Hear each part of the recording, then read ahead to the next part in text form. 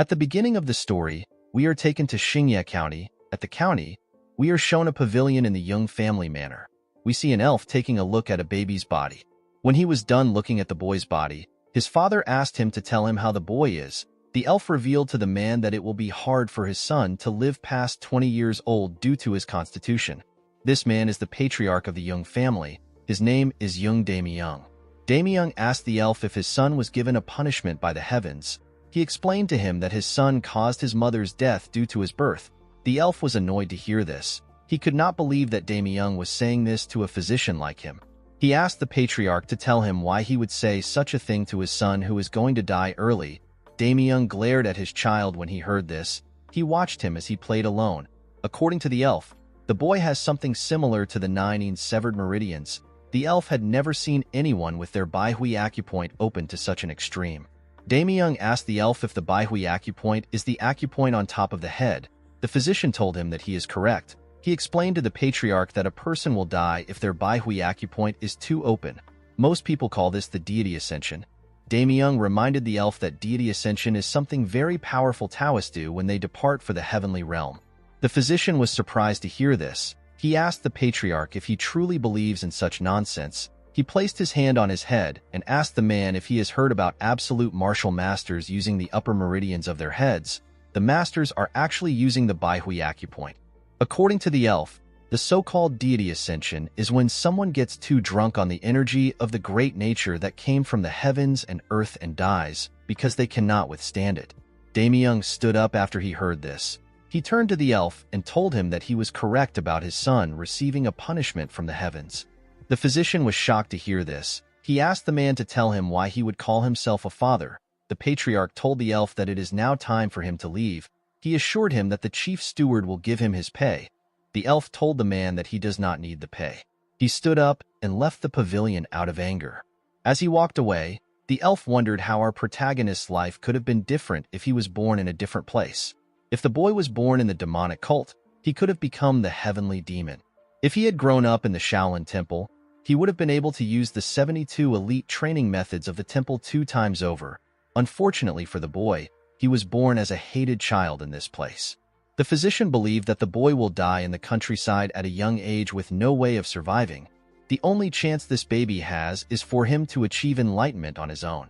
Decades later, we see a group of people having a family meeting at the Young Manor. Damyung stood up and told everyone that his deceased father founded their clan. According to him, his father was a disciple of the Zhongnan sect. His name is Xianjiamja. Damyung told the people that he has dedicated his life to the revival of their clan. He explained to them that he could not close down their clan because if they become famous throughout the world, he will inherit the ultimate technique of the Zhongnan sect. The patriarch told his family that he is very happy that one of his sons followed in his father's footsteps and managed to join the Zhongnan sect. With a smile on their faces, the other family members congratulated their brother on his achievement. The eldest child told his brother that he is quite incredible to be able to join the sect. Damyung asked his children to raise their cups with him. While everyone was enjoying themselves, the eldest sibling noticed that someone was missing. He turned to his father and told him that Yinshin is not there. Damyung's expression became serious when he heard this. He revealed to his son that he asked Yinshin to stay on the training ground. The man was shocked to hear this. Damyung told his son that it is better for our boy to not be there on such a joyous occasion. He told him that Yinshin would bring them bad luck. The man could not believe that his father actually said this. The scene shifts and we see our boy gathering his energy on the training ground. He carefully circulated his energy throughout his body. Immediately he did this. He opened his eyes and released his energy. After he was done, Yinshin took a look at his palm. He realized that he had now completely mastered the Young clan's movement art. With this movement art, Yinshin can stimulate his muscles with energy and then compress it. He realized that his body could no longer get stronger than this. Yinshin wondered if he will have a longer lifespan now that he has a stronger body. While thinking, our boy remembered his brother's reaction when he told him that he created a martial arts technique. Yinshin explained to his brother that he did not create the technique from scratch. Instead, he redeveloped their clan's exclusive martial arts. The man let out a sigh when he heard this. He asked his younger brother to not be offended with what he wants to say. He asked Yinshin to not tell anyone about what he has done. Our boy was surprised to hear this. The scene shifts and we see Yinshin telling his brother to use the martial arts he created. The boy was annoyed to hear this. He asked Yinshin if he will take responsibility if he experiences energy deviation and dies. Our boy felt bad when he heard this. When he informed his father about what he had done, the man scolded him for messing with their clan's exclusive martial arts. He asked his son if he believes that he is the clan's founder. Yinshin could not believe that his own father simply dismissed him. While sitting on a chair, our boy thinks about what it means to be a clan founder. A clan founder is someone who creates martial arts and the founder of a martial group. Our boy never believed that he was someone that was so great. He did not think it was incredible to create a martial arts. He simply wanted to become healthy and live with everyone. While he was thinking, Yinshin sees some servants rushing somewhere. He wondered about where they were going. He quickly remembered that today was the day the martial masters of the Zhongnan sect will arrive. The Zhongnan sect is one of the 9 great sects. They are one of the twin walls that are known as the strongest groups in Shaanxi alongside the MANHWA sect. Yinshin remembered that the Zhongnan sect is a place where the sword deities reside. Our boy also wanted to meet the martial masters too. The moment he thought of this, he remembered what the chief steward said to him.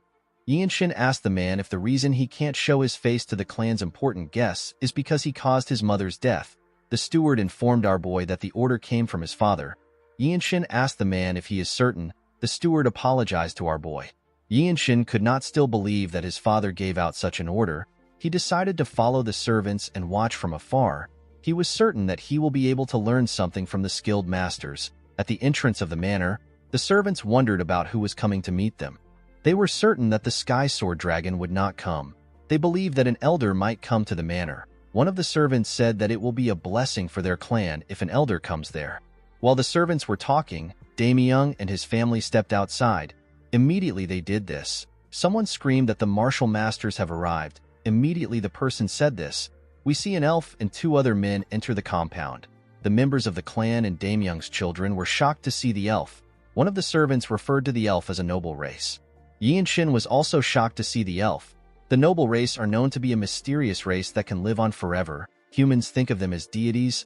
Our boy and his family noticed the unique energy the elf was exuding. Yinshin noticed that the core energy condensed in her body is being exuded by her naturally. Damyung quickly regained his composure and welcomed the elf to his clan. He told her that he is honored that she would visit their clan. He and his son bowed their heads to greet the martial masters. He told them that he is the patriarch of the clan. The woman thanked the man for his hospitality. She introduced herself as Yeo Il Shin. She revealed to Damyung that she is an elder of the Zhongnan sect. Damyung was shocked to hear this. He could not believe that the woman is a noble race elder of the Zhongnan sect. He immediately begged Il Shin to forgive him for not recognizing her as a deity. The woman asked the patriarch to raise his head. She told him that she did not come to boast of her status. Damyung apologized to Il Shin for his disrespect. He could not believe that he kept the sword deities of the Zhongnan sect waiting outside. He asked her to follow him in. Yinshin was surprised to hear that the woman was an elder when she was already from the noble race. He wondered about how long Il Shin had lived for. While walking, Il Shin turns her head and sights our boy. The 2 of them lock eyes. Yinshin immediately bowed his head when he saw this. Damyung noticed that the woman was looking at his son. He told her that Yinshin is his 3rd son. Our boy turned around and walked away after he saw the woman. The elf told Damyung that his son's eyes are bright. She said that our boy looks really smart, with a nervous look on his face. The patriarch explained to Il Shin that his son is not well-mannered. The elf was shocked to hear this. While watching his son walk forward, Damyung informed the woman that Yinshin is actually the troublemaker of their family. When our boy returned to the training ground, he picked up his sword. Yinshin had gained a new perspective after seeing the energies of the martial masters. Our boy was actually stuck after he was done practicing the young clan's movement art. He was wondering about what he should train in next. He opened his sword and carefully inspected it. He decided to try training his sword. The scene shifts and we are taken to the room of the martial masters. The other 2 masters told the elder that the place is better than they expected. They explained to the elf that the Tyrant Sword Tribe will definitely want a place that has this much earth energy. Il Shin told the men that they are right. She told them that they need to think of a way to counterattack. Unfortunately, the plan will result in the sacrifice of the clan. The taller man asked the elder if they cannot just attack and destroy their enemies before they cross the wall. The elder took a sip of her tea. She believed that the idea was not bad. She explained to the man that the 13 skies are the most problematic bunch.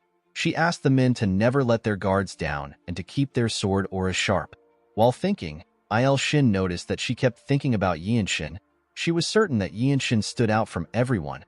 She found our boy to be a strange child. At night, we see Yian-shin meditating and circulating his energy. Our boy noticed something strange. He noticed that his Baihui acupoint was quite opened. Although he wasn't able to meditate for a year because he was busy training his body with the Young Clan's movement art, the amount of energy that went through his head has gotten even greater. Yian-shin realized that he has less than 5 years before he loses consciousness. If this happens, our boy will end up dying. Yian-shin quickly opened his eyes. He could not believe that he had only 5 years left to live. Our boy was scared to see this. He stepped out of his room and looked at the moon in the sky. He could not believe that he was not able to change his fate even after he learnt the Young Clan's movement art. While thinking, Yian-shin sensed something. He quickly turned to the side. He could sense an ominous energy coming from the main building. Our boy quickly grabbed his sword and ran to the building. As he got closer, Yian-shin became certain that something was wrong. The scent of blood got stronger the closer he got to the building. The building was also too quiet. While running, Yian-shin saw a portal at the entrance of the building. Our boy quickly ran through the portal. He realized that someone set a trap formation. When he arrived into the main building, Yian-shin saw something shocking. He saw the dead bodies of the servants and the guards lying on the ground. Our boy could not believe that he just noticed that something was happening in the manor. He realized that this might have happened because of the trap formation. While looking around, Yian-shin realized that everyone on the ground was part of his clan. He wondered if the culprit possessed an overwhelming martial prowess. While he was looking at the bodies, someone asked him about why he is still alive. When Yian-shin looked up, he saw some men carrying the dead bodies of the servants. A huge bald man walked up to him. With a scary look on his face, the man told our boy that he should have hidden if he managed to survive. One of the man's colleagues asked him to send Yian-shin to the afterlife. Yian-shin glared at the man when he heard this. The bald man asked our boy to not blame him. He told him that he is simply following orders. He gathered his energy in his hand and rushed to attack Yian-shin. Our boy grabbed the man's wrist and used his hand to crush it. The bald man screamed out in pain. He fell to the ground and began to tremble. The man's colleagues were shocked to see what our boy did to his hand. They quickly grabbed their swords. The man who asked the bald man to kill Yian-shin asked him for his identity. Our boy released his energy and raised his sword. With a serious look on his face, he told the man that he is the third son of the clan. The moment Yian-shin stepped forward, the bald man stood up. He called our boy a bastard. He gathered his energy and got ready to attack. Before he could take a step, Yian-shin used his sword to cut off his head at a crazy speed. The bald man did not know what happened. All he knew was that he could no longer clearly see our boy. Yian-shin rushed to attack the other men. The men were startled when they saw this. Our boy got close to them and used a technique known as scripture origin ability to cut off the head of the man closest to him. Before the other man next to him could react, Yian-shin tore his body apart. The other two men were terrified to see our boy coming towards them. Before they could even attack, Yian-shin cut off the wrist of one of the men and beheaded the other man. Immediately he did this, he turned around and stabbed the man whose wrist he cut in the chest. The man screamed out in pain. Yian-shin was annoyed to see this. He pulled out his sword from the man's body. Our boy watched the men as they fell in front of him. He let out a sigh. This was his first time using his delightful sword. Fortunately, Yian-shin was able to understand how it works. While he was looking at his sword, someone commended him on his sword art. Our boy quickly turned to the side. He saw another group of mysterious men. A man wearing a headband tells Yian-shin that the idiots lost because they let their guard down. Although the man said this, he was actually surprised by how good our boy was. He never expected someone so young to be so skilled. He asked Yian-shin if he is trained in the delightful sword his whole life. Our boy asked the man if he is from the Blood Flame cult. The man revealed to him that the men on the ground are the ones from the cult. He explained to him that they are from the Tyrant Sword tribe. Yian-shin was surprised to hear this. He could not believe that the Tyrant Sword tribe and the Blood Flame cult were in the same place. The 13 Skies are said to be the most cruel and powerful group in the Murim. Yian-shin could not believe that the Tyrant Sword tribe and the Blood Flame cult, which are both part of the 13 Skies, were in his manor.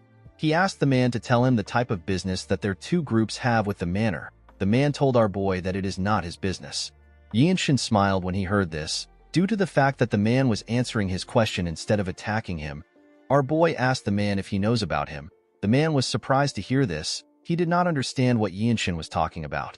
Our boy realized that the man did not understand the question. He decided to simplify the question. He asked the man if he knows that his family is part of the Desolate Fortress, which is the best branch sect in the Murim. He told the man that it will be a pain for him if he kills him, even if he is part of the Tyrant Sword tribe. The moment he said this, someone destroys a huge wall next to them. A person was sent flying from the other side of the wall. The person crashed on the ground. Yinshin was shocked to see the person. He was certain that this man is one of the Zhongnan sect's martial masters. The man spat out some blood when he tried to stand up. Immediately the man did this. Another person was sent flying into our boy's part of the manor. This person turns out to be Il Shin.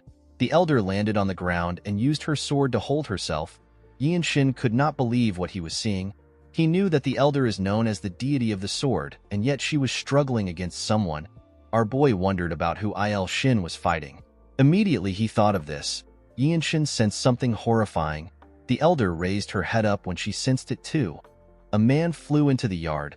Our boy wondered about who he was looking at.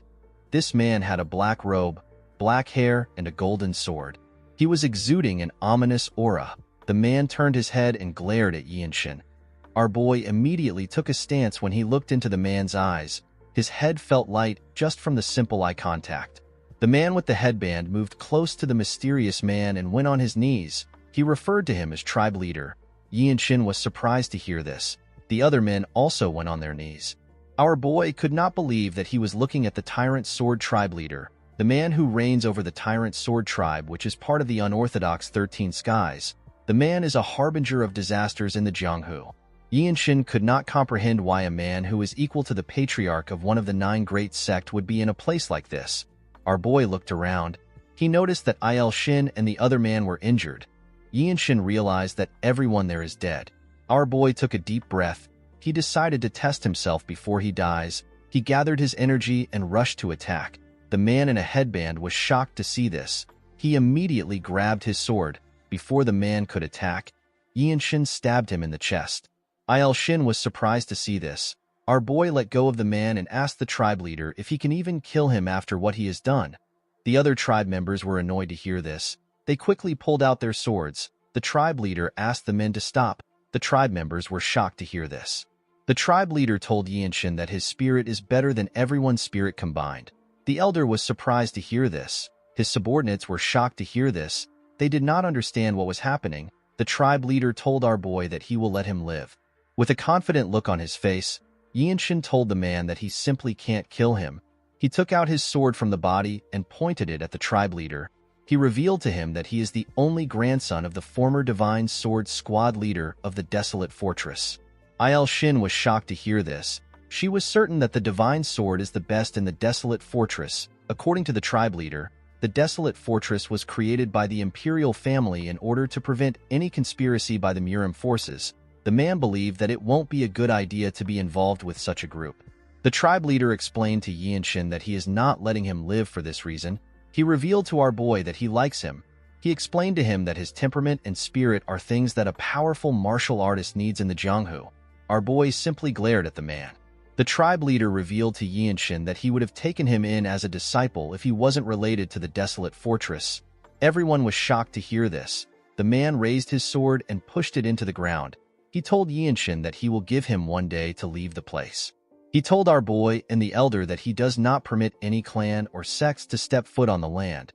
After saying this, he turned around and walked forward. The members of the tribe put their sword away and followed their leader. Before leaving the building, the leader informed Yinshin that he will always be open to have a duel with him. He asked him to come find him when he is ready to get revenge. Yinshin glared at the man when he heard this. After saying this, the leader left the building.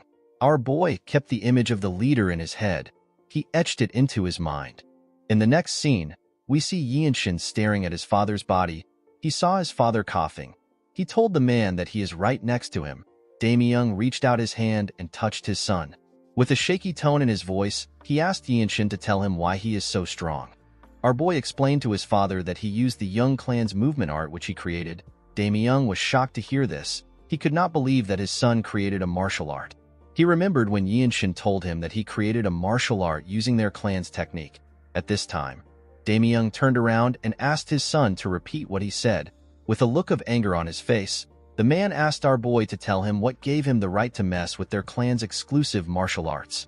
The patriarch asked our boy if he is referring to the martial arts he told him about. He referred to the martial arts as the sacred art created by their clan. With tears in his eyes, Damyung told his son that he was too stupid and ignorant. He could not believe that his third son improved their clan's martial arts. The patriarch told Yinshin that he has the qualities of a founder. The man could not believe that someone as skilled as Yinshin was his son. The moment he thought of this, he lost consciousness. Our boy held his father's hand tightly. The second son called out to his father. Our boy stood up and turned to the chief steward. He asked him to tell him how Haya is doing. The man assured Yinshin that his niece is safe. He told him that the girl is simply sleeping because her acupoint has been blocked. According to the steward, Haya's acupoint was blocked to knock her out, and then she was hidden so that the killers wouldn't find her. Our boy called out to his elder brother. He asked him to raise Haya in the Zhongnan sect. He explained to him that the little girl has an exceptional affinity with the 5 elements. He assured him that the sect will take her in. The boy asked Yinshin about what he is going to do. Our boy told his elder brother that he will look after himself. The moment he said this, Il-shin comes to look for him. Yinshin asked the woman if she is already leaving. The elder explained to our boy that she needs to report the situation to the Zhongnan sect now that the tyrant sword tribe leader has gotten involved. Il-shin asked Yinshin if he is going to the desolate fortress to meet his mother's family. With a sad look in his eyes, our boy told the elder that she is correct. He revealed to her that he does not have anywhere else he can go to become stronger. Upon hearing this, Il-shin offered to bring Yinshin to the Zhongnan mountain. Our boy thanked the woman for giving him an offer. He told her that he is quite honored. Il-shin revealed to Yinshin that she plans to recommend him as the sect leader's disciple. Our boy and the other 2 men were shocked to hear this. The elder assured Yinshin that it is possible for someone like him. Yinshin knew that the direct disciple of the Zhongnan sect would be able to learn the absolute sacred art. The best part is that the Zhongnan sect leader is one of the few martial artists that is among the top 10 swordsmen in the world. Even though our boy knew this fact, he still declined the offer. He apologized to the elder. Il-shin smiled when she heard this. She told our boy that she simply wanted someone as talented as him. Yinshin asked her to forgive him. The elder assured him that it is fine. She told him that the doors of their sect will always be open for him. The moment he heard this, our boy told the woman that he has a question. Il-shin asked him to share his questions. Yinshin explained to her that he is aware that she is one of the older people among the noble race. With a serious look on his face, our boy asked the woman if she knows a way to get the fruit of the world tree. Il-shin was shocked to hear this. The fruit of the world tree is protected by the desolate fortress leader whom the emperor has acknowledged as the king and a peer. It is said to give eternal life and youth to those who eat it. It is a treasure from the heavens. Yinshin believes that he will be able to add to his short lifespan if he eats this fruit. Il-shin revealed to our boy that she has not lived half of her own lifespan, so she does not have any authority over the world tree. According to the elder, the desolate fortress leader is able to give the fruit to other people. Yinshin told the elder that he has to go to the desolate fortress. Il-shin explained to our boy that the item is not easy to get. She told him that the item is sacred even among the noble races. Yinshin explained to her that he does not know any other way to save himself. He told Il-shin that he will have to become the Divine Sword Squad leader and achieve great feats. The elder bowed her head and assured our boy that she will cheer him on from afar. After saying this, she turned around and told Yinshin that she needs to leave to take the updates to the sect. She referred to the tall man as Cliff Swordsman and the short man as Neutral Spirit Fist. She told our boy that the men will stay to clean up the place. The men put their hand together and accepted the order. After saying this, she left. The scene shifts and we see our boy and his family leaving their manor. Yinshin thanked the 2 men for their help. With a sad look on his face, the Neutral Spirit Fist asked our boy to not thank them. He told him that they also played a big part in the tragedy. Before Yinshin left, his elder brother called out to him. While holding Haya, the man told his little brother that an apology is not enough to console him for everything that has happened to him within the clan. He promised Yinshin that he will be a better older brother the next time they meet. He asked our boy to survive at all cost. Yinshin revealed to his brother that he is not talented. He told him that he has to train like his life depends on it. The man assured our boy that he will do his best. Paya raised her head up to see our boy. She referred to him as uncle. Yinshin asked his elder brother to protect their niece. He turned to the steward and asked him about what he plans to do now. The steward revealed to Yinshin that there are smaller branches of their family all over Nanyang. He told him that he will look after the remaining assets since the bloodline of the family is still alive. Our boy told the man that he is heading to the desolate fortress. He told him that he hopes they can meet from time to time. Yinshin was certain that the chief steward will be of help since he knows martial arts. Before leaving, our boy asked the steward to live a comfortable life. He asked the man to take care of himself. The steward was surprised to hear this. After saying this, Yinshin walked forward. The steward watched as our boy walked away. He could not believe that Yinshin asked him to leave a comfortable life. The man realized that no other descendant of the Young clan has ever said this to him after he was taken in by the previous patriarch. The man bowed his head at Yinshin. In the next scene, we are taken to Xiangyang. It was a beautiful and vibrant city. Yinshin went into a bar and followed an attendant to the top floor. He placed his bag on the table and looked at the city from the top floor. He was relieved to see that he had finally arrived. While he was looking around, he hears some people talk about how amazing the desolate fortress is. A chubby man tells his friends that people all over the Central Plains gather there with big dreams because of the desolate fortress. According to the man, the owner of the bar told him that he is out of liquor. The man's friend told him that it is really chaotic in restaurants these days. This is because the martial artists who came to take the entrance test are always drunk. Yinshin was shocked to hear that there is an entrance test in the desolate fortress. The moment he thought of this, someone asked him if he is also there to take the entrance test. Our boy quickly raised his head up when he heard this. He saw a martial artist in front of him. The boy's name is Hien Wenchang. Yinshin asked the boy to tell him why he is here. Wenchang apologized to Yinshin for rushing into things. He told him that he was simply fascinated to see a challenger that is younger than him. He introduced himself to our boy and told him that he came from Shaanxi. He called the place a really far place. Our boy also introduced himself to Wenchang. He told him that he is from Xingye County. Wenchang was surprised to hear this. He could not believe that our boy came from somewhere nearby. He told Yinshin that his journey must have been easy. He revealed to our boy that he had to fight the Green Forest bandits and swim against the pirates of the Pirates' Fortress. He told Yinshin that the water martial arts of the pirates was really vicious. Yinshin also faced some bandits when he was traveling. However, our boy easily cut them down. He told Wenchang that his journey was quite easy. The boy looked around to see if there is anyone close to him. He moved close to our boy and told him that they can become friends and share any information about the test with each other.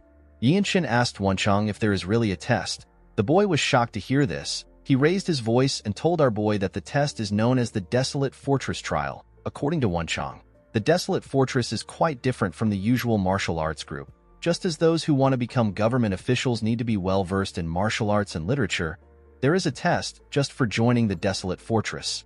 Yinshin asked the boy if that is why many people are gathered here. Wenchang explained to our boy that it does not matter if he has any foundations. The moment he joins the organization, opportunities and teachings will be provided to him. Due to this, every martial artist comes to try their luck. There are countless people who have learnt various martial arts just to pass the test. The Desolate Fortress is the strongest martial arts group in the world. It is also a place of martial arts that causes everyone's hearts to race. Most people would say that if you want to take on the world with just one weapon, you need to go to the Desolate Fortress, since the imperial family that rules over the Central Plains would make their move in order to control the martial arts groups. All the elixirs and advanced martial arts gathered from all over the world are waiting in the fortress. Wenchang explained to Yinshin that some people believe that the great sects with traditions are better than the Desolate Fortress. With a smile on his face, the boy said that these people do not know what they are saying.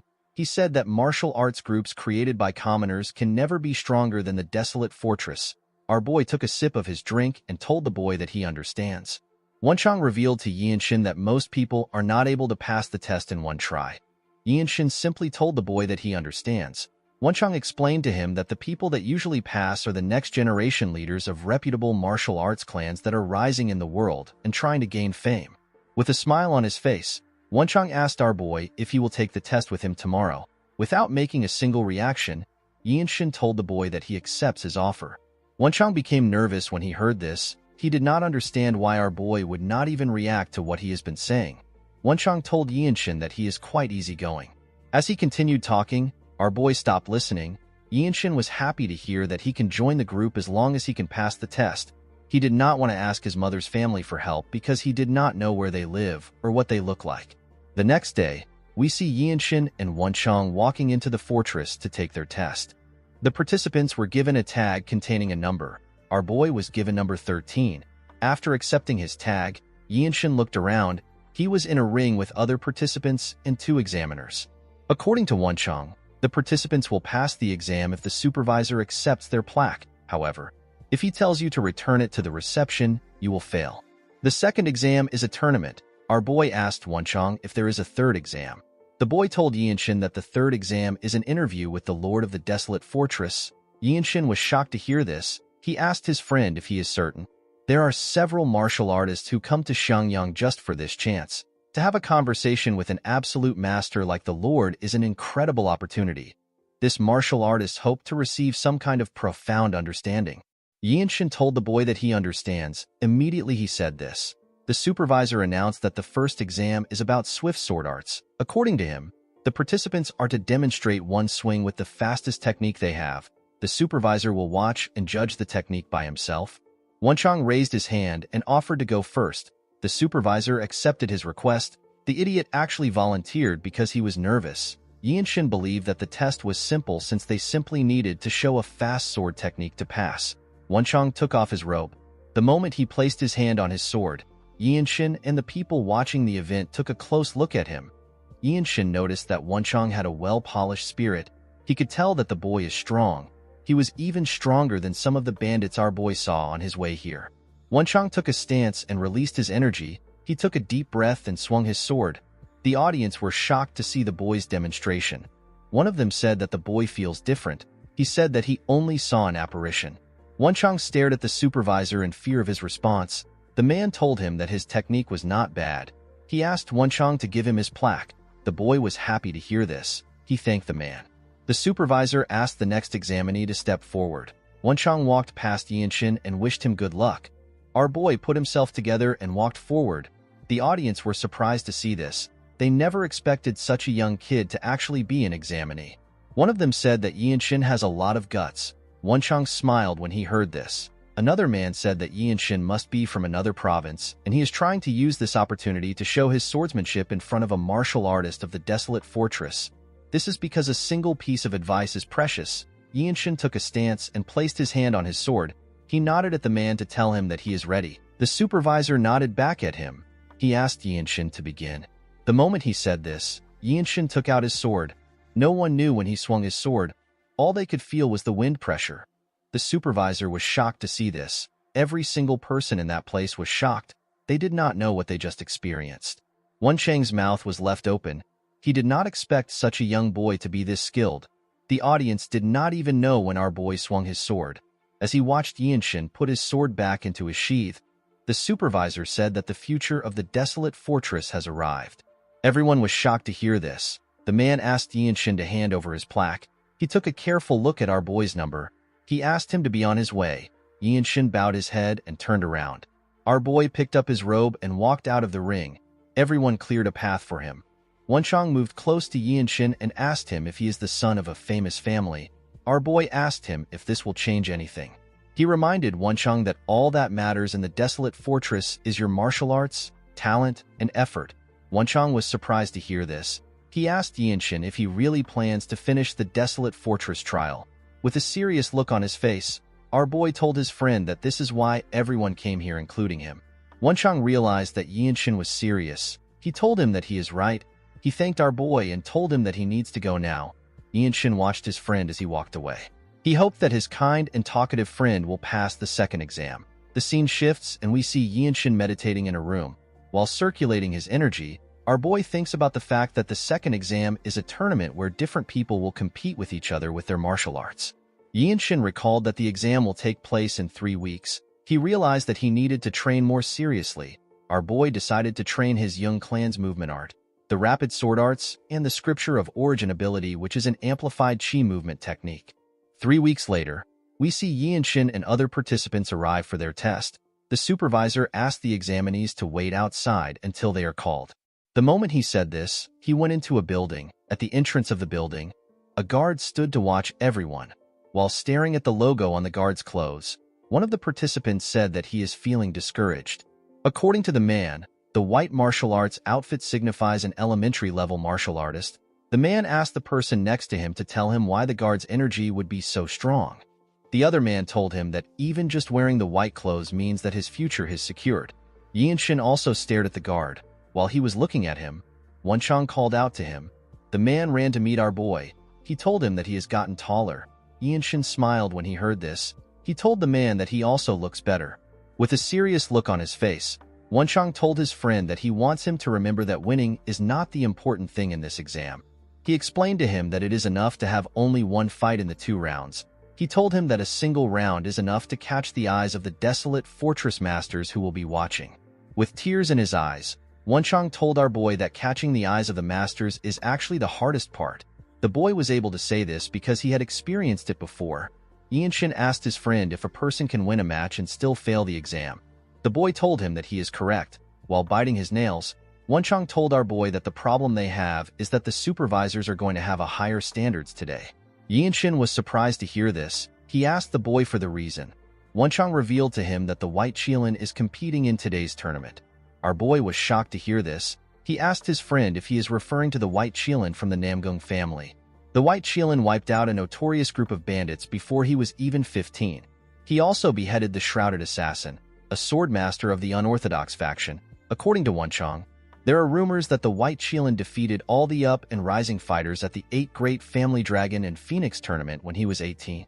Yinshin was surprised to hear this. He asked his friend to tell him why someone from the Namgung family would join the desolate fortress, especially when it is someone that already has martial dignity and everything else. Wenchang revealed to Yinshin that the White Qilin cannot become the patriarch because he is the child of a concubine. According to the boy, if a person rises to the position of the desolate fortress captain, they are on the same level as one of the patriarch of the 8 great families. In fact, the person will have more power than the patriarchs. This is because the desolate fortress maintains the order of the Jianghu in the center of the Central Plains. While they were talking, the guard called our boy's name and asked him to step out. Yinshin told Wenchang that he hopes to see him again in the desolate fortress. The boy was shocked to hear this. Immediately he said this. He walked up to the guard. Inside the building, we see a referee and different supervisors staring at Yinshin and his opponent. With a creepy smile on his face, our boy's opponent pulled out his sword. Immediately he did this. The referee asked them to begin the fight. The man began to laugh. Yinshin did not understand why he was laughing. With a disgusting look on his face, the man referred to our boy as a moth that is struggling. He asked Yinshin if he is curious about his identity. Before the man could introduce himself, Yinshin attacked him and gave him a huge scar on his face. Our boy attacked the idiot with his sword sheath, and yet he managed to knock him out. The man was dragged away after Yinshin knocked him out. A young man smiled when he saw how our boy defeated the man. He stepped out and told Yinshin that he will be his next opponent. Our boy turned around to see the handsome young man with light blue hair. The supervisors from different squads were excited to see the fight. Among the supervisors, we see 2 men wearing blue clothes. The man with black hair told his colleague that he is curious to see who will take the handsome man. He told him that the squad leaders will fight over the handsome man. His colleague told him that the man is stronger than them. He said that he does not expect anything less from a Namgung. Yinshin was shocked to hear this. He immediately realized that he was looking at the White Qilin whose true name is Namgung Washin. The supervisors wondered if they were going to witness the Boundless Heaven technique today. Our boy was able to tell that the White Qilin is about 5 years older than him. Although the man was strong, Yinshin did not believe that he was at a level which he could not reach. Thanks to his family's martial arts, our boy was more physically fit than Washin. However, he was below him in other aspects. Washin bowed his head and introduced himself to Yinshin. He told our boy that he mainly trained in the Boundless Heaven martial arts and the Infinite Steps. Immediately he said this, he drew out his sword. Yinshin bowed his head and revealed the martial arts he uses to Washin. The man noticed something strange. He asked Yinshin if he is not going to use his sword. The moment he said this, our boy grabbed his sword and took a stance. The White Qilin smiled when he saw this. He released his energy and covered his sword with it. The main essence of the technique which Yinshin has been practicing is unpredictability. Our boy will give his opponent an unexpected main attack in the midst of an unpredictable rhythm.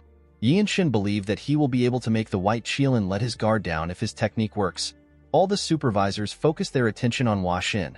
The referee asked our boy and Hua Xin to begin the duel. Immediately he said this. Yinshin attacked the white Qilin. Unfortunately for him, Hua Xin was able to block the attack and his sword got broken. Hua Xin was shocked to see our boy's attack. He never expected it to be so fast. All the supervisors could not understand what they just saw. Although they expected Hua Xin to win, they had never expected to see such a scary, delightful sword. The two men in blue were more shocked than the other supervisors. Hua Xin took a look at his sword. He turned to Yinshin and told him that he lost. Our boy was surprised to hear this. Everyone else was also surprised to hear this. The two men did not seem surprised to hear the result. In fact, they were more shocked by our boy's delightful sword. The man with blonde hair noticed that Yinshin was 5 years younger than the white Qilin. He realized that our boy could not yet use true energy with his techniques. The blonde man said that he is scared of how powerful Yinshin will become in future. The referee walked up to our boy. He pointed in another direction and told him that there is another garden in the north side. He asked Yinshin to wait at the garden. Our boy bowed his head and told the white Qilin that he will love to duel with him another time. Hua Xin said that he was also about to propose the same thing. With a smile on his face, the man told Yinshin that he is looking forward to their next duel. After hearing this, Yinshin moved to the next garden. Inside the garden, he saw some warriors already waiting there. The martial artists were surprised to see that someone as young as Yinshin passed the tournament. They believed that the white Qilin would have been the next to step into the garden. As he walked forward, Yinshin thought about his fight with the white Qilin.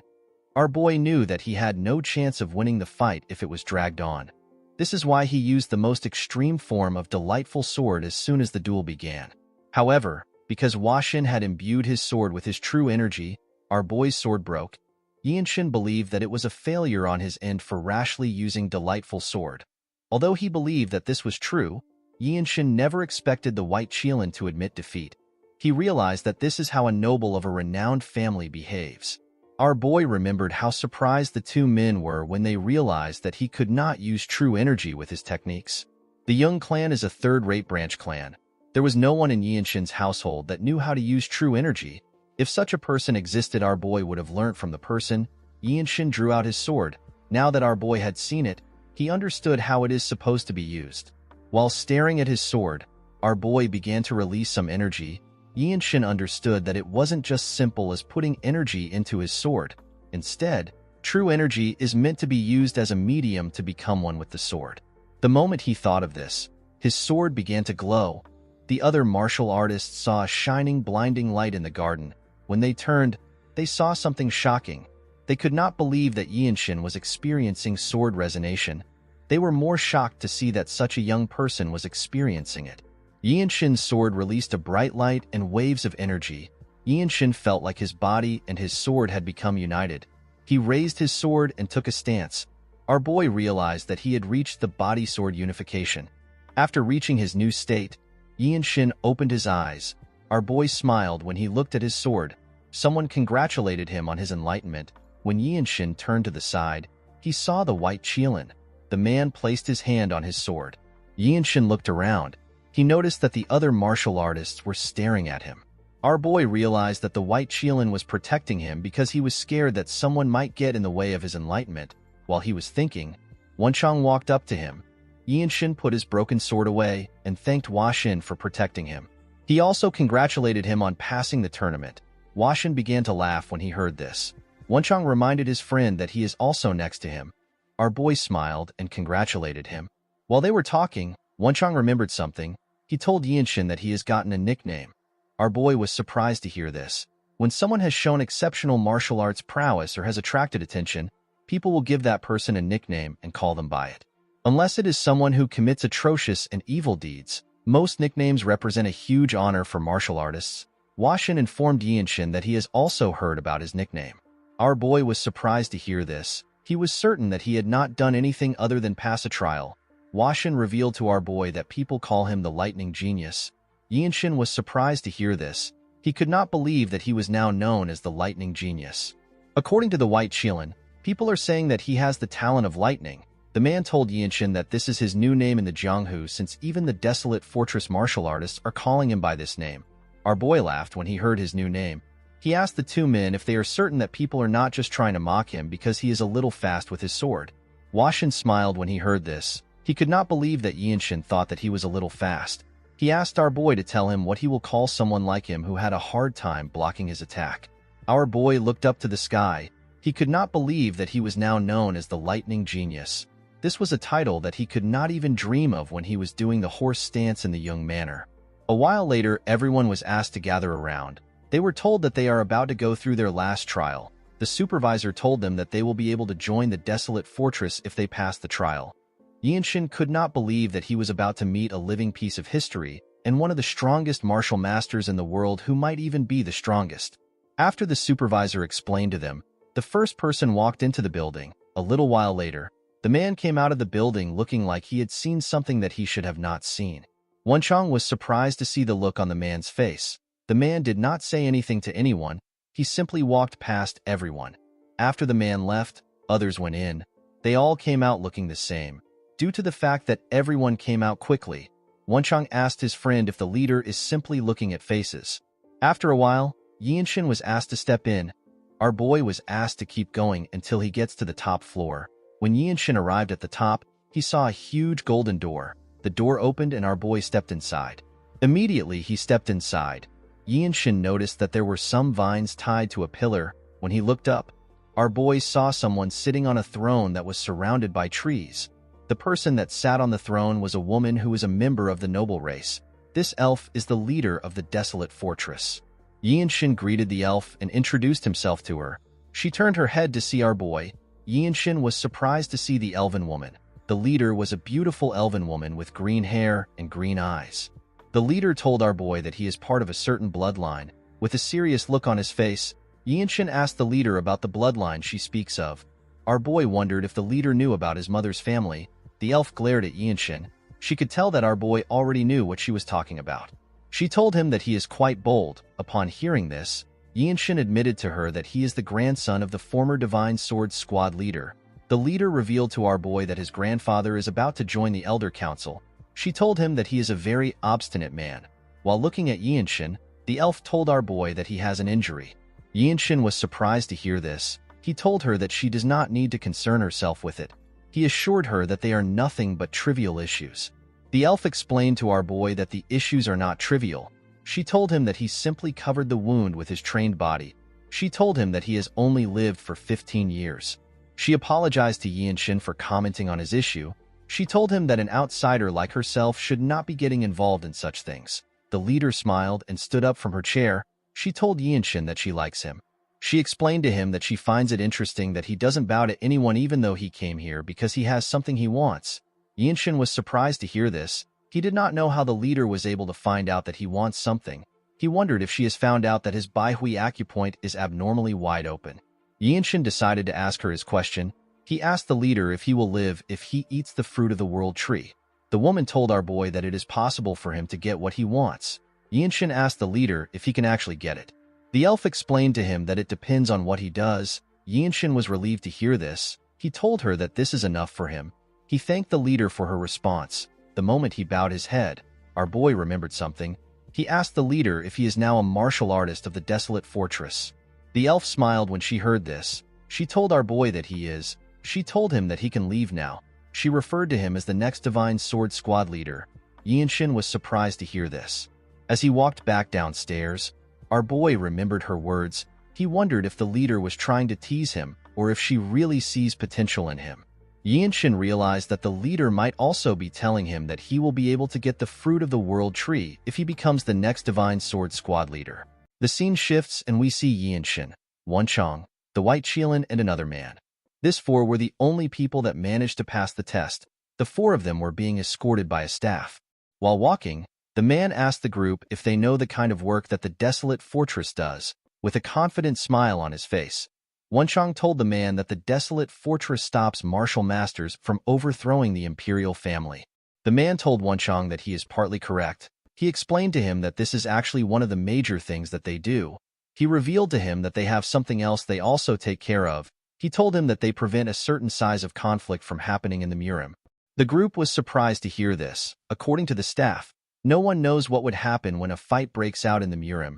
The man revealed to them that a blood storm swept across the central plains on the day that rumors that the heavenly demon's grave was discovered. Things would have been fine if the fight was between those who coveted manuals of ultimate martial arts or elixirs. Unfortunately, the martial artists did not care. They committed heinous crimes against commoners and other martial artists. The man told them that they will not recognize the Murim after they witness this hellish sight. Wenchang was annoyed to hear this. He recalled the incident which the man was talking about as the disaster of the heavenly demon's grave. The staff told the group that it has been 17 years since the incident took place. He explained to them that the unorthodox sects and the demonic faction are not the only problems they have. All orthodox groups, including the 9 great sects and the 8 great clans, are also a problem. The man told them that the people will suffer if they allow these powers to do as they wish. In other words, if there is unrest among the people and taxes are not paid on time, the reign of the empire will have problems. The staff explained to them that this is the reason why the imperial family provides them with huge amounts of money, elixirs, manuals, and martial masters. The man stopped walking and turned around. With a serious look on his face, he told them that their job is to sever the heads of any martial artist that disrupts the lives of normal people. These words resonated with the group. They each repeated it to themselves. After saying this, the man moved to the side and showed them a building. He told the group that they will be staying there for now. He explained to them that they will later be assigned to a place and be moved to the accommodations of that place. The man wished the group the best of luck. In the next scene, we see our boy on his bed.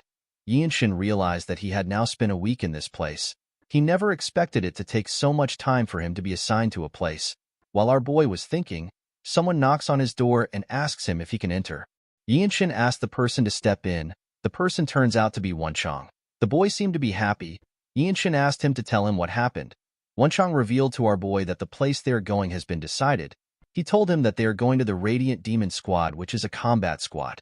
Our boy was surprised to hear this. Wenchang sat on his bed and asked him if he has heard about the rumors.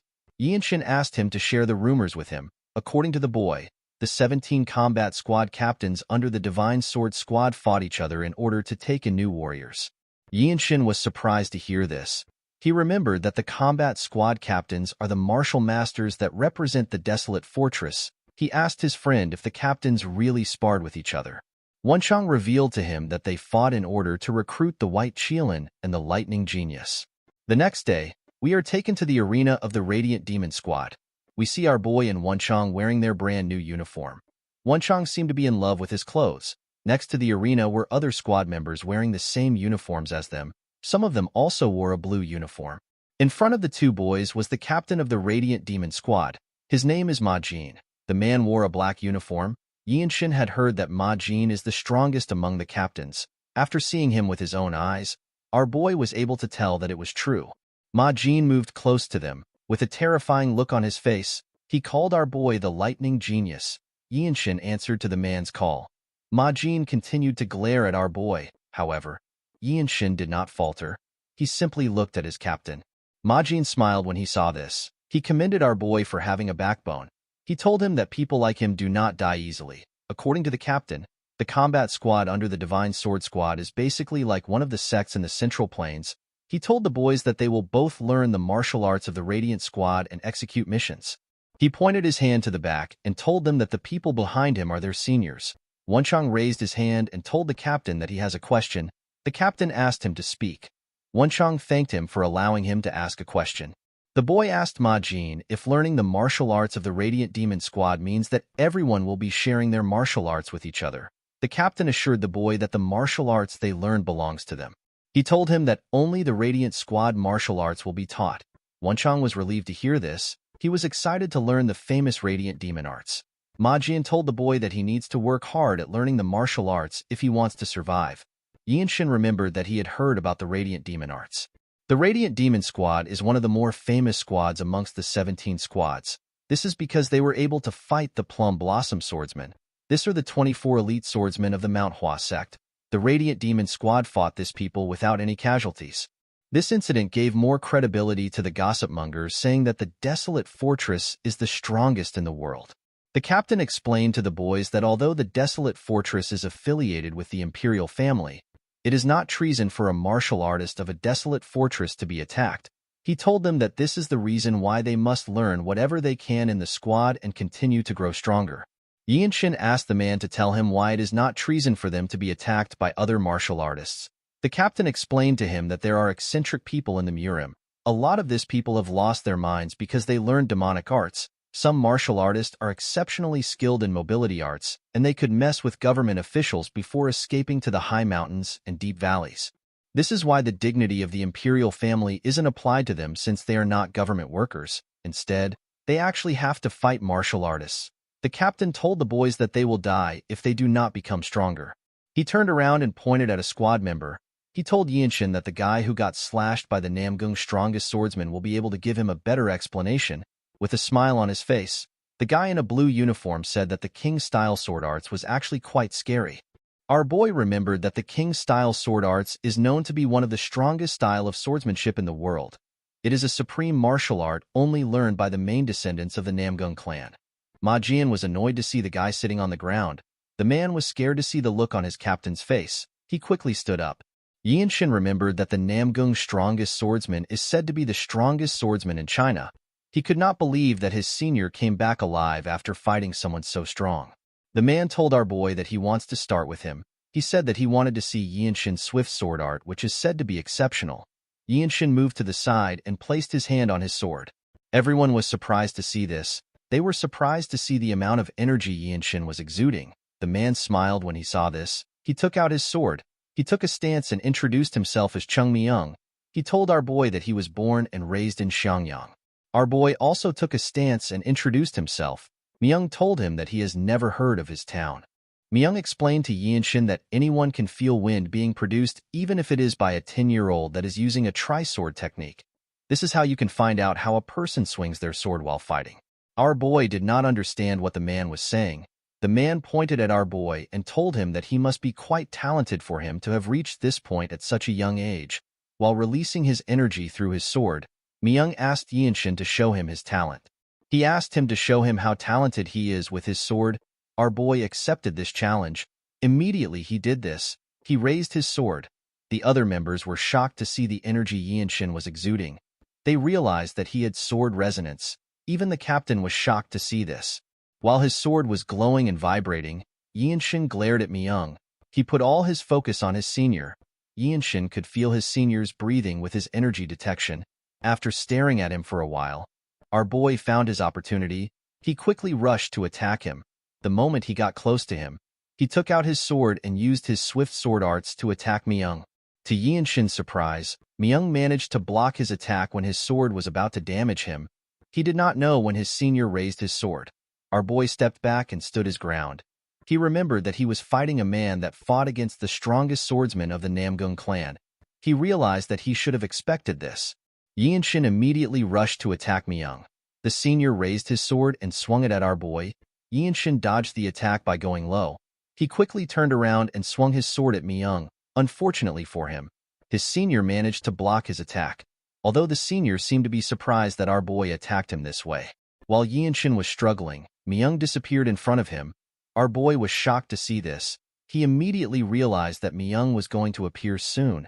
As he expected, the senior appeared behind him. He swung his sword at our boy. Yinshin managed to dodge the attack by bending his head. The moment he did this, he turned around and swung his sword at his senior's head. Myung managed to dodge the attack by jumping. Unfortunately for him, his headband got cut off. It turns out that Myung is a member of the noble race. He used his energy to land on the floor. He quickly stood up from the floor. Everyone was shocked to see what our boy did. The captain and Wonchong could not believe their eyes. While breathing heavily, Myung glared at Yinshin. Our boy finally understood why Myung was so skilled. He believed that it was expected for a noble race to be skilled. Yinshin took a stance. He decided to use the origin ability, which is also known as the limit-releasing technique, on his sword. While he was thinking, he noticed that everyone had a weird look on their faces. He did not understand why everyone was making such weird faces. Even Myung was surprised. Our boy placed his sword down and asked his senior to tell him what he thinks of him. The man was surprised to hear this. Yinshin told his senior that he knows he went easy on him. He asked Myung to be honest with him. Myung did not know how to react to this. He asked Yinshin to tell him how old he is. Our boy was annoyed to hear this question. He revealed to his senior that he is 15 years old. He asked him if his age is important. He reminded him that their enemies won't go easy on them because of their age.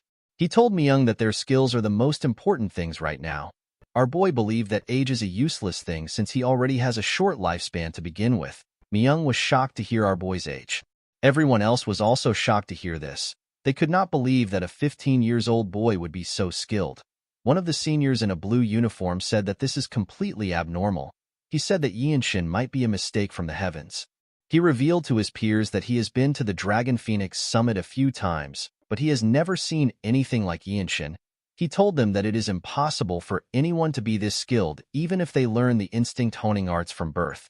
Another person in a white uniform said that he was the most talented person in his city. Of course, his talent was nothing compared to our boy's. When Yinshin looked around, he noticed that Wonchong was extremely shocked by what he saw. Ma Jin seemed to be more curious than shocked. Myung laughed and put his sword away. Our boy could not still understand what was happening. In the next scene, we see the seniors laughing when they heard someone scream. It turns out that the captain had punched Wonchong with his hand, which he had covered with his energy. The poor boy was struggling to breathe. Ma Jin told Wonchong that it is actually a bit impressive that he is still standing rather than sprawled on the ground. He asked the boy to go back and solidify what he has learned. Wonchong accepted the order. The captain turned to the side. He saw our boy circulating his energy while his eyes were closed. When Yinshin opened his eyes, the captain asked him if he has understood the crux of the steps. Our boy told the man that it is to think and act in a seamless manner. Ma Jin told Yinshin that he is correct. According to the captain, there is always a way for a person to move, regardless of the situation. The true crux of the Radiant Demon Arts is to move seamlessly without disrupting the path of your attacks. Ma Jin told our boy that he must now understand the deeper meaning of the path of attacks. Yinshin was surprised to hear this. The captain realized that it will be much better and faster if he shows it to Yinshin. He moved close to a sculpture and placed his hand on it. He asked the two boys to look carefully. Ma Jin released a small portion of his energy. He took a deep breath. After doing this, he took away his energy. Yinshin was surprised to see this. He noticed that his captain was completely relaxed. The captain raised his other hand. He clenched his fist and used it to destroy the sculpture in one strike. The seniors seemed to be impressed with their captain. Yinshin and Wonchong were shocked to see what he did. Ma Jin explained to the boys that using the strongest attack at the perfect time is the path of attack. He told them that if they follow a path of an attack, the most powerful attack will be unleashed. Yinshin realized that their captain was telling them that they need to grasp the timing of unleashing their strength. The captain told the boys that he does not expect them to be able to do it immediately even though he just showed it to them. He told them that it is not something a person can master after just seeing it once. He revealed to them that this is a technique that they have to learn throughout their lives. Yinshin was surprised to hear this. He asked his captain if he is certain. His captain's words did not make sense to him because he felt like he could do it right now. Our boy decided to try it out. He walked past his captain. Ma Jin was surprised to see this. He wondered if Yinshin was actually going to try it out. Our boy stood in front of another sculpture. He remembered that the essence of core energy is the great nature. He believed that it would be sufficient for him to follow the lead of nature. Yinshin raised his sword. He entered the state of body-sword unification. He relaxed himself and opened his eyes. He carefully looked at the sculpture. He saw the sculpture in a shiny blue form. While looking at the sculpture, our boy saw a bright light shining in the middle of it. Immediately he saw the light. Yinshin used his sword sheath to hit the spot where the light came from.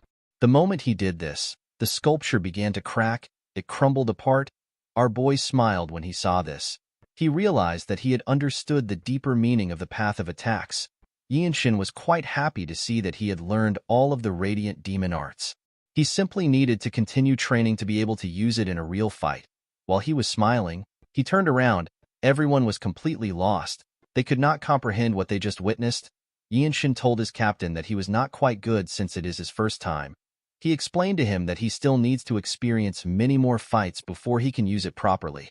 He told Ma Jin that if he wants to use the martial arts in an instant where life and death is on the line, normal practices like this won't work. Everyone was shocked to hear this. Yinshin bowed his head and thanked his captain for his teachings. Ma Jin did not even know how to react to this. He told our boy that he will need to think about how he should teach him. Yinshin did not understand what his captain was saying. The next day, we see Wonchong next to our boy. He asked Yinshin if he heard that their seniors had a huge fight with the Heavenly Squad. Our boy was surprised to hear this. He reminded Wenchang that the desolate fortress is actually quite strict when it comes to their rules. He told him that fighting outside of training grounds is a punishable offense for martial artists of the desolate fortress. Yinshin asked his friend to tell him why they fought. Wenchang revealed to him that one of the Heavenly Squad members picked a fight with their squad at a restaurant. He told a member of their squad that our boy's talent won't blossom in their squad. Yinshin could not believe that the men actually fought for this reason. Wenchang told his friend that he does not know what the Murim is like. He explained to him that something that does not seem like a big deal could provoke someone to raise their sword against him. Unfortunately, the streets place great value on the process of defeating your opponent and winning the fight. Wenchang told our boy that the situation is actually not bad.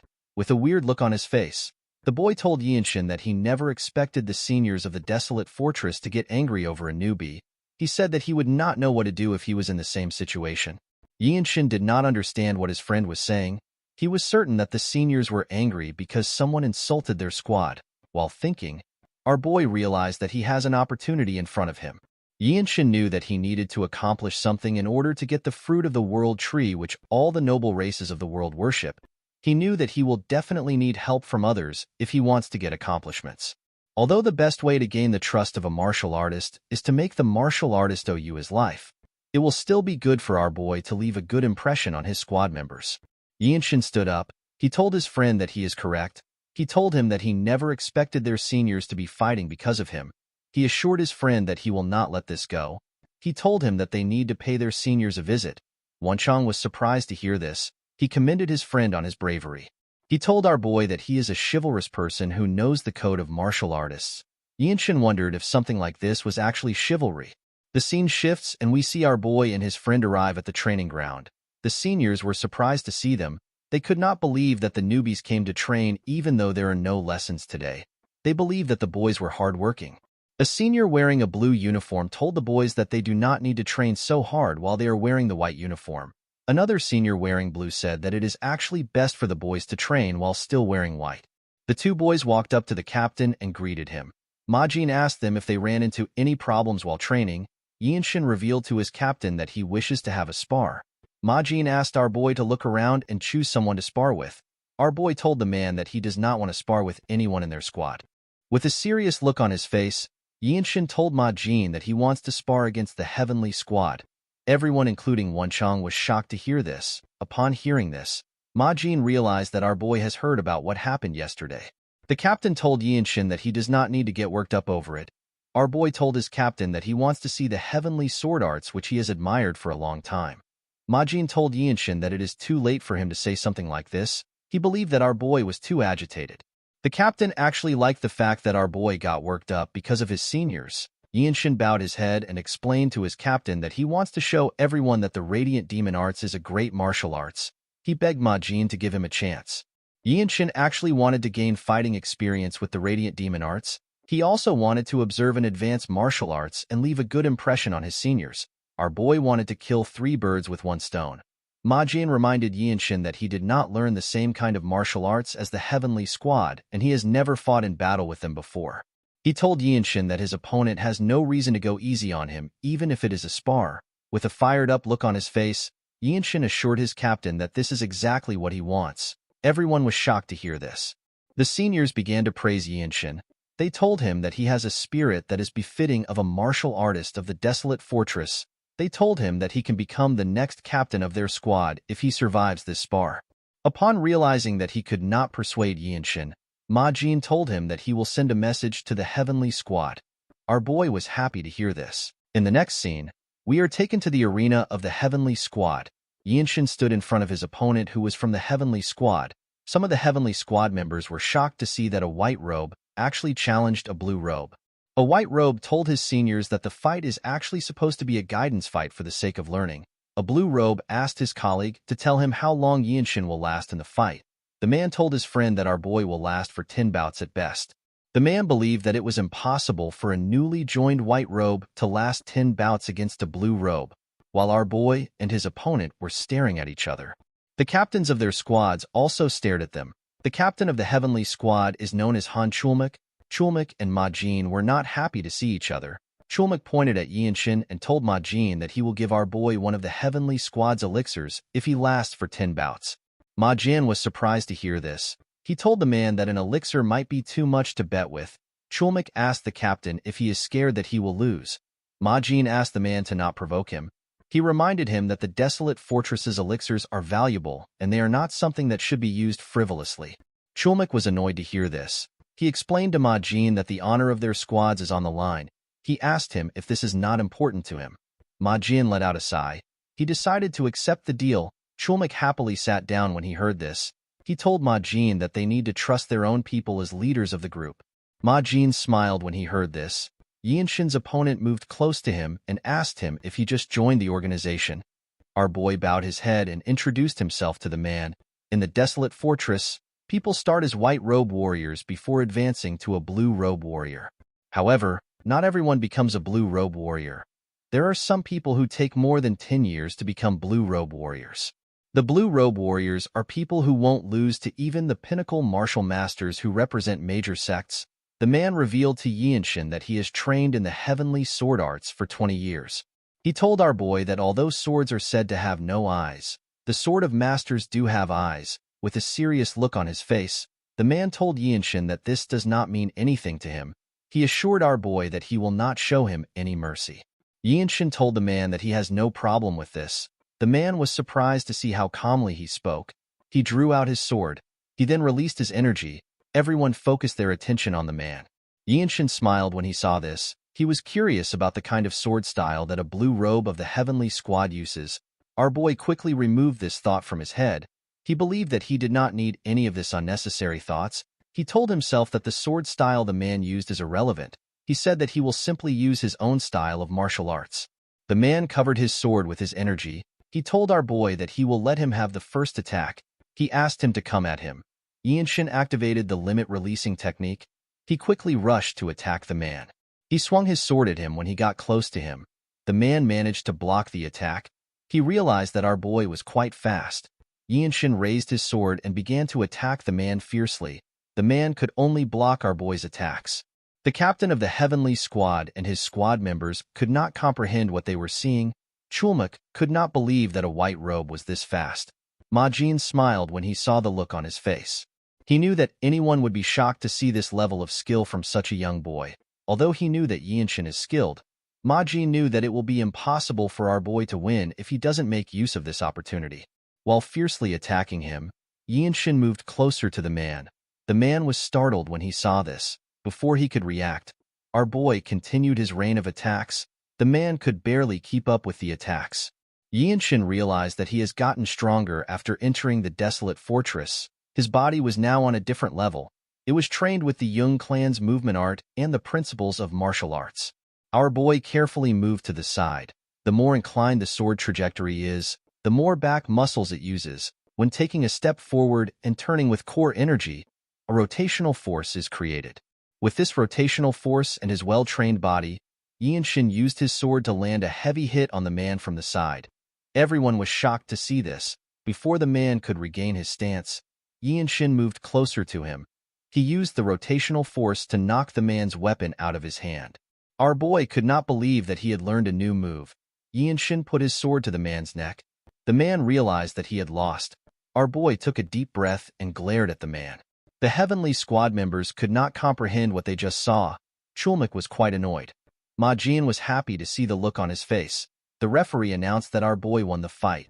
The Radiant Demon Squad began to cheer when they heard this. While the man was doing his best to fix his hand, Yianshin put his sword into his sheath. Our boy knew that he was lucky. He only won because he had an overwhelming momentum due to the fact that he took the man by surprise. Our boy was certain that the results would definitely be different if he fought the man again. Yianshin bowed his head and thanked the man for giving him the opportunity to observe such a high-level swordsmanship. The man smiled when he heard this. He turned around and went to pick up his sword. He revealed to Yianshin that he was surprised by his sword trajectory and his rotational force. He told our boy that he possesses a martial prowess that is beyond his years. He explained to Yianshin that he has an incredible talent for swords. The man now understood why our boy is called the Lightning Genius. He could not believe that Yianshin actually possessed a martial prowess that is unfathomable even though he is so young. He told our boy that he is envious that the Radiant squad found a treasure. The other people in the arena could not still believe their eyes. Ma Jian stretched out his hand to Chulmak. The man was annoyed to see this. Yianshin decided to name his new technique as the energy accumulation discharge. While he was looking around, his captain walked up to him. With a smile on his face, Ma Jian threw a box to our boy. When he opened the box, he was shocked to see what was inside. Ma Jian told our boy that he is holding an elixir of the Heavenly Squad. The elixir was a small golden pill. He revealed to Yianshin that the elixir now belongs to him. The scene shifts and we see members of the Radiant Squad surround a particular building. At the entrance of the building, we see the noble race man and a woman looking around. This woman is known as the Zen Demon Sword. Her name is Beck Mirio. Mirio told the man that Yianshin is a monster. She never expected him to defeat a skilled swordsman like Gukikwan, someone who is a blue robe of the Heavenly Squad. Mirio revealed to her colleague that our boy is actually quite hardworking, humble, and polite. She told him that Yianshin is also good at seeing through martial arts. The man explained to her that they have never seen someone as talented as Yianshin. According to Mirio, when she uses a technique while sparring, our boy is somehow able to apply the same principle in a different posture. The way he executes the technique is even more precise than normal. Mirio revealed to her colleague that she would hate to use exclusive martial arts in front of Yianshin. She explained to him that our boy has some sort of innate talent for reinterpreting martial arts. The man agreed with his colleague. He told her that it is as if our boy learned the martial arts a long time ago. He believed that Yianshin is a true monster. The scene shifts and we are taken inside the building. We see Yianshin on the floor and Ma Jian next to him. The captain told our boy that he does not know the amount of energy he will be able to draw out of the elixir. People usually absorb about 60 to 70% of the elixir, but depending on the situation, it could be lesser than that. Ma Jian explained to our boy that he will damage his energy core or blood vessels if he acts recklessly because he feels like he is absorbing less. He asked him to not be too obsessed with absorbing it. Our boy assured him that he understood. According to the captain, the way to consume an elixir is to allow it flow into your core energy and to circulate that energy endlessly until it has completely melted. Ma Jian assured our boy that he will step in and help if his energy circulation becomes unstable. He asked him not to get surprised and to act accordingly. After hearing this, Yianshin put the elixir into his mouth and swallowed it. The moment he did this, he closed his eyes. Yianshin could feel his energy increasing immediately. The elixir entered his body. A bright golden light shined from our boy's chest. Yianshin began to gather energy around him. The moment he did this, Mirio and her colleague turned around. They could feel his energy. They realized that our boy had started to absorb the elixir. Mirio wondered about how strong Yianshin will become after he absorbs the elixir. The elixir shined like the sun in our boy's body. Yianshin carefully circulated its energy around his body. Ma Jian was surprised to see what was happening. He was certain that this was Yianshin's first time absorbing an elixir. He did not understand why the circulation of his energy was extremely natural. The captain could tell that there was no need for him to help our boy. After circulating his energy for a while, the energy around him dissipated. He opened his eyes and looked at his hands. He felt the new energy in his body. With a nervous look on his face, the captain congratulated Yianshin. He told him that he has completely absorbed the elixir. While looking at his hand, our boy revealed to his captain that his new core energy is quite strong. Ma Jian never expected him to completely absorb the elixir. He was more surprised by the fact that our boy did this without his help. While looking at his body, our boy sensed something. Now that Yianshin had more energy, he could detect the presences that he was not able to detect before. He realized that his seniors have surrounded the building.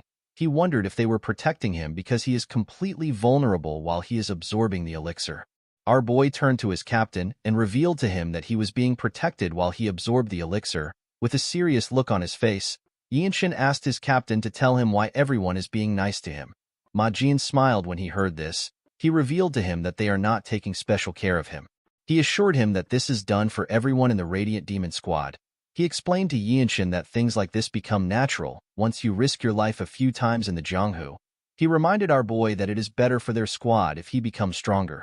At night, we see Yianshin meditating in his room.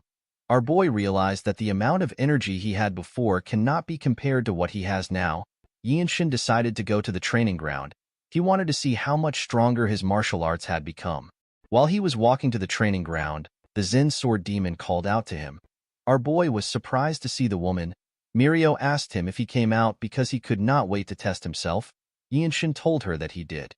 The Zen Sword Demon revealed to our boy that she realized something after seeing his fight. Yinshin was surprised to hear this. He congratulated her for learning something. The woman told him that she only learned a small move. She apologized for interrupting his plan to train. She asked him if he would like to spar with her. Yinshin bowed his head and told Mirio that he can always train alone anytime. He told her that it is a rare opportunity for him to be able to spar with the Zen Sword Demon's palm strike technique. The woman put her hand together and asked Yinshin to simply call her Mirio. After greeting each other, the two put some gap between themselves. Yinshin pulled out his sword and said that he will be making the first move. With a smile on her face, Mirio took a stance. Our boy quickly rushed to attack her. He tried to pierce her with his sword. Mirio dodged the attack and grabbed Yinshin's hand. She covered her hand with her energy and used it to hit our boy in his stomach. The attack pushed Yinshin back. Before he could regain his balance, Mirio moved close to him. She covered her other hand with her energy. Upon seeing this, Yinshin also did the same. When Mirio attacked him, he used his hand to block the attack. Unfortunately for our boy, he was not strong enough to completely block the attack. He got pushed back. Mirio told Yinshin that he is quite scary. While looking at his hand, our boy asked his senior if she trained to use the one-inch strike. The woman told him that she did. According to Mirio, a swordsman that has learnt the Radiant Demon art can't only use a sword. The one-inch strike is very useful in close combat. In order to deal with the energies mixed in the body, a person needs to first destroy the enhanced protection energy with the one-inch strike.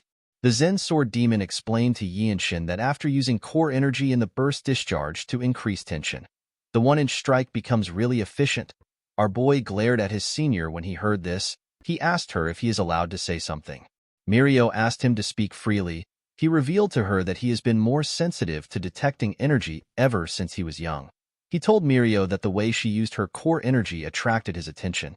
The woman was surprised to hear this. She asked Yinshin if he was really able to see the movement of her core energy. Yinshin told his senior that he can't see her core energy. Mirio asked him to tell her how he was able to know the movement of her core energy.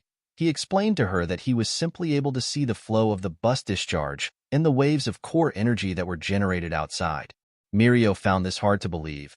She explained to our boy that even purple robe martial masters do not have energy detection skills that is on this level. In the Desolate Fortress, there are white, blue, black, and purple robes. Purple robe martial masters are at the top of the hierarchy. The Zen Sword Demon realized that she was talking to a genius. She decided to take Yinshin's advice. Our boy revealed to her that her palm strike is more suited for puncturing technique rather than the one-inch strike. While remembering the fight, Yinshin told her that the technique may seem more suited for the one-inch strike. He told Mirio that her technique will be more powerful if she was to use it with the puncturing technique. Mirio seemed to be offended when she heard this. She asked him if she looks like an idiot that can't use something as simple as a puncturing technique. She asked him if he believes that this was the reason why she did not use the technique. Yinshin realized that she was angry. He apologized to her for saying something that upset her. To his surprise, the Zen Sword Demon turned around and apologized to him. She also thanked him. Yinshin watched her as she left the training ground. The scene shifts and we see Mirio in her captain's office. She revealed to him that Yinshin has figured out her martial arts. She asked him if he has ever told our boy about the origin of her martial arts. Majin asked the woman to stop spouting nonsense. He told her that he can never share something so important. The Zen Sword Demon was surprised to hear this. She wondered about how Yinshin understood her martial arts. Majin asked his subordinate if our boy figured out that she tweaked the Heavenly Demon Sacred Art, which is a lost martial arts. Mirio told him that Yinshin probably found out about it. Majin smiled when he heard this. He stood up and told his subordinate that Yinshin is special. He assured her that it would be hard to find anyone like him in the Jianghu. He explained to her that people like our boy occasionally appear in the world.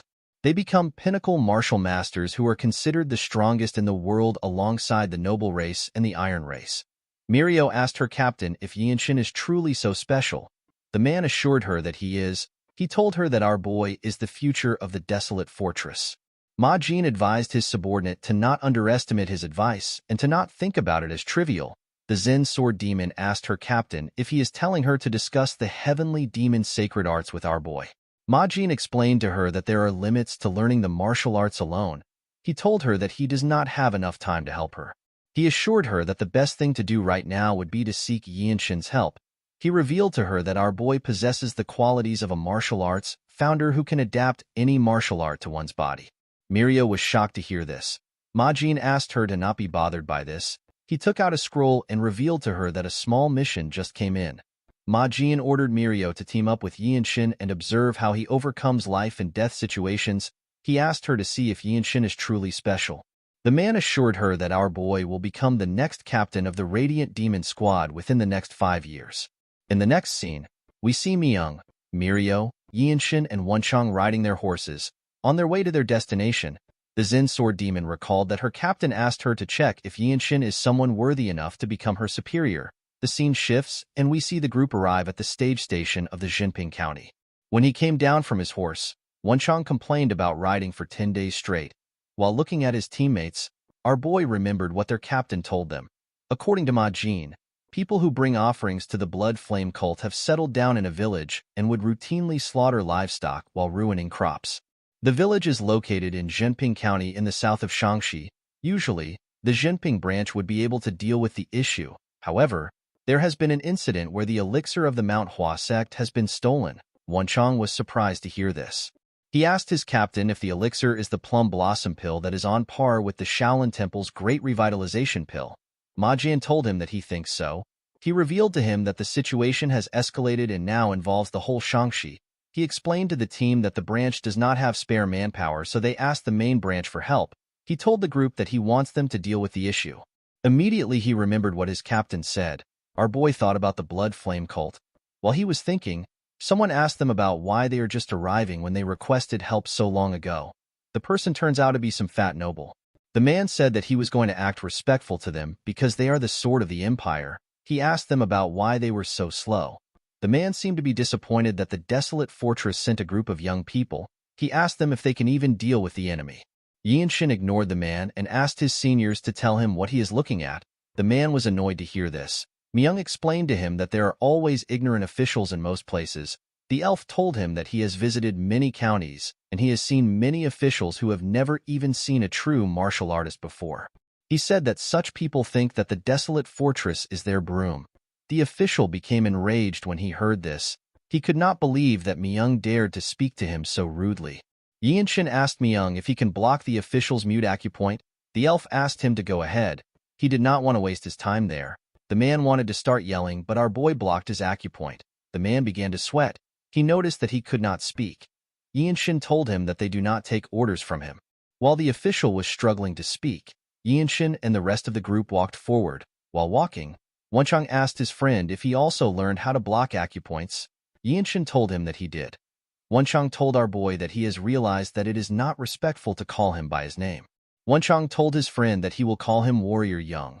Yinshin referred to him as the Desolate Fortress Sacred Warrior and asked him to do as he pleases. Wenchang was quite proud of his new nickname. While they were talking, Myung placed his hand on our boy's shoulder. He reminded our boy that the Murim and the government doesn't interfere with each other.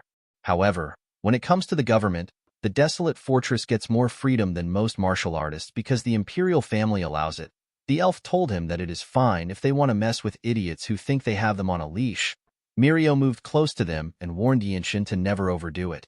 Although she said this, she still commended him on his actions. While they were talking, Wenchang noticed something odd about a village far from them. He told his teammates that something is wrong there.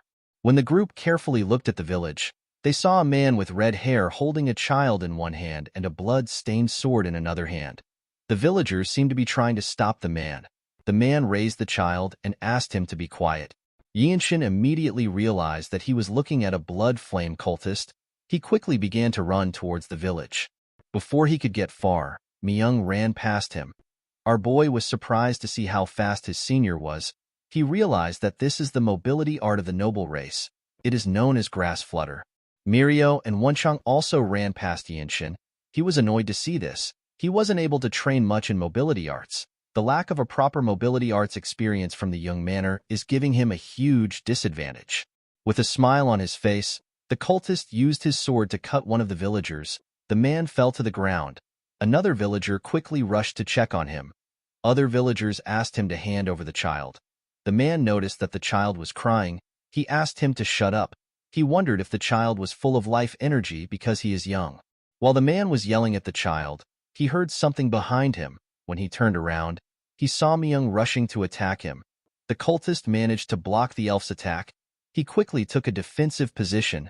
The moment he took a stance, he noticed that the child was no longer with him.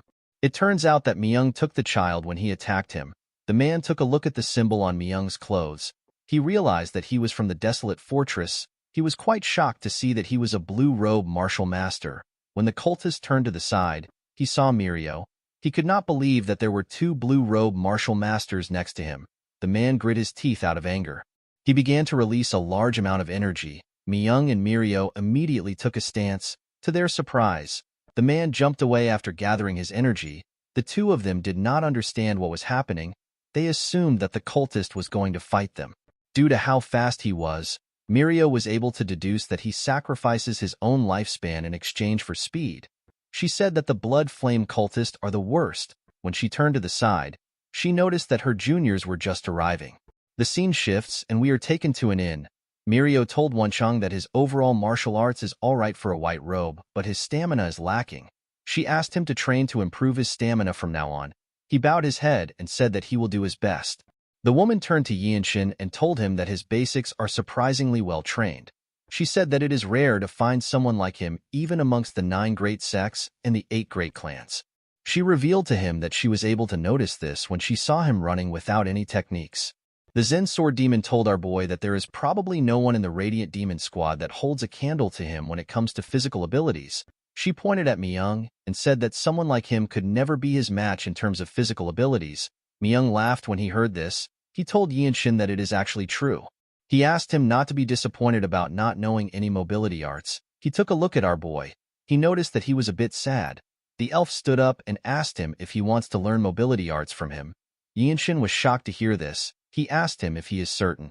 Myung explained to our boy that he cannot teach him the martial arts of his household, even if he wants to teach him mobility arts. He told him that this mobility arts is how the noble race moves. According to Myung, people are not able to use it even if they know how it works. The elf told our boy that he thinks he might have a shot at it.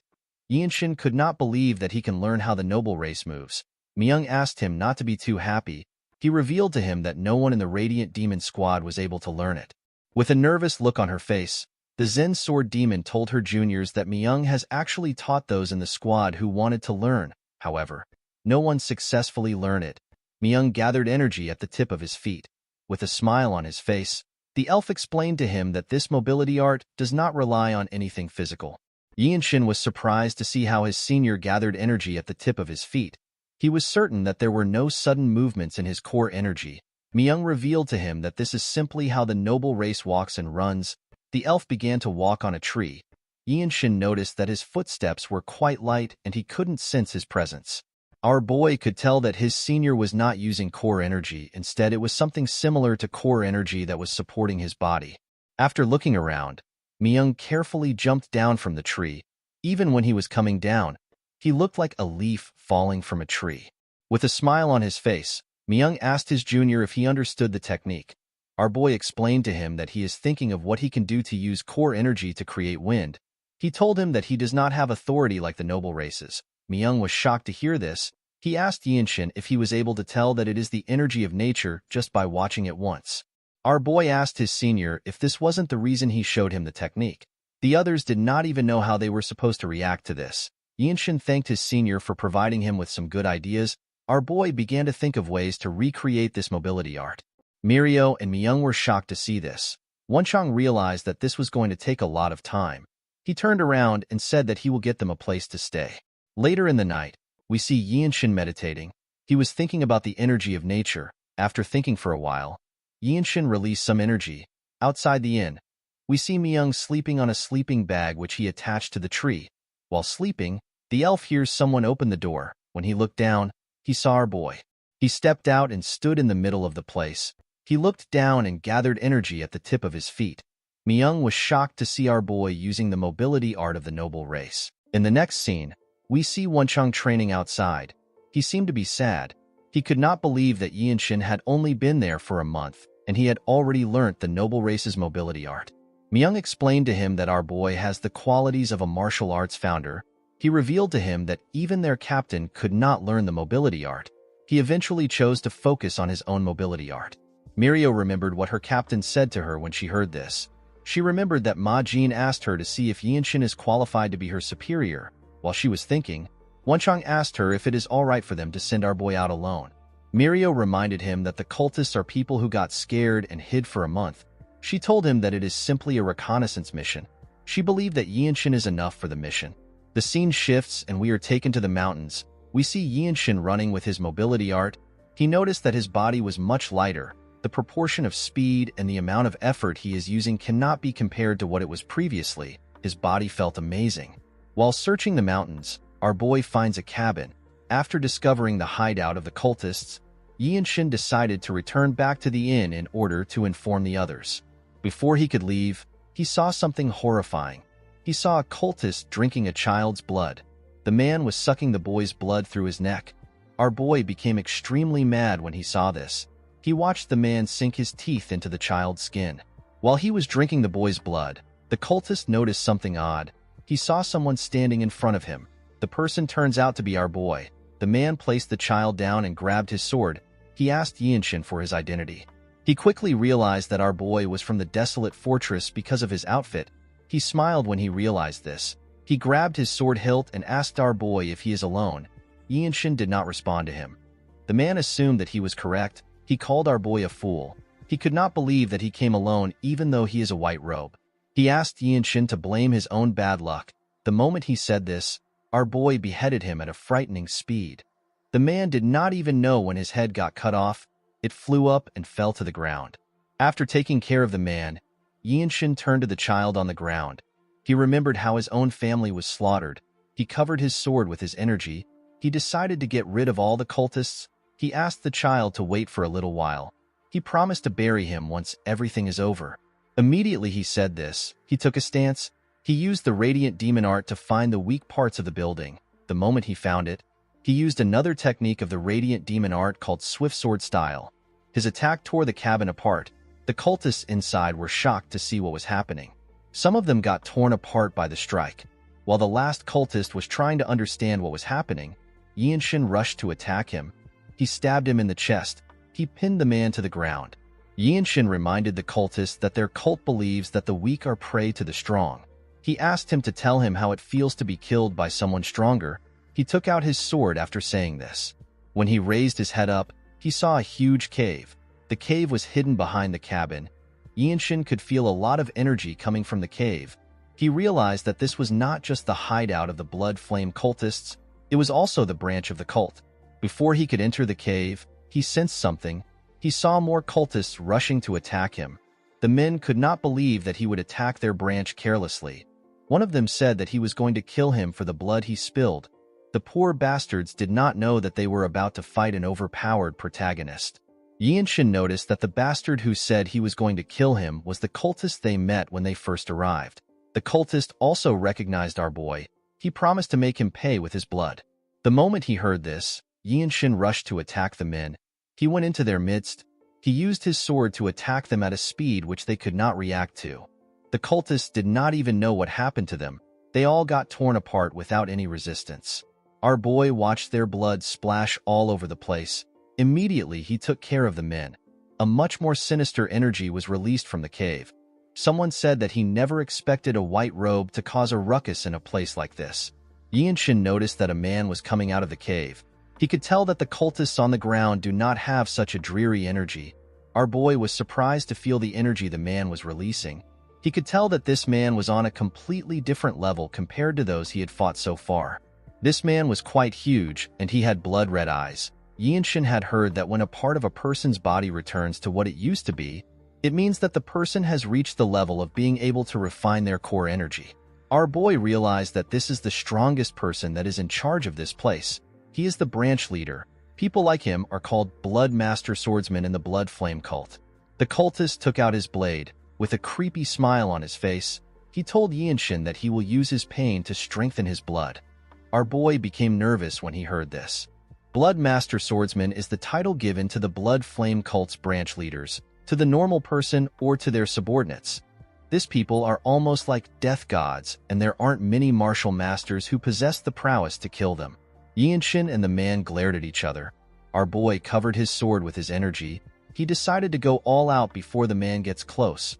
Our boy realized that he was able to win in the past because he launched a barrage of attacks before his opponent could respond. He quickly took a stance. The man smiled when he saw this. He told him that the title of the desolate fortress has made him too arrogant. Immediately he did this. Yinshin activated the limit-releasing technique. He swung his sword at an incredible speed. The man managed to dodge the attack. He was surprised to see how fast it was. He quickly stepped back. Our boy quickly charged at him. He began to attack him fiercely when he got close to him.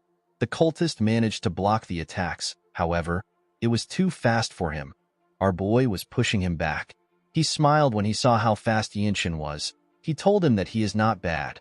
Our boy could not believe that the man said that he is not bad. He remembered the dead bodies of his family members. He remembered how he felt that day. He grit his teeth out of anger. He reminded himself that he is no longer his old self. He made his attacks much heavier. The man was surprised to feel the weight of his sword. While he was struggling to block it, Yinshin reached out to him and grabbed his hand. He held the hand that the man used to hold his sword. He used his energy to twist the man's entire arm. The cultist screamed out in pain. He became more enraged. He gathered his energy in his other hand and rushed to attack Yinshin. He called him a bastard. Before his hand could touch him, our boy used his sword to cut it off. The man screamed out in pain. While he was screaming, Yinshin decided to use the opportunity. He stabbed him in his chest. The cultist spat out some blood. Yinshin twisted his sword and messed up his inside. The man could not believe that he lost to a mere white robe. With a look of anger on his face, Boy told him that he must have only inflicted pain on others. He told him that he must have never received it before. The moment he said this, he took out his sword. The cultist fell to the ground and released some dreary energy. While breathing heavily, Yinshin looked around. He saw a large hole next to him. He put his sword away and moved close to the hole. He found the bodies of the villagers in this hole. These bodies had been drained of their blood. Yinshin felt sentimental when he looked at their faces. He prayed that they would all go to paradise. At night, we see Yinshin return to the inn. Everyone was shocked to see him. He was covered in blood and he was carrying a child on his back. The group stood up when they saw him. Our boy handed the child to Wenchang. The boy was surprised to see that the child was not dead yet. Mirio could tell that her junior fought. She asked him if he is all right. Yinshin realized that she was confused because of the blood. He assured her that he is fine. He revealed to her that the blood doesn't belong to him. He told her that he discovered the blood flame cult branch. Mirio was glad to hear that he is safe. The moment she thought of this, she realized that our boy said that he found the cultist's branch. She and the other members asked him if he is serious. Yinshin revealed to them that they were 8 red-haired cultists. The blood flame cultist that caused trouble in the county was there. He was with a strong cultist that had red and black hair. Mirio and Myung were shocked to hear this. The Zen sword demon told him that the cultist with red and black hair is a blood master swordsman. She realized that our boy truly found the branch of the cult. She could not believe that there was a branch of the blood flame cult that has planted its roots there and is feeding off the people in the county. Myung picked up his sword. He explained to them that the blood flame cult is a target of the desolate fortress that needs to be destroyed. He told his teammates that they will need to raid the branch. The elf commended Yinshin on his accomplishments. He asked him to get some rest. Mirio tapped his shoulder and told him that she will follow Myung to clean up the branch. Our boy explained to them that they do not need to go anywhere. He told them that they simply need to get the government troops to do the rest. He said that the troops need to help the victims. Mirio and Myung were surprised to hear this. Wenchang could not understand why they would need the government troops. Mirio turned around and asked Yinshin if he defeated all the cultists and the blood master swordsman. Our boy told them that he killed them all. The group could not believe what they were hearing. Myung asked him if he really destroyed a branch of the blood flame cult on his own. Yinshin told him that the mobility art he taught him really helped a lot. The seniors did not know how to react to this.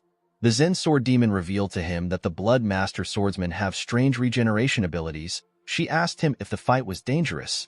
Yinshin was surprised to hear about regeneration abilities. He did not experience anything like that. According to Mirio, there were some martial artists who drove them to the brink of death. However, They got stabbed in the back and died because they did not know about the Blood Master Swordsman ability to regenerate. Yinshin picked up something and placed it on the table. The thing turns out to be the head of the Blood Master Swordsman. Everyone was shocked to see the head. Our boy realized that things would have been bad if he did not cut off the cultist's head. With a smile on his face, Myung said that the fight is over even if the cultist has regenerative abilities. In the next scene, we are taken to the desolate fortress. We see Myung and Mirio reporting about the mission to their captain. Ma Jian never expected that a Blood Master Swordsman would be involved in such a simple mission. He realized that the mission was not completely bad because it allowed them to see what the white robes are capable of. He asked the two to tell him how Yinshin behaved when he was faced with a life and death situation. Although she was not there, the Zen Sword Demon did not believe that our boy was in a life and death situation. Myung asked his captain about what he means. Ma Jian explained to them that the place must have been a branch of the Blood Flame cult if a Blood Master Swordsman was there. He told them that the branch must have been a dangerous place for the white robes. He asked the two of them if they destroyed the branch in order to protect their juniors. Mirio revealed to her captain that they did not actually see anything by themselves. She explained to him that Yinshin went on a reconnaissance mission alone and annihilated the entire branch on his own. Ma Jian was shocked to hear this. With a nervous look on his face, he asked her if Yinshin went to the branch alone and killed all the Blood Flame cult members, including the Blood Master Swordsman. Myung told him that he did. Ma Jian became more nervous. This result was much different from what he expected. The scene shifts and we are taken to our boy's room. We see him looking at the city from his window. Wonchong was happy to be back inside his room. He never knew that he had grown attached to the place. He turned to Yinshin and asked him if he noticed that the atmosphere was a little electric when they returned. Our boy realized that he was right. He told his friend that the people were having a festival. Wonchong told him that he is wrong. He revealed to him that the city is a little rowdy because the former Divine Sword Squad captain has returned. He said that the man has returned to fight for the position of Elder Council Leader. Yinshin was surprised to hear this. According to Wonchong, the former Divine Sword Squad captain brought a boy back with him. The boy is said to be the adopted son of the famed Desolate Ma clan. He is rumored to be extremely talented. Our boy clenched his fist out of anger when he heard this. He remembered that the Desolate Ma clan is his mother's clan. The clan never came to Xingye County before. Not even when his mother got married, even after she gave birth to him. They did not reach out once. Yinshin smiled when he thought of this. He realized that this kind of story is something a person would hear in the villages. It was as if the clan cut off all ties with their daughter who married into a household that would make them seem like they were of a lower class. The next day, we see Yinshin in his captain's office. He asked the man if he called for him. Ma Jian stared at our boy. He noticed that his energy was different. He found it amazing that his energy had changed again. He could tell that Yinshin did not annihilate an entire branch of the Blood Flame cult by luck. Our boy did not understand why his captain was just staring at him. Ma Jian stood up. He revealed to him that the fortress master wants to see the two of them. Our boy was surprised to hear that she wanted to see him. He quickly followed his captain. He asked him if there has been any instances where she would ask to meet white robe warriors after their enlistment meeting. Ma Jian told him that it has never happened before. Yinshin did not know how to react to this. When they stepped outside, we see several blue robe warriors greeting Ma Jian. The blue robes noticed that the lightning genius was with Ma Jian. They had heard about how he killed a Blood Master Swordsman. They could not believe that such a young boy would be so skilled. As they walked forward, Ma Jian told Yinshin that it is natural for others to be paying attention to him. He explained to him that he is now considered a martial master in the desolate fortress because he is able to destroy a Blood Flame cult branch by himself. Our boy accepted his captain's explanation. Although the blue robes were impressed with his achievement, Yinshin did not think much of it. His concept of time was much different from theirs. He does not have the luxury of time. If he wants to live, he must become as strong as a divine sword captain before he turns 20.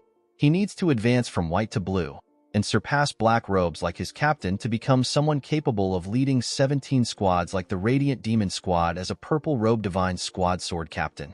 The scene shifts and we see Yinshin and Ma Jian arrive at the door of the fortress master. Before his captain knocked on the door, our boy hears the fortress master tell someone that she heard he has a grandchild. The person said that the blood of a lowly place cannot flow far. Ma Jian knocked the door when he heard this. The person said that he will be glad if his grandchild doesn't bring shame to the Ma clan. Yinshin was surprised to hear this. The person said that the child next to him is his successor. Although the boy was not from the main family, he was still exceptionally talented. Immediately the man said this, Yinshin and his captain stepped in. They saw the fortress master, an old man and a young boy. Yinshin noticed that the fortress master was staring at him. Ma Jian put his hand together. Our boy was surprised to see this. He remembered that he was supposed to greet the fortress master. He quickly joined his captain in greeting the fortress master. Our boy realized that this man was the former Divine Sword Squad captain. He is a purple-robe martial master that is stronger than Ma Jian. The old man turned to him and asked him if he is the lightning genius from the Radiant Demon Squad. He introduced himself as Ma Yanjiak. He said that he used to lead the Divine Sword Squad. He explained to our boy that he told the fortress master that his grandson wants to see a martial master that is his peer. Yanjiak told our boy that it is nice to meet him. Upon hearing this, Yinshin realized that this man doesn't know who he is. He carefully looked at the fortress master. Yanjiak told Yinshin that he heard about him recently. He noticed the energy which he was exuding. He told our boy that the rumors don't do him any justice. He did not expect Yinshin to be so accomplished. He found it hard to believe that he had attained so much at such a young age. Our boy put his hands together and greeted his grandfather. He introduced himself as young Yinshin of the Radiant Demon Squad. Yanjiak was surprised to hear our boy call him grandfather. Ma Jian and the young man were also surprised. The fortress master actually smiled. She seemed to be enjoying the show. Yanjiak asked him about what he is talking about. The moment he said this, he realized that our boy said that his surname is Young. He could not believe that he was looking at his grandson. He wanted to ask him again to confirm. Yinshin simply greeted him again. Ma Jian was more shocked than anyone. He asked our boy if he is truly his sister's son. Yinshin did not know what he was talking about. He could not believe that his captain is his mother's brother and his uncle. He apologized to Ma Jian for not greeting him as his nephew.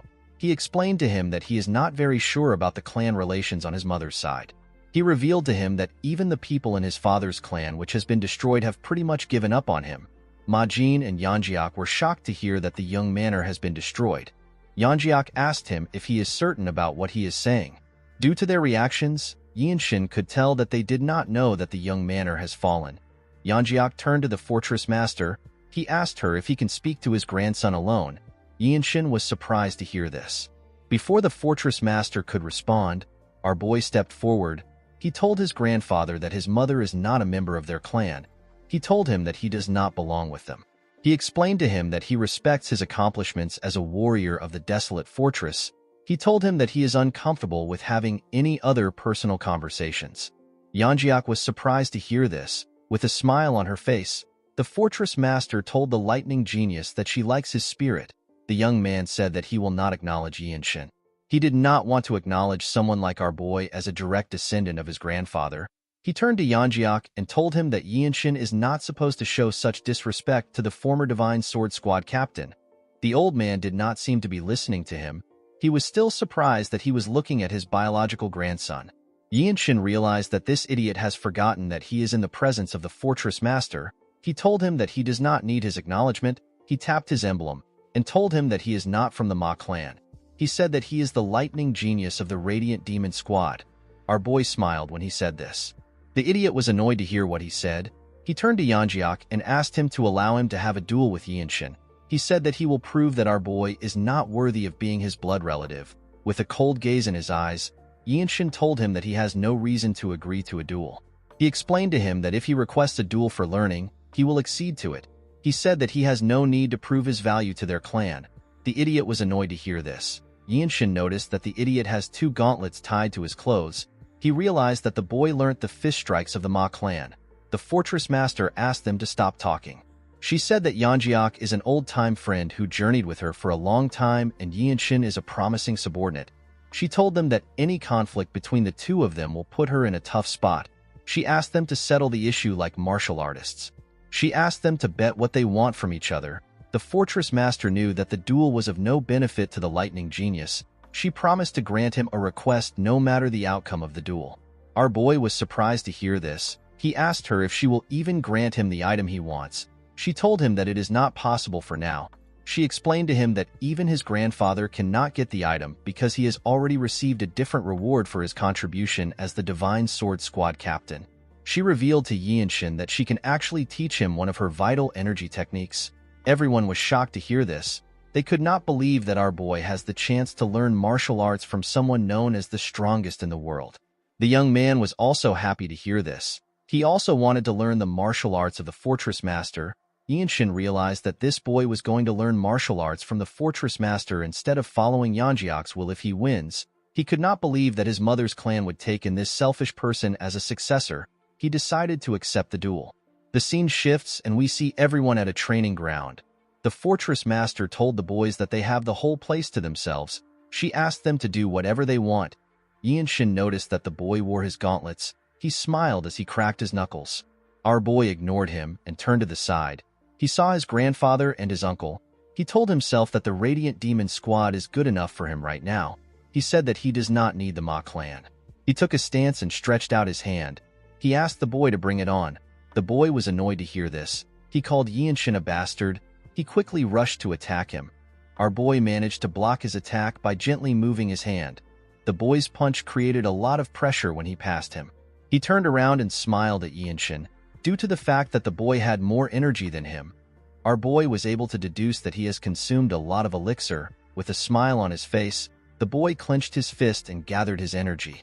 Yinshin quickly activated the limit-releasing technique. The young man began to attack him more aggressively. Yinshin easily dodged the attacks with one hand at his back. The boy became annoyed. He gathered his energy and attacked again. He asked our boy to tell him why he is not using his sword. Yinshin pushed his hand away. He told him that he is not using his sword because his fist strike techniques are good. The boy became more angry when he heard this. He gathered his energy in his legs. He managed to crush the ground with his energy. He charged at our boy with his hand covered with his energy. Yinshin was not surprised to see the boy close to him. He used his hand to block the attack. The attack only pushed him back slightly. He gently landed on the ground. The young man was shocked to see that his attack did not connect. Yanjiak was also shocked to see how skilled his grandson was. Ma Jin was not surprised at all. The fortress master smiled when she saw how the fight was going. Yinshin smiled when he landed. He told the boy that he has thought of a strong fist strike technique. He took a stance and said that the fight will come to an end by the count of 10. The boy was annoyed to hear this. Yanjiak understood that his grandson was talented, but he did not expect him to try to end the fight in 10 moves. Ma Jin explained to his father that he has misunderstood our boy.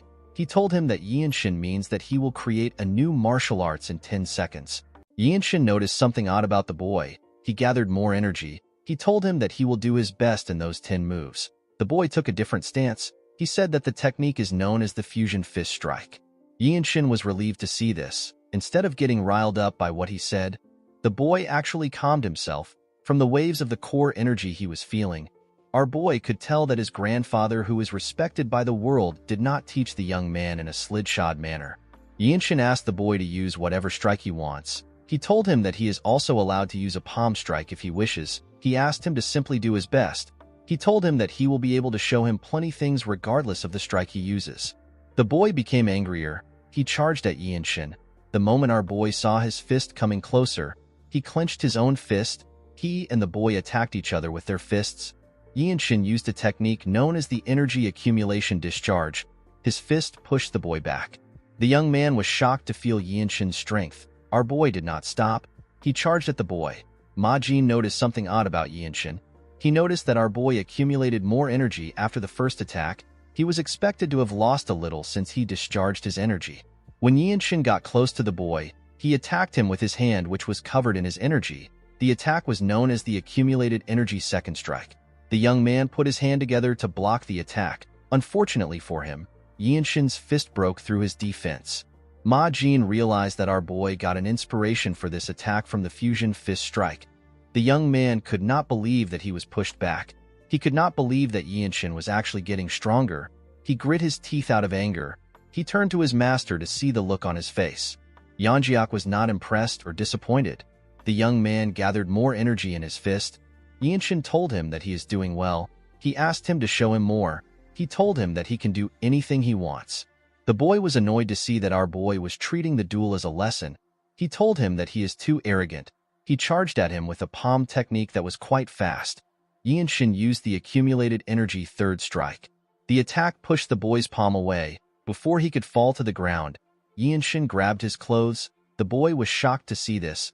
Our boy gathered his energy in his palm. He found palm strikes to be interesting. The young man could not believe that Yinshin was about to use a palm strike. Our boy pulled him closer and used the accumulated energy fourth strike. The attack sent the young man flying. Ma Jin and his father were surprised to see that our boy used a palm strike. The fortress master gently smiled. The boy fell to his knees and touched his chest. He coughed out in pain. Yinshin simply glared at him with a cold gaze in his eyes. The young man became scared when he understood how powerful our boy is. Ma Jin and Yanjiak realized that our boy created a fist art that gets stronger the longer the fight lasts. They could not believe that Yinshin actually created a martial art like this in such a short time. Our boy gently circulated his energy around his body. He looked at his hands. He did not expect to create a martial art that can be called a famed ultimate technique. The fortress master told him that the fight was really good. She did not think that she would witness someone creating a martial art. Yinshin said that he is embarrassed. He asked her if he did not waste her time. The fortress master told him that he is being too humble. She asked him if he has decided on a name for his new technique. Yinshin revealed to her that the new martial art will be called the Infinite Blossom Fist Strike. The fortress master smiled when she heard the name. She realized that our boy was trying to say that the martial arts is a fist strike that blooms endlessly. She told him that it is a perfect name.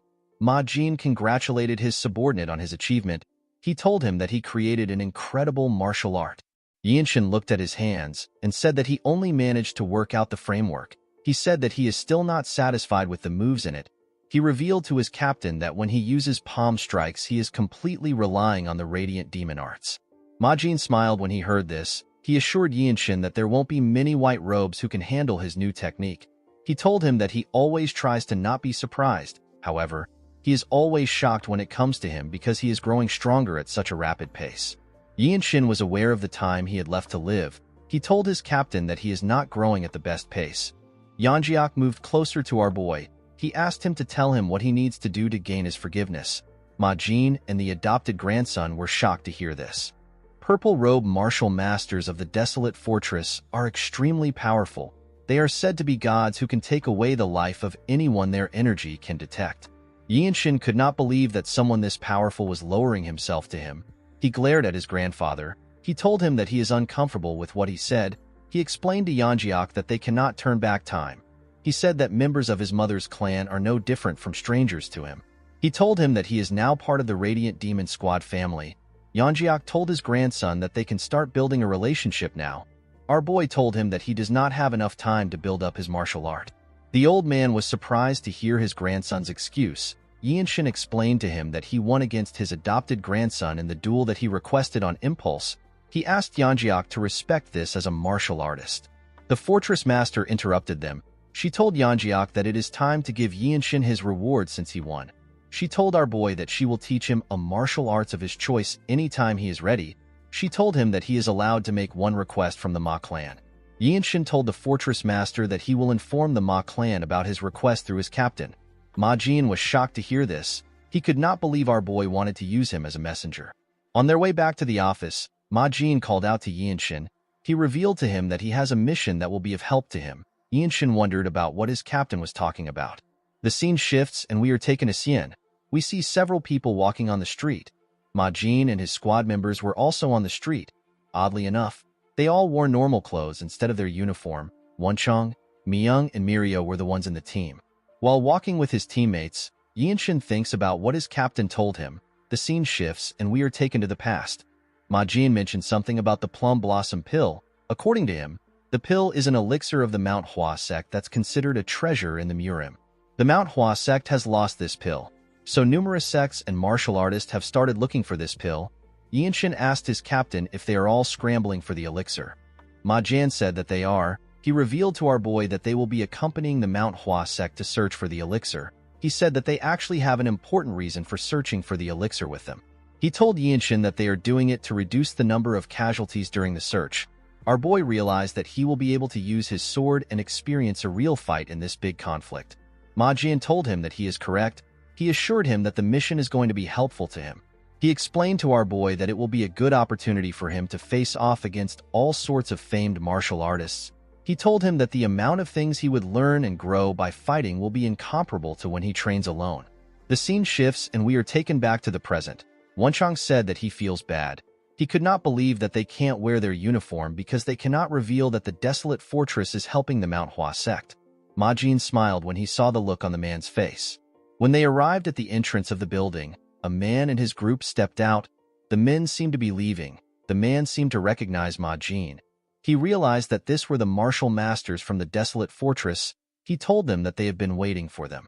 Wenchang and Yinshin noticed the plum blossom emblem on the man's clothes. They realized that they were looking at the MANHWA sect members. The man greeted Ma Jin. The captain put his hand together and greeted the man known as Sage Cheonju. Yinshin had heard of this man. Sage Cheonju is the leader of the Plum Blossom Swordsmen and one of the top martial masters. In order to match his status, a black robe like Ma Jin had to be involved in the mission. Just by looking at him, Yinshin was getting the same feeling he had when he first met his captain. Cheonju greeted the Zen Sword Demon. He referred to Myung as the Azure-Eye Demonic Swordsman. He told Ma Jin that he already knows who they are. He said that there is no need for introduction since they already fought together before.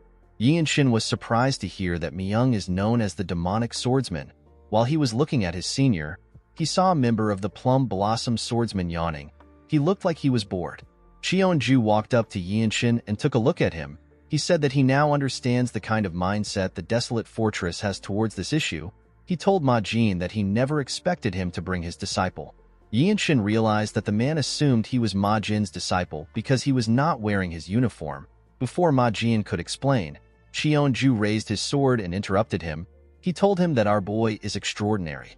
He asked Ma Jin if he is open to a friendly duel with the disciple of their sect leader. He assured him that it will be fun. The captain smiled when he heard this. He knew that Cheonju was trying to show them that the MANHWA sect is above them. Since they will be traveling as a party, it would be awkward for the key members to fight each other. This is why they want to use the future generations of their respective groups to determine the hierarchy.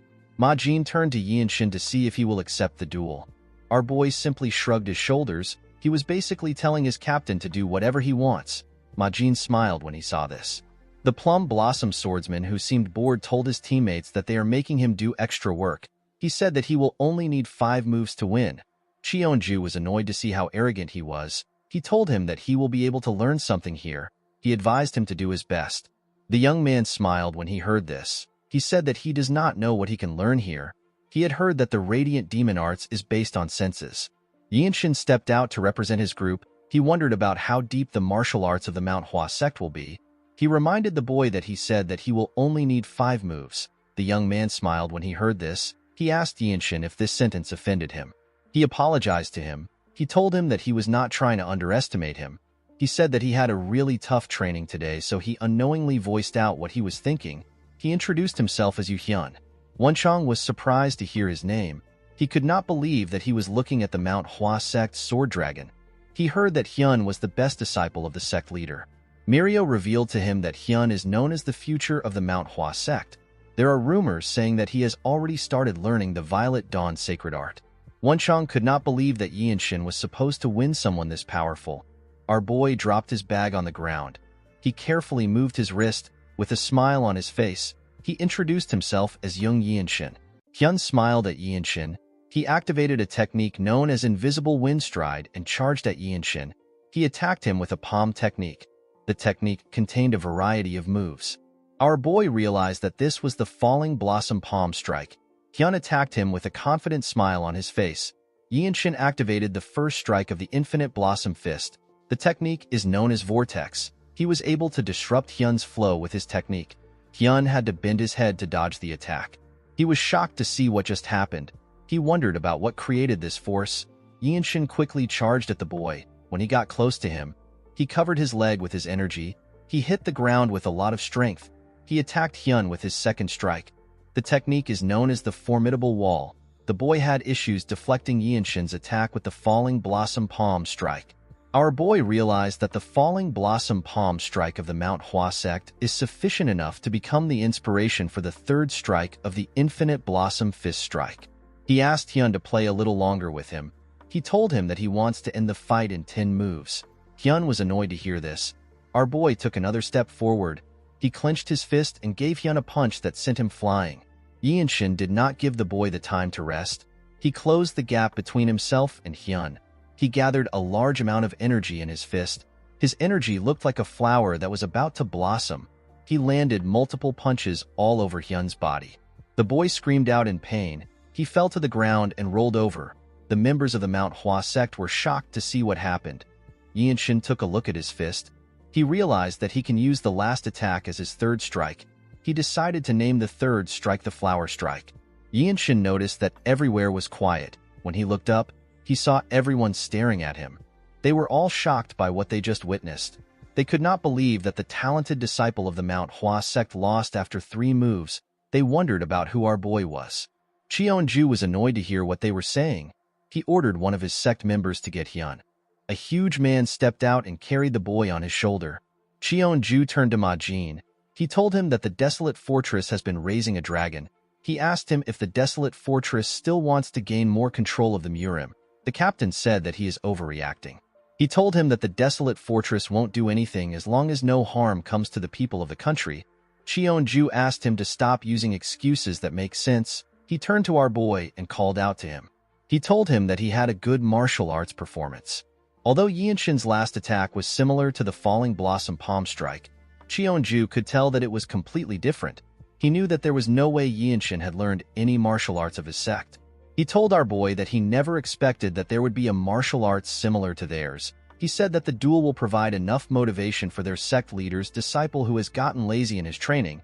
He told Yinshin that the MANHWA sect will welcome him as a guest if something causes him to leave the desolate fortress. Ma Jin and the rest of his group were shocked to hear this. Ma Jin turned to the sage. He told him that he has crossed the line. Cheonju raised his hand to show that he understands. He admitted that he got ahead of himself due to his greed.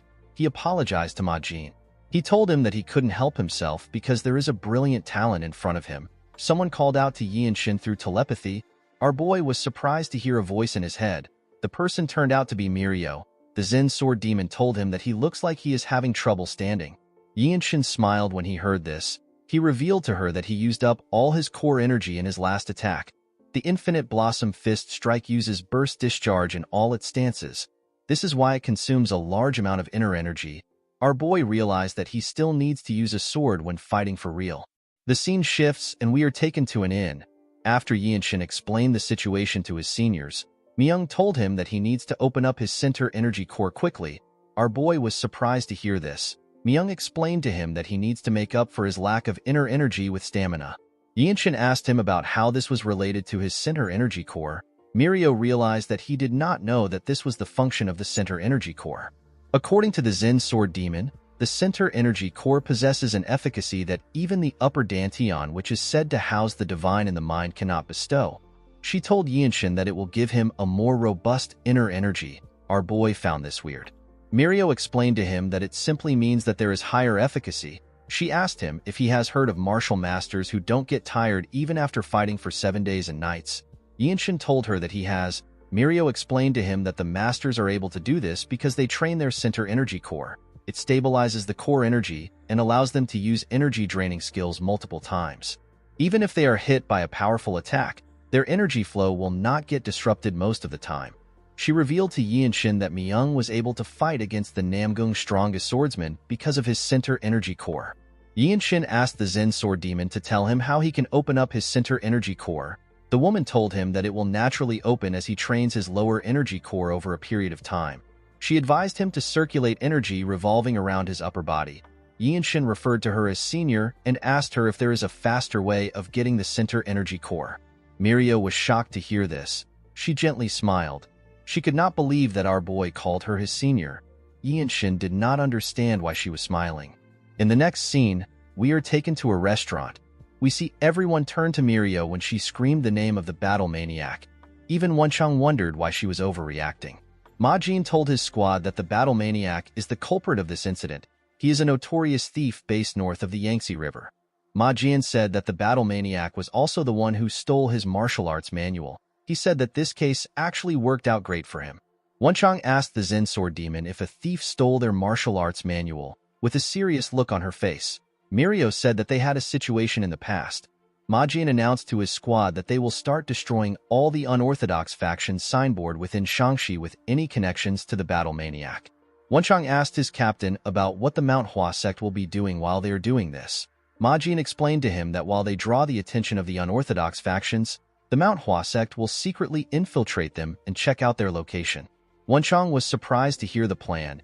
Yinshin asked his captain if they have any justification to destroy the signboards of the unorthodox factions.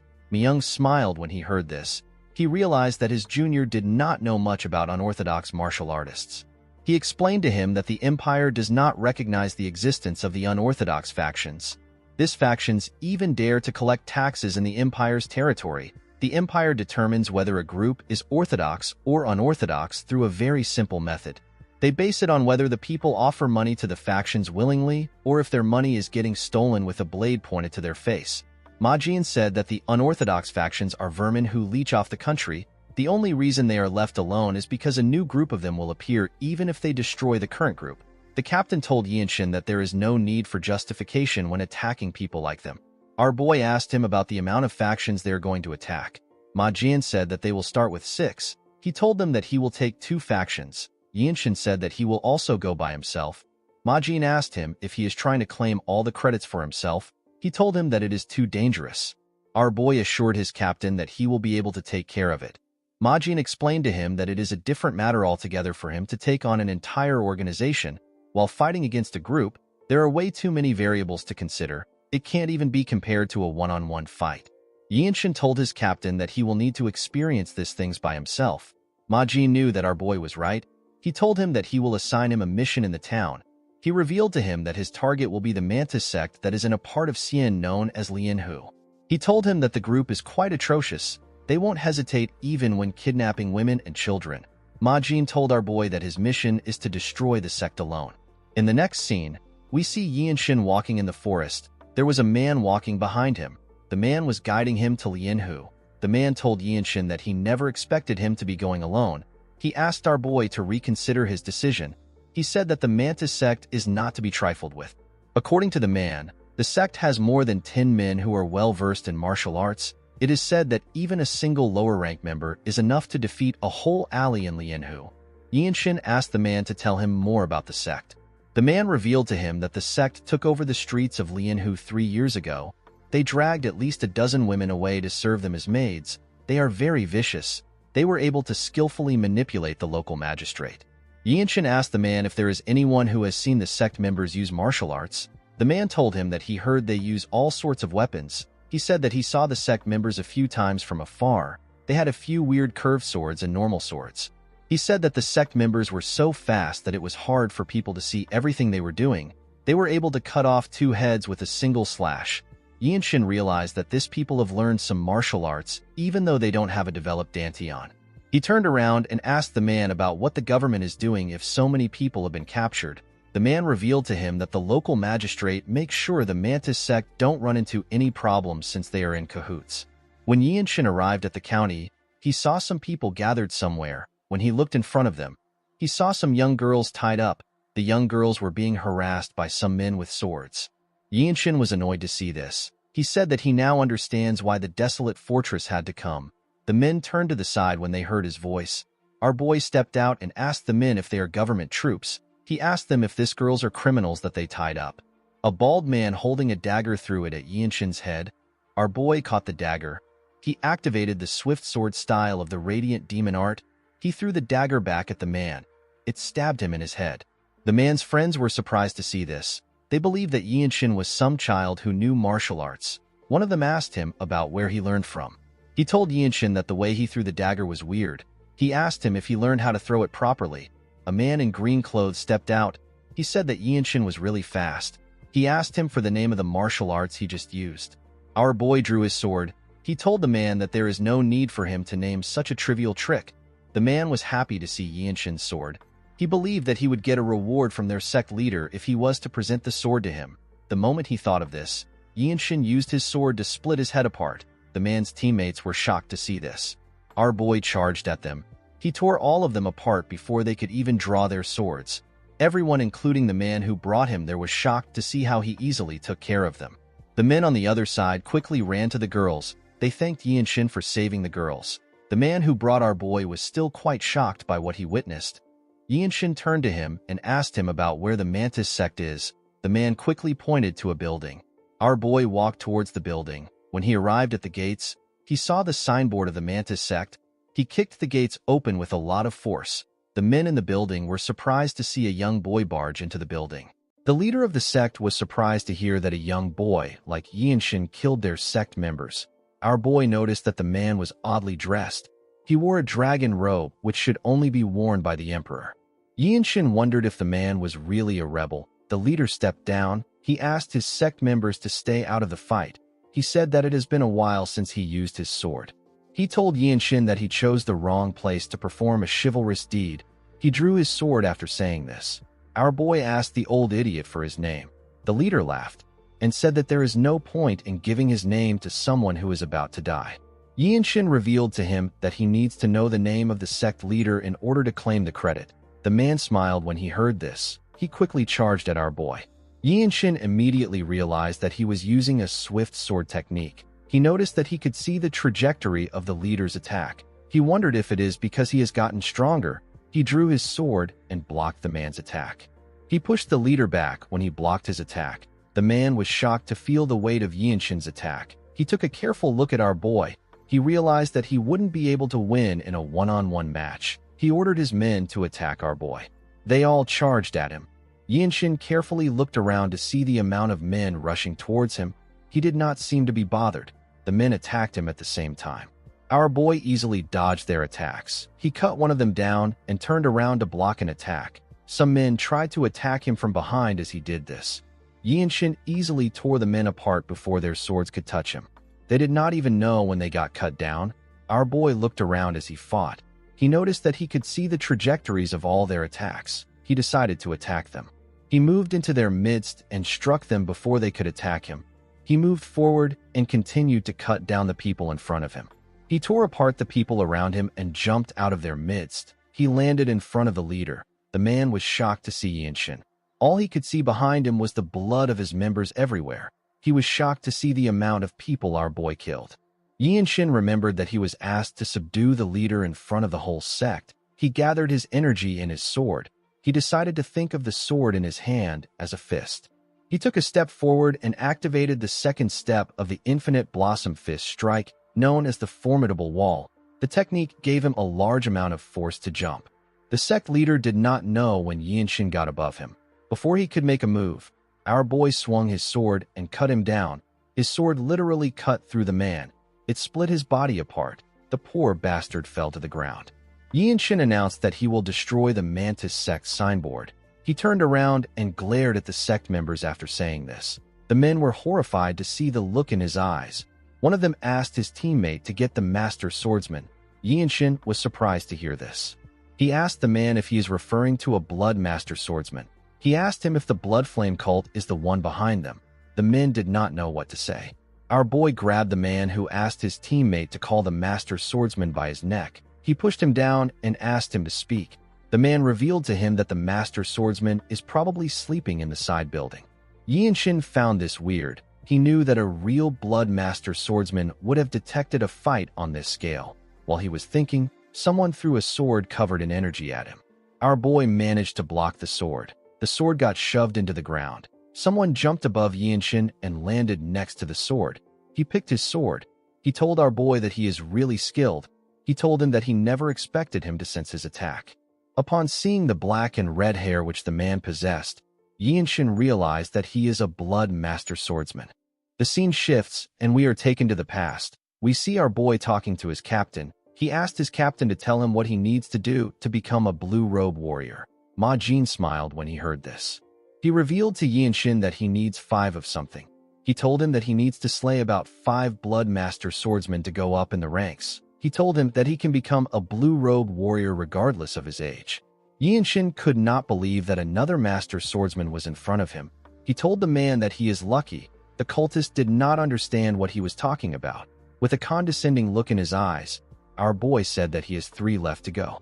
The cultist noticed that Yinshin released his energy. He quickly took a stance. Our boy gathered his energy around his leg. He crushed the ground with his leg. He charged at the man at a crazy speed.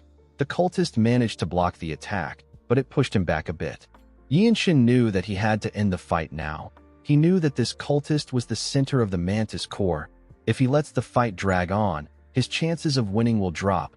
The master swordsman gathered some energy in his hand. He asked Yinshin to die. Before his hand could touch our boy, he activated a technique of the infinite blossom fist strike known as Vortex. A large amount of energy gathered around his sword. The energy was spinning fast. Our boy stabbed the master swordsman in his chest. The master swordsman was annoyed to see this. He tried to move his hand. Yinshin took out his sword from his chest. He told the cultist that he won't be listening to his last words. The moment he said this, he beheaded him with a clean strike. The Blood Master swordsman did not stand a chance. The rest of the sect members were shocked to see what just happened. They quickly realized that the sect was done for. Yinshin released his energy. He advised them to not try to run away. He glared at them intensely. The men were horrified to see the look in his eyes. In the next scene, we see the people of the town thanking Yinshin. They could not believe that he got revenge for them. The man who guided him to the town was holding a child in his arms. With tears in his eyes, he thanked our boy for his efforts. He told him that he has brought peace to his dead daughter. Yinshin did not expect to see the man holding his dead child. He asked the man about how things got this bad. He said that Xian is the Zhongnan sect's territory. The man put himself together. He explained to our boy that the Zhongnan sect is currently fighting the Tyrant Sword tribe. Our boy was surprised to hear this information. The man revealed to him that all the martial arts schools under the Zhongnan sect have gone up to Mount Zhongnan. In the next scene, we see Yinshin walking back to the inn. He was holding a sack. While walking, he thought about what his guide said. He realized that the Zhongnan sect will need to risk their lives if they are up against the Tyrant Sword tribe. It is not a fight that will end with 1 or 2 martial masters dying. Yinshin thought about his niece and his elder brother who are at the sect. He realized that he needs to go to Zhongnan. The 13 Skies is an unorthodox group that rules over the unorthodox faction. The interference of the Desolate Fortress is a necessity. Our boy told himself that he can get a lot of credits by taking the heads of the martial masters of the Tyrant Sword tribe. He believed that his captain would allow him to go there. While he was thinking, Yinshin stopped walking. He asked someone if they have found traces of the battle maniac. The moment he asked this question, 2 people raised their heads out of the bush. They ran to our boy. The people turned out to be Cheonju and Hyun. Cheonju said that the battle maniac wasn't at the Mantis sect. Yinshin said that it is a pity. Cheonju commended him on his fight. He told him that it was a splendid display of martial arts. He told our boy that he is the future Radiant Demon Squad leader. He disregarded this statement. He told Yinshin that he can even become the Divine Sword Squad leader. He turned to Hyun and said that this will widen their sect's horizon of knowledge. The boy knew that the man was trying to tell him to work harder. He told Yinshin that he feels restless anytime. He remembers that he said that he needed 5 moves to defeat him. He asked our boy if he will like to become his friend. He asked him if he is interested in the MANHWA sect's martial arts. He told Yinshin that the Desolate Fortress isn't very far from the MANHWA sect. Our boy was not very interested in what Hyun was saying. He told the boy that he does not have any matters to attend to at the MANHWA sect. Hyun was shocked to hear our boy's response. Yinshin assured him that he won't refuse to see him if he comes to visit him at the Desolate Fortress. He told him that he must learn a new martial arts before coming each time. Hyun was shocked to hear this. The scene shifts, and we are taken to the inn. The group noticed when Yinshin stepped inside. Myung said that the energy around our boy is a little different. Mirio moved close to him to inspect him. She told him that he received a cut on his back. She asked him to sit down. She told him that she will help him apply some balm. Ma Jin asked Yinshin about how the mission went. Our boy placed the sack on the table. The group was surprised to see what was inside the sack. They could not believe that they were looking at the head of a Blood Master swordsman. Ma Jin never expected the Blood Flame cult to have something to do with the issue. He could not believe that they left a Blood Master swordsman in charge. Myung pat Yinshin on the head. He told him that this proves that what happened at Jinping County wasn't a fluke. The captain could not understand the move of the Blood Flame cult. He did not know why they were placing Blood Master swordsmen in places where they are not usually seen. The Zen Sword Demon said that this is not normal. Ma Jin commended Yinshin on accomplishing a great feat. He told him that problems might be following him around. He could not believe that our boy resolved all his problems and returned with information that could be of aid to the Murim. Yinshin told his captain that he has something to say. Ma Jin asked him to tell him. Our boy revealed to him that he wants to go up to Mount Zhongnan. He explained to his captain that he is worried about his niece. Ma Jin told him that they were also just informed about the situation. He told our boy that Mount Zhongnan is currently very dangerous. He explained to Yinshin that the Tyrant Sword tribe is completely different from the Blood Flame cult. They are not a normal, unorthodox group.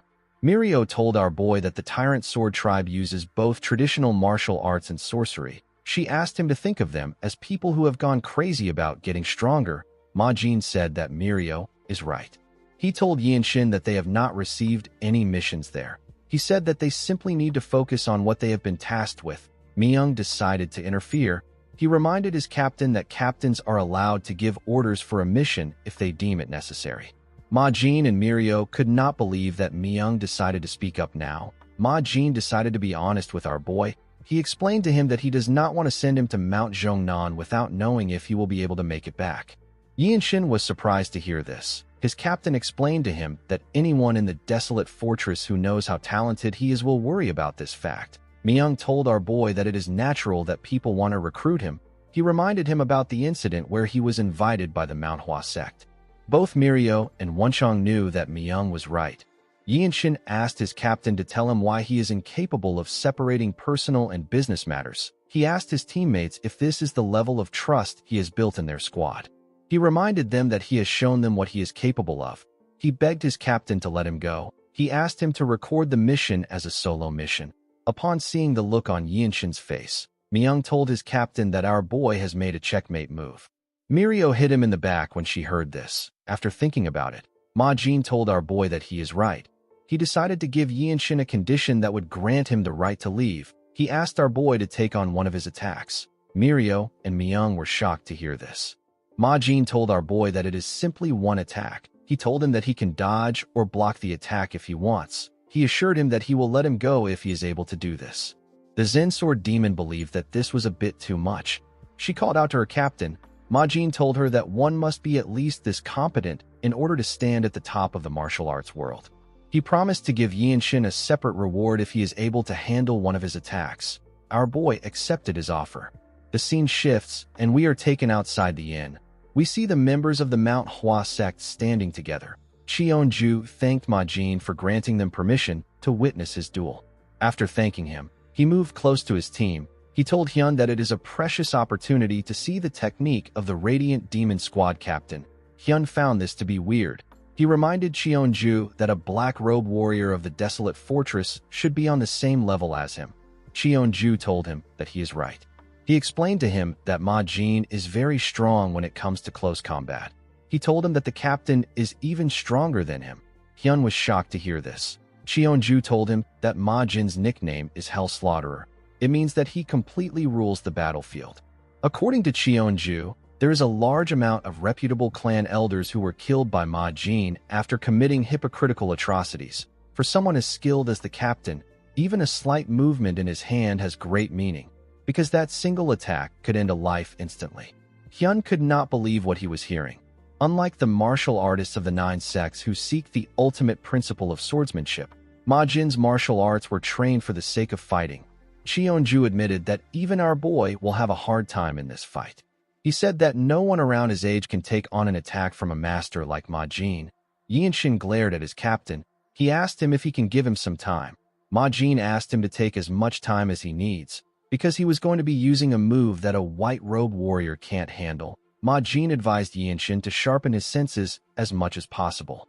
There are less than 30 black robe martial masters in the desolate fortress. However, our boy believed that he did not need to be nervous. He closed his eyes and took a deep breath. He released his energy and placed his hand on his sword. He told himself that he simply needs to show what he has learned. When he opened his eyes, we see that it is covered with his energy. Our boy was able to see the energy around his captain. He told Ma Jin that he will let him have the first move. The man smiled when he heard this. When he simply raised his hand, a large amount of energy gathered around it. Yinshin was able to tell that this was a ridiculously powerful palm strike. A palm strike of this level can easily break through most fortress walls. Our boy realized that he could not block such an attack. He needed to dodge it. He quickly let go of his sword. The moment he let go of his sword, Ma Jin charged at him like a lion going after its prey. He swung his palm at him when he got close to him. Immediately our boy saw his palm. He realized that he couldn't get away with any of the mobility arts he has learned so far. The moment he thought of this, an idea came to his head. He realized that he could take a single step. He focused his eyes on Ma Jin's palm. While looking at his palm, Yinshin carefully took a step and got behind his captain. Ma Jin's attack destroyed the ground. Everyone was shocked to see that our boy actually dodged the attack. Ma Jin was not fazed. He asked Yinshin about the mobility art he just used. Our boy revealed to his captain that he simply walked because he saw a way to survive. He told Ma Jin that he will name the technique the evading swift step. Ma Jin smiled when he heard this. He stood up straight and announced that he will permit Yinshin to travel to Mount Zhongnan. In the next scene, we are taken to a forest. We see Yinshin wearing a blue robe over his white robe. He was walking with Wenchang. As they walked through the forest, our boy remembered what happened at the inn. Myung took off his robe and gave it to him. He told him that he is lending him. Yinshin was surprised to see this. He told him that he does not understand what the robe means. The Zensword demon explained to him that by putting the robe on top of his white robe, Myung is putting his honor on the line to tell everyone that Yinshin is a rising star of the desolate fortress.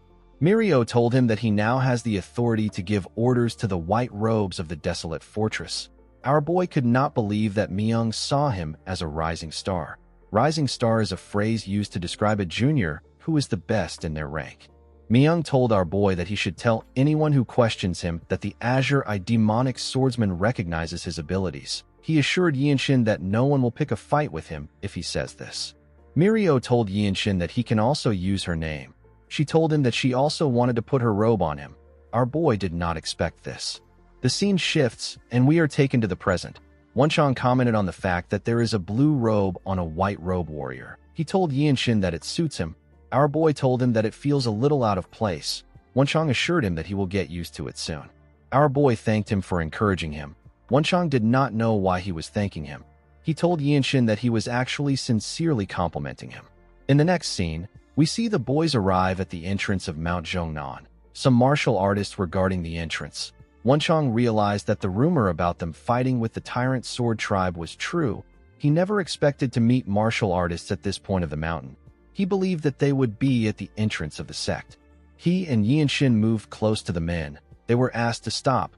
One of them asked them about where they are from, their names, and the reason why they are there. Wenchang showed them the logo on his shoulders. He told them that they are from the desolate fortress. The man glared at him. Our boy decided to introduce himself. He told them his name. He said that he is from the Radiant Demon Squad. Wenchang also introduced himself to them. The man asked them if they intend to verify their identity only with their clothes. Wenchang put his hand into his pocket and brought out a tag of the desolate fortress. The man said that no one will believe that the desolate fortress allowed two young martial artists to come there alone. Wenchang did not know what to say. Someone asked the man to stop acting rude. The men turned around when they heard this. They saw a man resting on a pillar. The man was also a disciple of the sect. The man told Yinshin and Wenchang that their sect is in the middle of a war. He said that they can't accept people with identities that they can't verify with certainty. Wenchang became angry when he heard this. He released his energy and made the ground shake. The men became nervous. They asked him if he is really from the desolate fortress. Wenchang smiled confidently when he heard this. When he took away his energy, the men accused him of threatening disciples of the Zhongnan sect on Mount Zhongnan. Wenchang was surprised to hear this. Due to the way they were acting, Yinshin could tell that their battle against the Tyrant Sword Tribe was not going well. Their pride as one of the Great Nine sect is getting damaged, and now two young martial artists who boldly claim to be from the desolate fortress have appeared. It was natural that they would feel offended. One of the men told them that he cannot believe that they are actually from the desolate fortress. He told them that the situation here has been really bad these days. The man resting on the pillar told them that they will have a problem if they are actually from the desolate fortress. He said that they cannot trust them enough to let them into their great sect. He told them that the glory days of the desolate fortress are well in the past. Wenchang and our boy were shocked to hear this. Yinshin glared at the arrogant bastard. He placed his hand on his sword. He told the man that he did not expect him to speak rudely to martial artists from other groups for no good reason. He released his energy and took a stance. With a serious look on his face, Yinshin told the man that he ought to think twice before speaking. The disciples of the Zhongnan sect were shocked to feel our boy's energy. The man became angry when he heard this. He drew his sword and asked Yinshin not to threaten them. The other men also drew their swords. The moment our boy saw this, he swung his sword. He released an attack that was quite fast. The attack was aimed at the man next to the pillar. He knocked the man's sword out of his hand. The man was shocked to see this. He could not even react to the attack. Wenchang was happy to see the looks on their faces. Yinshin put his sword back into his sheath. Immediately he did this, someone asked the disciples to stop. A woman jumped out of the forest. Our boy sensed her presence the moment she came out. The woman landed in their midst. Wenchang seemed to be shocked to see her. The disciples referred to the woman as their senior. Yinshin did not know her, but he could tell that she is strong. He judged that the woman was on par with the blue-robe martial artists of the desolate fortress. The beautiful woman turned to her sect members. She said that she is disappointed. She could not believe that disciples of the Zhongnan sect would act and speak in such a rude manner. She told the men that they will have a longer conversation about this issue when they return to the sect. The men quickly apologized. They said that they were ashamed of themselves. The woman turned to Yinshin and Wenchang. She apologized to them for how the men behaved. Our boy noticed that Wenchang was not speaking. He was still lost in shock. He decided to introduce himself to the woman. He told her that he is a member of the Radiant Demon Squad. Wenchang also introduced himself. He said that he is part of the same squad as Yinshin.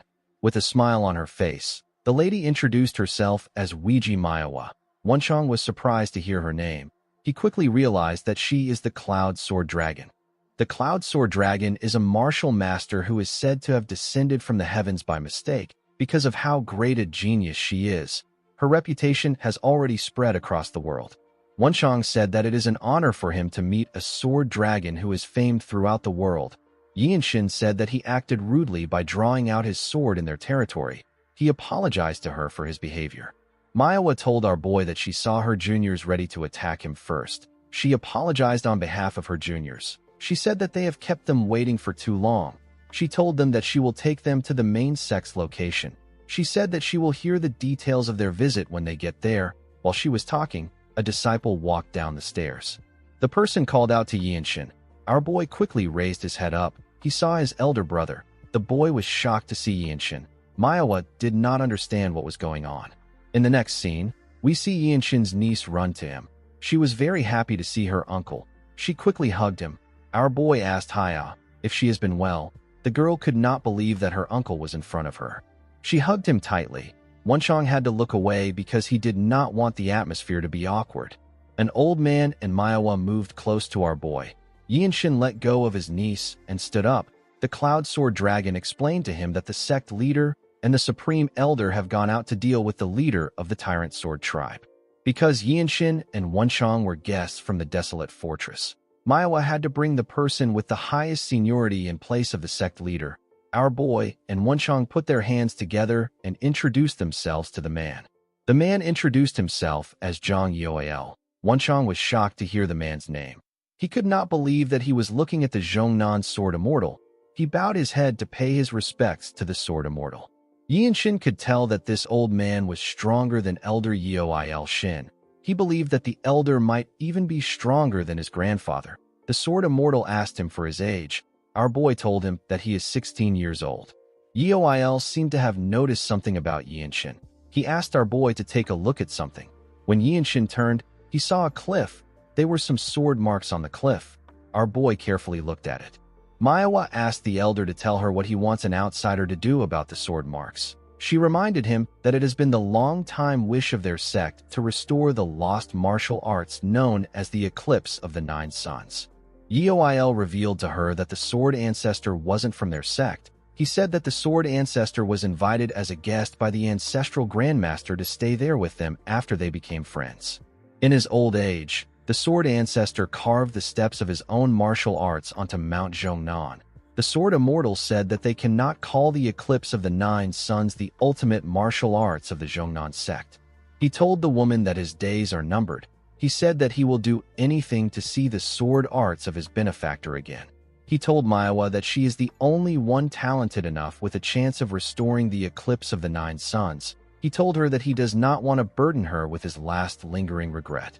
MANHWA reminded Yoil that even she was not able to understand the sword arts. She asked the elder to tell her what he sees in Yinshin when he just met him. Yoil turned to our boy. He asked MANHWA to take a good look at him. Yinshin was not hearing anything they were saying. He was completely focused on the cliff. MANHWA was surprised to see that our boy has gone into a transcendent trance.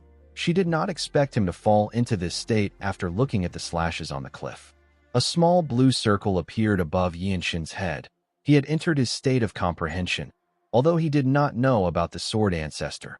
Yinshin was able to immediately tell that the slashes on the cliff were sword slashes. He was certain that the multiple traces carved into the cliff are the remnants of sword strikes. He didn't believe that this was a technique performed by a human. Wenchang and the others moved close to Yinshin. Yoil revealed to Wenchang that the sword ancestor who passed away 50 years ago carved the strikes onto the cliff. Wenchang remembered that the sword ancestor is Ouyang Qian. The sword immortal revealed to Wenchang that the sword ancestor was a disciple of the tyrant sword tribe. He was later expelled from the group. He told Wenchang that this sword strikes contained the very essence of all the tyrant sword tribe sword technique. He said that the only person who can match this is the fortress master of the desolate fortress. Wenchang could not believe that Ouyang Qian could be compared with the fortress master. Yoil revealed to him that he was an orphan dying of starvation and begging on the streets. However, the sword ancestor carried him on his back and raised him on Mount Zhongnan. Wenchang found this odd. He asked the sword immortal about why he did not learn the sword ancestor's martial arts when he was the one who helped him enter the Zhongnan sect. Yoil said that it is the extent of his fate with his benefactor. He told Wenchang that it is life. He said that he was not talented enough to learn the sword techniques. It wasn't just him. Numerous martial artists from the sect also tried to learn it. Unfortunately, the techniques of the sword ancestor could not be learned simply with a great amount of knowledge or experience. Wenchang took a look at the cliff. He noticed something at the top. He squinted his eyes to see what was written. Someone wrote that if you respond appropriately, you will gain what is deserved. Yoil said that everything depends on how talented a person is. The hopes of their sect was all placed on MANHWA. Although she doesn't express it, she feels a lot of pressure. MANHWA carefully observed our boy. While she was looking at him, the small blue circle disappeared from his head. The moment it disappeared, Yinshin returned back to normal. He took a deep breath. Yoil called out to him. He asked him about what he saw. Our boy smiled when he heard this. He placed his hand on his sword. MANHWA was surprised to see this. Yinshin drew out his sword and took a stance. Wenchang smiled when he saw Yinshin take out his sword. The sword immortal was eager to see what he will do. Before Yinshin could do anything, they heard a bell ring. Our boy had to put down his sword. The bell was ringing loudly. MANHWA said that it is the tyrant sword tribe. Wenchang was surprised to hear this. He could not believe that the tyrant sword tribe is on Mount Zhongnan. The elder asked them to wait there. MANHWA turned to our boy's older brother. She asked him to protect Haya. The boy said that he will. The moment she said this, MANHWA moved together with the sword immortal. Yinshin asked his brother if this has happened before. He asked him if the elder and MANHWA are just going to fight like that. His brother explained to him that they do not know where the fight will take place or how they will fight. He revealed to him that there has been a lot of instances where the martial masters will split up to fend off the attacks. Yinshin realized that the situation was much worse than he expected. He could not believe that the sword immortal, who is one of the strongest martial masters within the 9 great sects, was left to protect the base of the Zhongnan sect. Wenchang told our boy that an unexpected incident occurred when they arrived. Yinshin asked him if they should help out. Wenchang explained to him that it will make things complicated. Messing with the pride of a martial artist from the 9 great sects can cost someone their life. Wenchang reminded Yinshin about what happened earlier. He told him that the fight would have escalated if the Cloud Sword Dragon did not interfere. Our boy told his friend that the Zhongnan sect doesn't have much of a choice in their current situation. Someone asked Yinshin not to speak thoughtlessly about the Zhongnan sect. Our boy and Wenchang quickly raised their heads up when they heard this. They saw the disciples of the sect looking at them. The men did not seem happy. Yinshin told the man who asked him not to speak thoughtlessly that he was not being rude. The man said that things are interpreted depending on who interprets it. He asked our boy if he really doesn't know that the desolate fortress will never be a welcome guest of any martial group. Yinshin realized that the desolate fortress has a lot of enemies. Wenchang reminded the man that the core martial masters of their sect are absent. He told him that they should accept all the help they can get. The man and the other disciples were annoyed to hear this. He asked Wenchang not to insult their sect. The moment he said this, everyone sensed the presence of something. When they turned to the side, they saw some martial artists who were dressed differently. Yinshin noticed that this men possessed a stronger energy than the Zhongnan sect's disciples. The disciples were shocked to see the Tyrant Sword tribe. Our boy remembered that they passed by a few pavilions on their way to the sect. He did not expect to see members of the Tyrant Sword tribe inside the sect. The men from the Tyrant Sword tribe took a look around. Their leader stared at Haya. He quickly ordered his men to kill the girl. He said that she inherited the teachings of the Sword Immortal. The men quickly charged at the girl. The disciples of the Zhongnan sect drew their swords and stopped the men in their tracks. Since his men were preoccupied, the leader walked past them. He went to meet the girl. Our boy and Wenchang stood in front of Haya. The man was surprised to see people from the desolate fortress. He asked them about what they are doing in one of the 9 great sects. With a smile on his face, he asked the boys if they are here to try and balance things out now that the Tyrant Sword tribe has the upper hand. Yinshin did not expect these men to start a fight to create an opening to harm his niece. He turned around and asked Wenchang to assist him. With a smile on his face, Wenchang assured Yinshin that he has his back. Our boy became confident when he heard this. He moved forward a little bit. The man smiled when he saw him moving closer to him. Yinshin took a stance and charged at him at a crazy speed. The man managed to block his attack, but he was pushed back. The martial artists who were fighting could feel the weight of Yinshin's pressure. The man did not expect our boy's attack to be so heavy. His subordinates quickly ran to help him. They wanted to attack our boy from the side. Unfortunately for them, they didn't know that another martial artist was guiding that part. Wenchang moved past Yinshin and drew his sword to attack one of them. The person managed to block the attack, but he left himself open. Wenchang was able to stab him in his chest. Before the other person could attack him from behind, he turned around. Yinshin continued attacking the man with heavy hits. It was hard for the leader to block his attacks. His attacks were also very fast. When our boy made a huge swing, the man dodged it and tried to attack him from the side. He asked Yinshin to die. Our boy dodged the attack with the evading swift steps and managed to get behind the man. He was ridiculously fast. He stabbed the leader from behind. The man screamed out. His subordinates and the disciples of the Zhongnan sect were surprised to hear him scream. The leader could not believe that a sword was in his chest. He never expected to lose to some brat. Our boy took out his sword and glared at him. After taking care of the leader, Yinshin joined hands with Wenchang to take care of the rest of the enemies. The disciples of the Zhongnan sect were shocked to see this. It was barely even a challenge for the two boys. The man who spoke rudely to Yinshin saw what he did for them. He saw our boy hug his niece. The man and his fellow disciples apologized for how they reacted. They apologized for their rudeness. The moment they apologized, the Sword Immortal and the Cloud Sword Dragon arrived. MANHWA noticed the bodies of the members of the Tyrant Sword tribe on the ground. Yoil told our boy that the Zhongnan sect is in his debt. Yinshin told him that he was just protecting his family members. The elder revealed to him that his niece will one day take over from MANHWA to become the pillar of the Zhongnan sect in the future. He told him that the fact that their sect owes him a debt still stands. Yinshin thanked him for saying this. He placed his niece down and asked Yoil if he can train for a little while in this place. MANHWA and the elder glared at him. Yinshin told them that there is no need for any of them to leave. He said that he simply doesn't wish to lose the thoughts that he is right now. Yoil asked him if he achieved some form of realization. He asked the others to step back. Yinshin took a look at the sword marks. He slowly drew his sword. He was able to solidify the realization he achieved thanks to the fight he had with the Tyrant Sword tribe. MANHWA focused all her attention on Yinshin.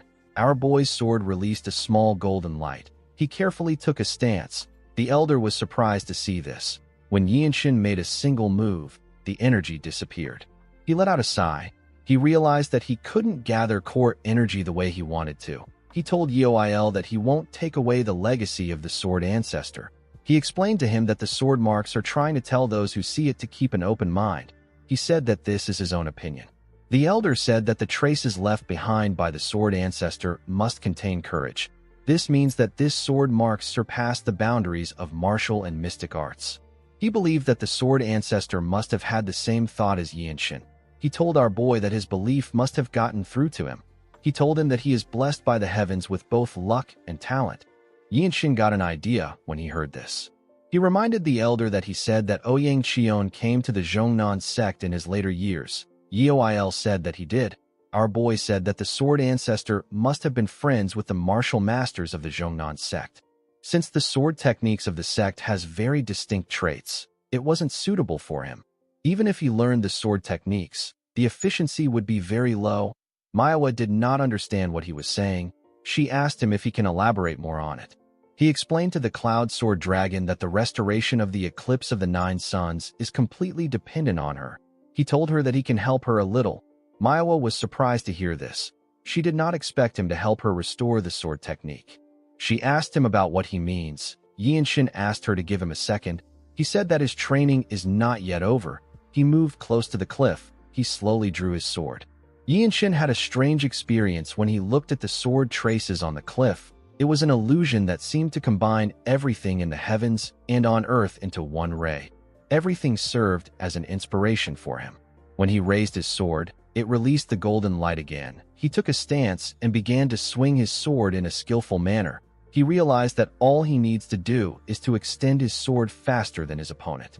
Yinshin now understood the reason why martial arts like the Taiji Enlightened Sword Arts and the Plum Blossom Sword Arts are seen as the top martial arts. He swung his sword around himself and created a small golden ring around himself.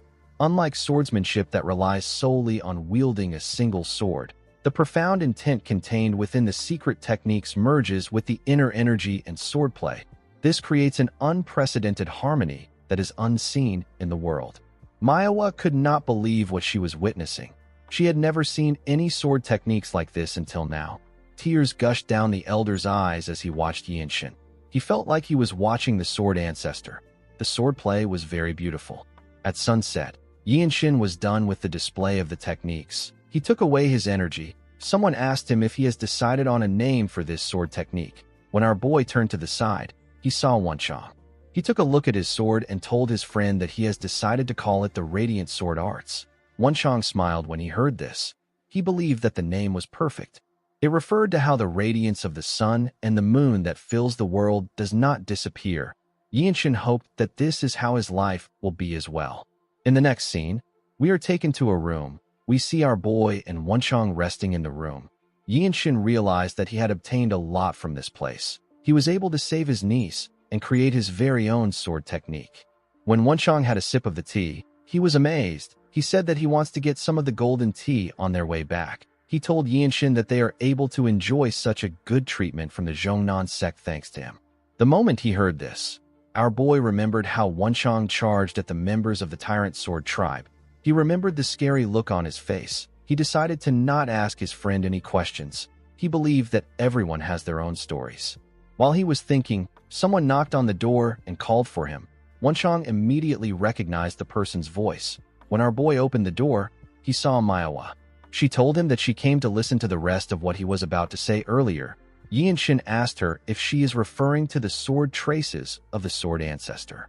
In the next scene, we see them on the balcony together. MANHWA revealed to our boy that she wishes to step out of the sword ancestor's shadows. She said that she won't be able to face her sect if she does this. She said that she wants to walk her own path in both chivalry and swordsmanship. Yinshin told her that he will cheer her on. He gently smiled at her after saying this. MANHWA felt comforted. The woman realized that she was being too shameless by asking for Yinshin's help casually. She cleared her throat and put her hands together. She told our boy that she wants him to help her restore the eclipse of the 9 suns. She promised to never forget the favor till she dies. Yinshin did not know what to say to her. MANHWA asked him if he will help her. Our boy smiled and asked her to follow him. He told her that it won't take long. MANHWA was happy to hear this. She told Yinshin that this is pleasant to hear. On their way to their destination, the sword immortals saw them walking together. He watched the two of them closely as they spoke to each other. Yinshin took MANHWA to the cliff. He told her that he will teach her the steps first. MANHWA asked him about which steps he is referring to. She could not believe that our boy was able to find clues to restore the technique. and he even figured out the steps. Yi Shin explained to her that the steps won't be completely identical. He told her that she will be responsible for restoring that part. MANHWA did not say anything. She was more surprised that there are people who possess this level of talent in the world. Yi Shin did not know why she was looking at him with such intensity. He wondered if he has to explain things in simpler terms for her to understand. He told her that the steps he will be teaching her are incomplete. He told her that it is up to her to complete it. Yi Shin believed that this wouldn't be difficult for the girl. However, tracing the remnants of a sword path and retracting the actual steps one by one are on completely different levels. He told MANHWA that he will begin now. The next day, Yoil revealed to Yi Shin that MANHWA fell to her inner demons after hearing the steps from him. Our boy was surprised to hear this. The Sword Immortal explained to him that MANHWA is probably shocked by the talent that he possesses. She is so talented that no one around her age in Shangxi was on par with her. People around constantly told her that she possesses the greatest martial art talent. However, for the first time in her life, she felt like her talent was nothing after witnessing true talent. She was completely blown away. Yi Shin said that this is meaningless. He told the elder that her skill level is significantly higher than his. Yoil said that the heavens have made a grave mistake. He told our boy that they did not just give him exceptional talent, they also gave him a heart that craves improvement. Yi Shin said that he is embarrassed to hear this. While they were talking, someone called out to them. The person turned out to be MANHWA. The girl bowed her head to the elder. The Sword Immortal told her that he knew that she would get over her inner demons quickly. Yi Shin also greeted the Cloud Sword Dragon. The girl put herself together and asked our boy if he can also use the sword technique. Yi Shin said that he can. MANHWA asked him if he can learn the Eclipse of the Nine Suns together with her. She explained to him that if they learn together and help each other in the parts they are lacking, he will be able to grow stronger faster than when he is training alone. Yi Shin apologized to her and declined her offer. He told her that he doesn't even have enough time to practice his own sword techniques. MANHWA was surprised to hear him decline her offer. Our boy told her that his sword techniques and Eclipse of the Nine Suns are similar. He told her that they can watch each other practice their techniques. He told her that she can stay and watch him practice the radiant sword arts. MANHWA was shocked to hear this. She asked Yi Shin if he will really allow her to watch him train. Yi Shin told her that she can also practice the Eclipse of the Nine Suns. MANHWA could not believe that he was going to let her watch him while he practices the radiant sword art. She told our boy that he is the better martial artist here. The Sword Immortal told him that a person shouldn't be overly generous. He said that this is how the world works. Yi Shin wondered why they were acting weird. The moment he thought of this, he remembered someone telling him that he must not watch someone else when they are practicing their martial arts. Yi Shin realized that he has forgotten this fact because they are always watching each other train in the Radiant Demon Squad. He asked the person for the reason why he shouldn't watch someone else while they are training. Myung explained to him that watching someone else train might cause them to fight him to death. Yi Shin reminded him that their squad leader showed them his own martial arts to teach them, and they also trained together. Mirio explained to him that it is a different thing when the martial arts can be shown without consequence. She told him that the training of a person's personal martial arts should not be shown. She advised him not to try to look at other people's training. She told him that it is an unspoken rule in the Murim that no one should watch someone else when they are training. Yi Shin noticed that the Sword Immortal and MANHWA were looking at him like a saint. He realized that he created a misunderstanding. When our boy took out his sword, MANHWA also did the same thing. She copied his steps and made the same moves as him. The way the core energy is used in the Radiant Sword Art and the Infinite Blossom Fist Strike are different. Unlike the Infinite Blossom Fist Strike that aims to destroy everything in one attack, the Radiant Sword Art is about seamless flow. There is no hesitation when wielding the sword, and everything felt through the blade seems to be connected to the body.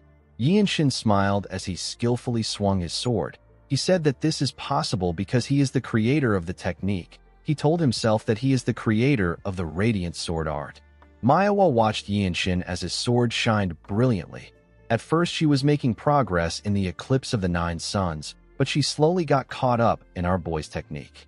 Although his sword technique seemed simple, Yi Shin was able to catch up to her in terms of proficiency. They both learned something new at the same time, yet their progress was on completely different levels.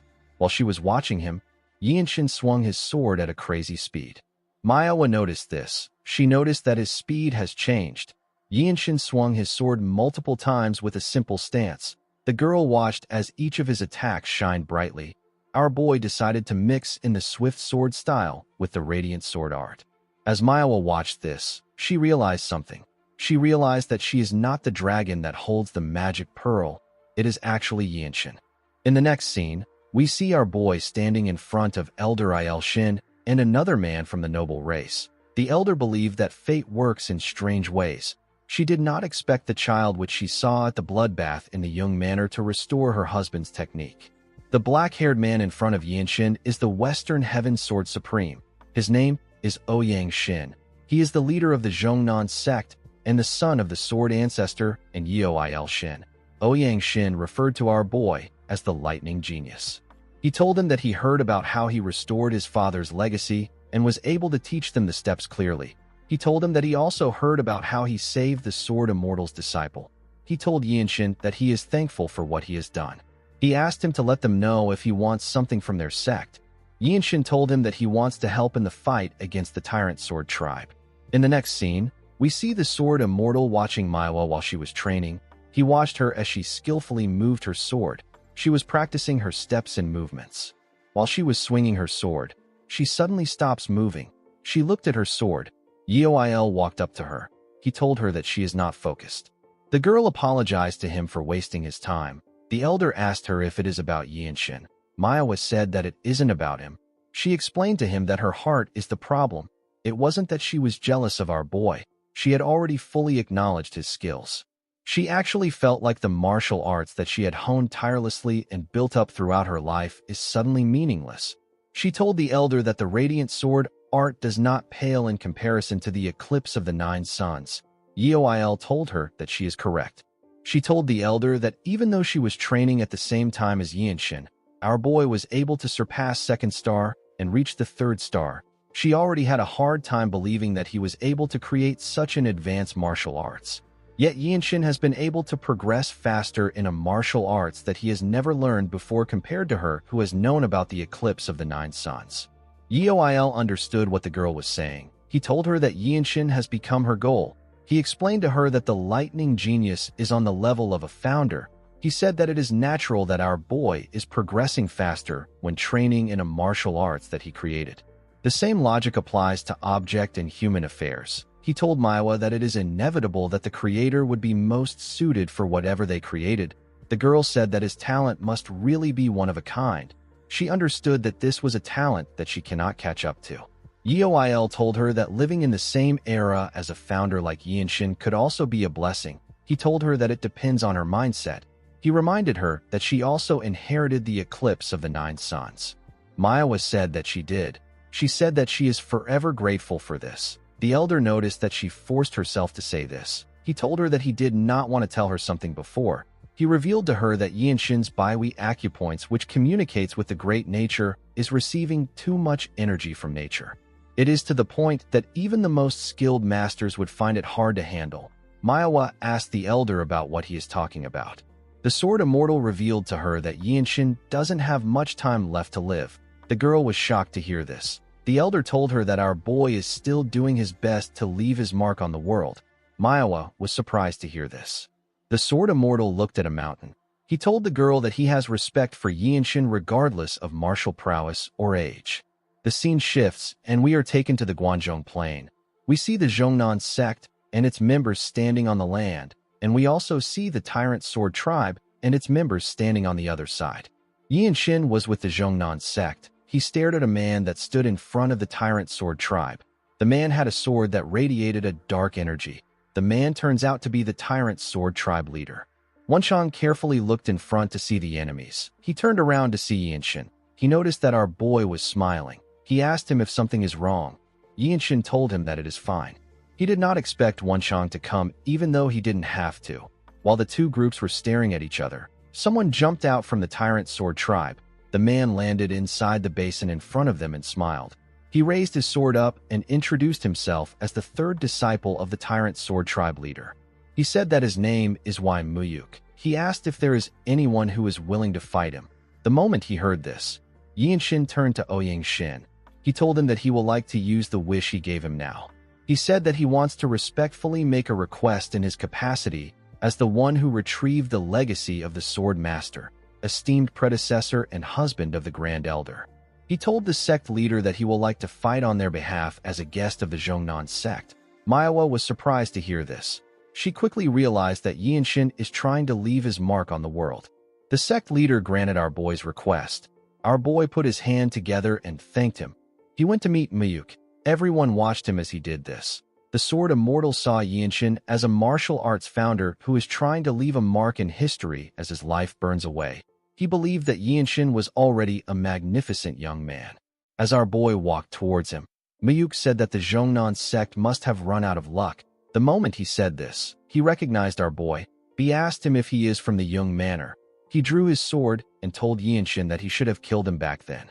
With a smile on his face, he told our boy that he is glad to see him again. He told him that he is confused if he thinks that things will go the same as last time. Yinshin simply glared at him. Muyuk said that he wants to know the kind of excuse that his grandfather, who is the former Divine Sword Squad leader, will make to interfere in a life-and-death match. Yinshin ignored the idiot and turned to the group behind him. He looked at the leader of the Tyrant Sword Tribe. He drew his sword and glared at the man. Muyuk noticed that Yinshin wasn't looking at him. He was annoyed to see this. He charged at him out of anger. He called him a bastard and asked him not to be distracted when he is in front of him. Our boy easily blocked his attack. When their swords clashed, a small amount of energy got released around them. Yinshin held his ground and didn't get pushed back. Muyuk told him that he is not too bad. Yinshin did not care for his compliment. He told him that someone from the noble race once told him that he can tell the disposition of another person by the wind that their sword technique produces. Now that he had learned proper sword technique, our boy understood what the person was talking about. Muyuk was annoyed to hear this. Yinshin decided to use the Radiant Sword art. His sword shined brightly. He pushed Muyuk back and charged at him. Muyuk managed to gain some balance. Before he could attack our boy again, he charged at him at a crazy speed and made a clean cut on his neck. MANHWA and the sect leader were surprised to see this. Muyuk turned around to see Yinshin. He did not know when his head got cut off. He simply fell to the ground. Yinshin raised his head up to see the Tyrant Sword Tribe leader. He pointed his sword at him and told him that he will take one of his arms. The leader simply smiled when he heard this. The Zhongnan disciples began to scream when they heard this. Their morale got boosted by the death of Muyuk. They told Yinshin that he deserves the title of Lightning Genius. They were all amazed by the Radiant Sword art. It was as beautiful and mysterious as they had heard.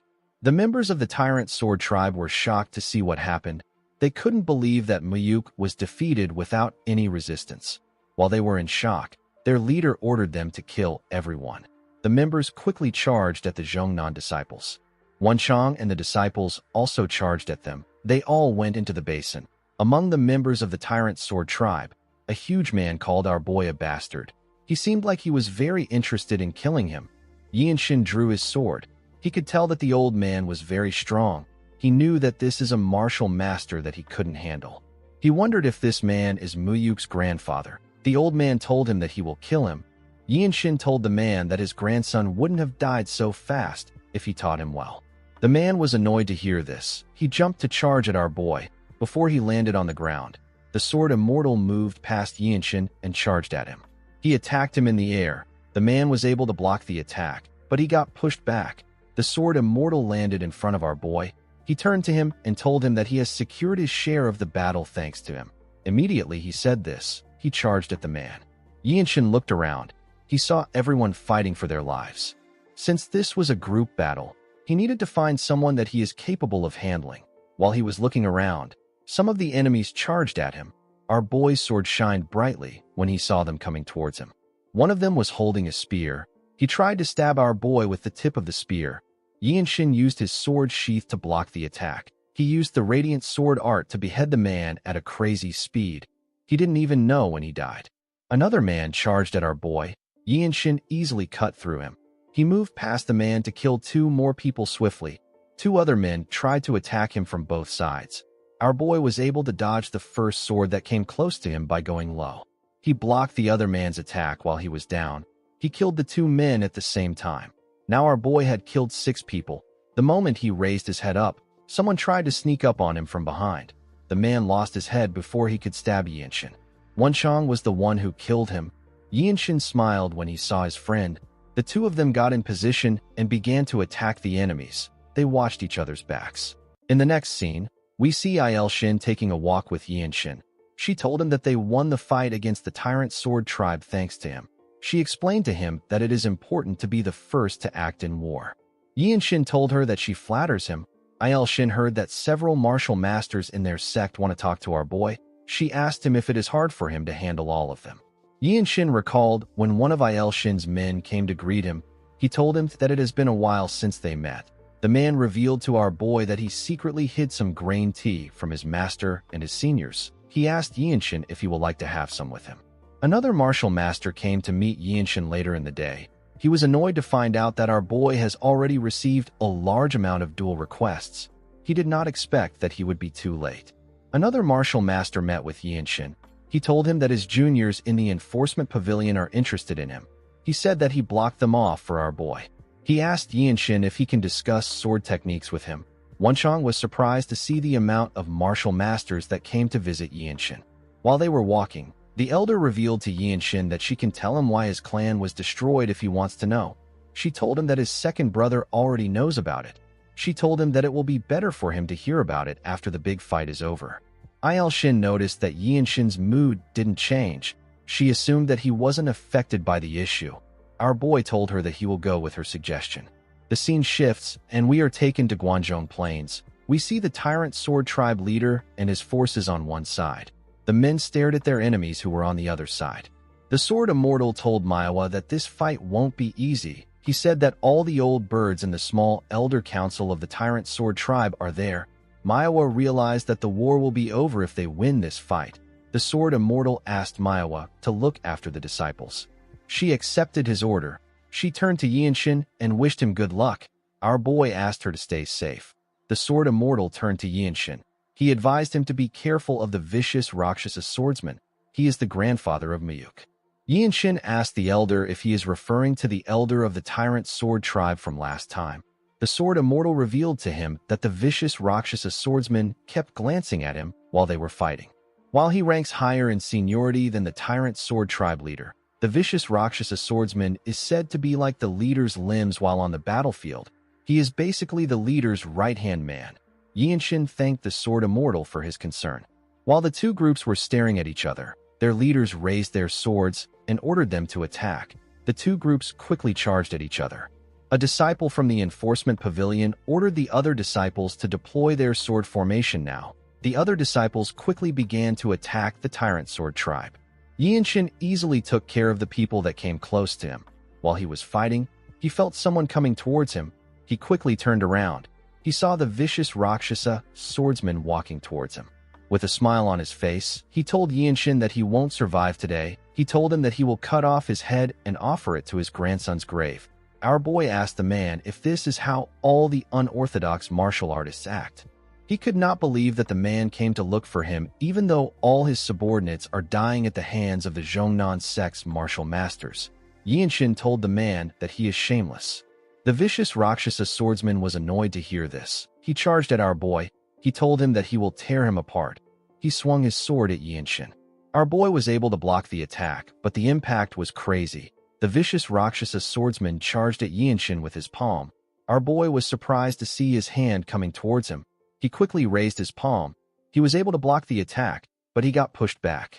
He could not believe that he could not gather his energy after having one clash with the vicious Rakshasa swordsman. He realized that this was a martial master that he couldn't handle at his current level. The vicious Rakshasa swordsman smiled at Yinshin as if he knew what he was thinking about.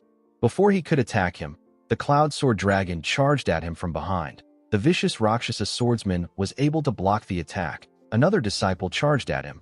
He was still able to block the attack. He was being attacked by 3 disciples. Yinshin watched them as they fought. The blue circle of comprehension appeared above his head. He decided to analyze the techniques of the vicious Rakshasa swordsman, the way he holds his sword, the way his muscles move when he puts energy into his sword. Yinshin slowly analyzed the way he behaves and the habits that he displays when using burst discharge. He wanted to see the way the man moves when he is defending. Yinshin promised himself that he will figure out everything he does. While they were fighting, MANHWA charged at him from above. The vicious Rakshasa swordsman grit his teeth out of anger. Yinshin immediately realized that MANHWA was making a suicide attack. Before her sword could touch the vicious Rakshasa swordsman, he used his palm to hit her stomach. MANHWA forcefully used her sword to cut off his arm. She fell to the ground after doing this. The vicious Rakshasa swordsman quickly made a huge swing to push anyone around him back. He watched as his hand fell to the ground. He told the Cloud Sword Dragon that she lives up to her reputation. MANHWA was not ready to give up. She grabbed her sword. When she raised her head up, she saw that the vicious Rakshasa swordsman was about to cut her down. Before he could do anything, Yinshin charged at him from behind. The vicious Rakshasa swordsman sensed his presence. With a smile on his face, he asked MANHWA to wait right there. He turned around and swung his sword at Yinshin. Our boy already knew the move he will make from that position. He used his sword to brush it aside and landed a huge cut on the vicious Rakshasa swordsman. The vicious Rakshasa swordsman was shocked to see what happened. A large amount of blood gushed out of his body. MANHWA and Shin's disciples who fought him were shocked to see what happened. The vicious Rakshasa swordsman's head fell to the ground. Immediately this happened. Yinshin's blue circle of comprehension disappeared from his head. While the Tyrant Sword Tribe leader was fighting Shin, he sensed that something had happened to his right-hand man. Yinshin pointed his sword at the Tyrant Sword Tribe leader. He reminded him that he said that he will take his arm. The Tyrant Sword Tribe leader glared at our boy. Wenshang walked up to his friend. He was surprised to see the body of the vicious Rakshasa swordsman on the ground. He took a deep breath and announced that the guest of the Zhongnan sect, whose name is the Lightning Genius, has beheaded an elder of the Tyrant Sword Tribe. The martial masters of the Zhongnan sect were shocked to find out that our boy took out the vicious Rakshasa swordsman. The members of the Tyrant Sword Tribe could not believe that such a thing actually happened. They could not believe that the vicious Rakshasa swordsman was killed by a child. Shin could not believe what she was hearing. She did not expect Yinshin to be the one who took out the vicious Rakshasa swordsman. Her disciple raised his hand up and announced that the vicious Rakshasa swordsman is dead. The members of the Zhongnan sect screamed out in excitement when they heard this. Their morale was boosted. They charged at the Tyrant Sword Tribe members without any fear. They tore them apart easily. Some of them began to run. The Sword Immortal turned around to see Yinshin.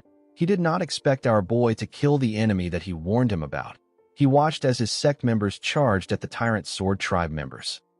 Shin pushed the leader of the Tyrant Sword Tribe back with his sword. The moment he did this, one of the members of the tribe charged at him and pushed him back. The man told the tribe leader that the momentum of the Zhongnan sect is no joke. He informed him that the situation is dangerous. He said that they must retreat for now and prepare for what's to come. The tribe leader did not like this at all.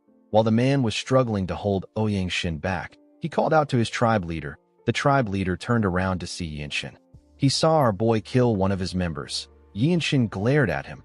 He knew that the tribe leader was someone too high up for him to look at. A mere glare from him would shake a person's soul. Yinshin watched the tribe leader as he ran away. He told himself that he will defeat him in 4 years' time.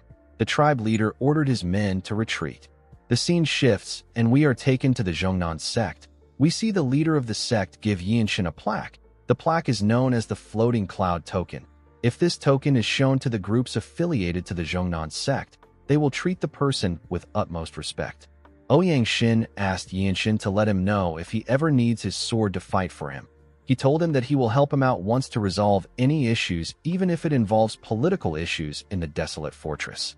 Yinshin put away the token and thanked the sect leader. He told Shin that it is time she told him why his clan was wiped out. Shin revealed to our boy that everything began with the World Tree. Yinshin did not know what the World Tree had to do with this. The elder explained to him that it is a divine tree that sustains the world. All the laws of creations and existence are firmly anchored by the mystical energy of the World Tree. The land of the Jung clan was extremely fertile. The World Tree's roots spread far enough to stretch beneath the Jung estate. There is even a saying that the formidable martial power of the desolate fortress leader is maintained because she consumes the fruits of the World Tree. Yinshin asked the elder to tell him the reason why the Jung clan was annihilated. She explained to him that the Tyrant Sword Tribe and the Blood Flame Cult are both factions that are completely opposed to the Desolate Fortress.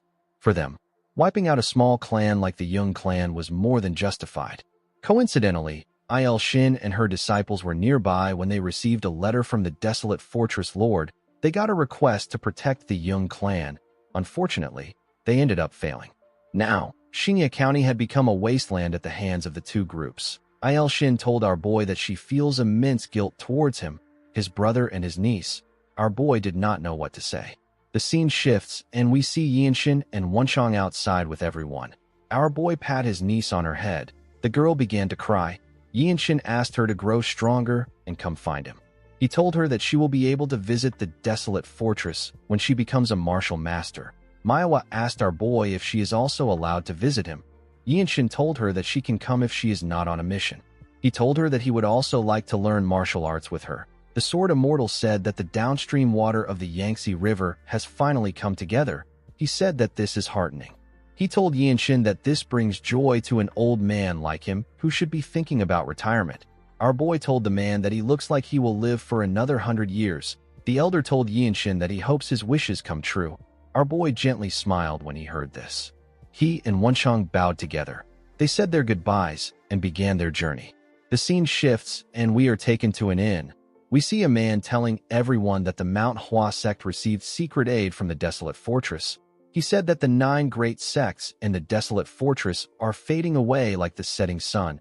He said that only the Zhongnan sect who defeated the Tyrant Sword Tribe hold influence in Shaanxi. A martial artist sitting across the man poured himself a liquor and asked him to listen. He told him that he will give him a tip because it is his first time in the Murim. He told the man that keeping his mouth shut is the key to survival in the Murim. The man was annoyed to hear this. He stood up and asked the martial artist if he is calling him a first-timer. He picked up his sword and asked his friend if he said anything wrong. He said that the Desolate Fortress must be weak since they were unable to defeat the battle maniac. The martial artist gently smiled when he heard this. The man's friend told him that he heard that the azure-eyed demonic swordsman lost an eye. The fat man said that a blue-robed martial master from the Desolate Fortress isn't worth anything. With a smile on his face, he told his friend that it is just an empty reputation. Immediately he said this. Someone threw a chopstick on his table. The man was shocked to see the chopsticks. The martial artist and the women with him quickly raised their heads up. With a serious look on his face, Yinshin asked the idiot to tell him more of what he just said. Wenchang raised our boy's robe to show the man the symbol of the Desolate Fortress that was on it. The man was shocked to see that our boy came from the Desolate Fortress. The martial artist and the women stared at Yinshin. Wenchang smiled when he saw the look on the man's face. The entire inn became quiet. Everyone was cautious of our boy and Wenchang. Yinshin walked up to the man. With a scared look on his face, the man told Yinshin that he had no intention of insulting the Desolate Fortress. Yinshin glared at him. He told him that he doesn't care about that.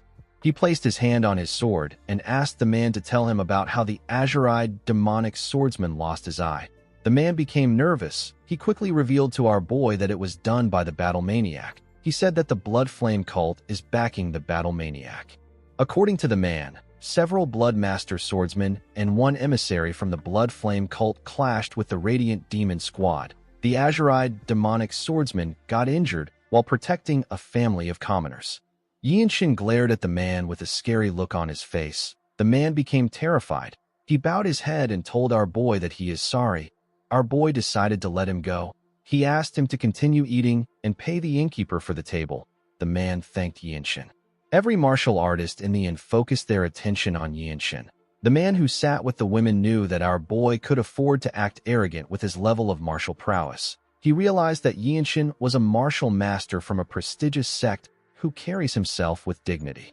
Before Yinshin and Wenchang could sit down, the man walked up to them and asked Yinshin if he is the lightning genius. He told our boy that he recognized him as the next star of the Desolate Fortress. He said that he was able to recognize him because he is not the White Qilin.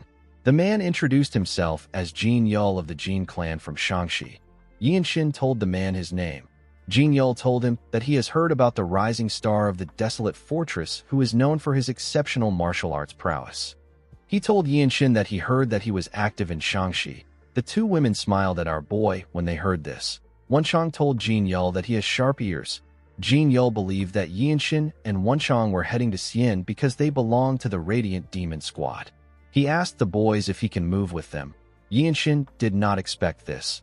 Jin Yul explained to them that he truly wishes to form a friendship with the martial masters of the Desolate Fortress.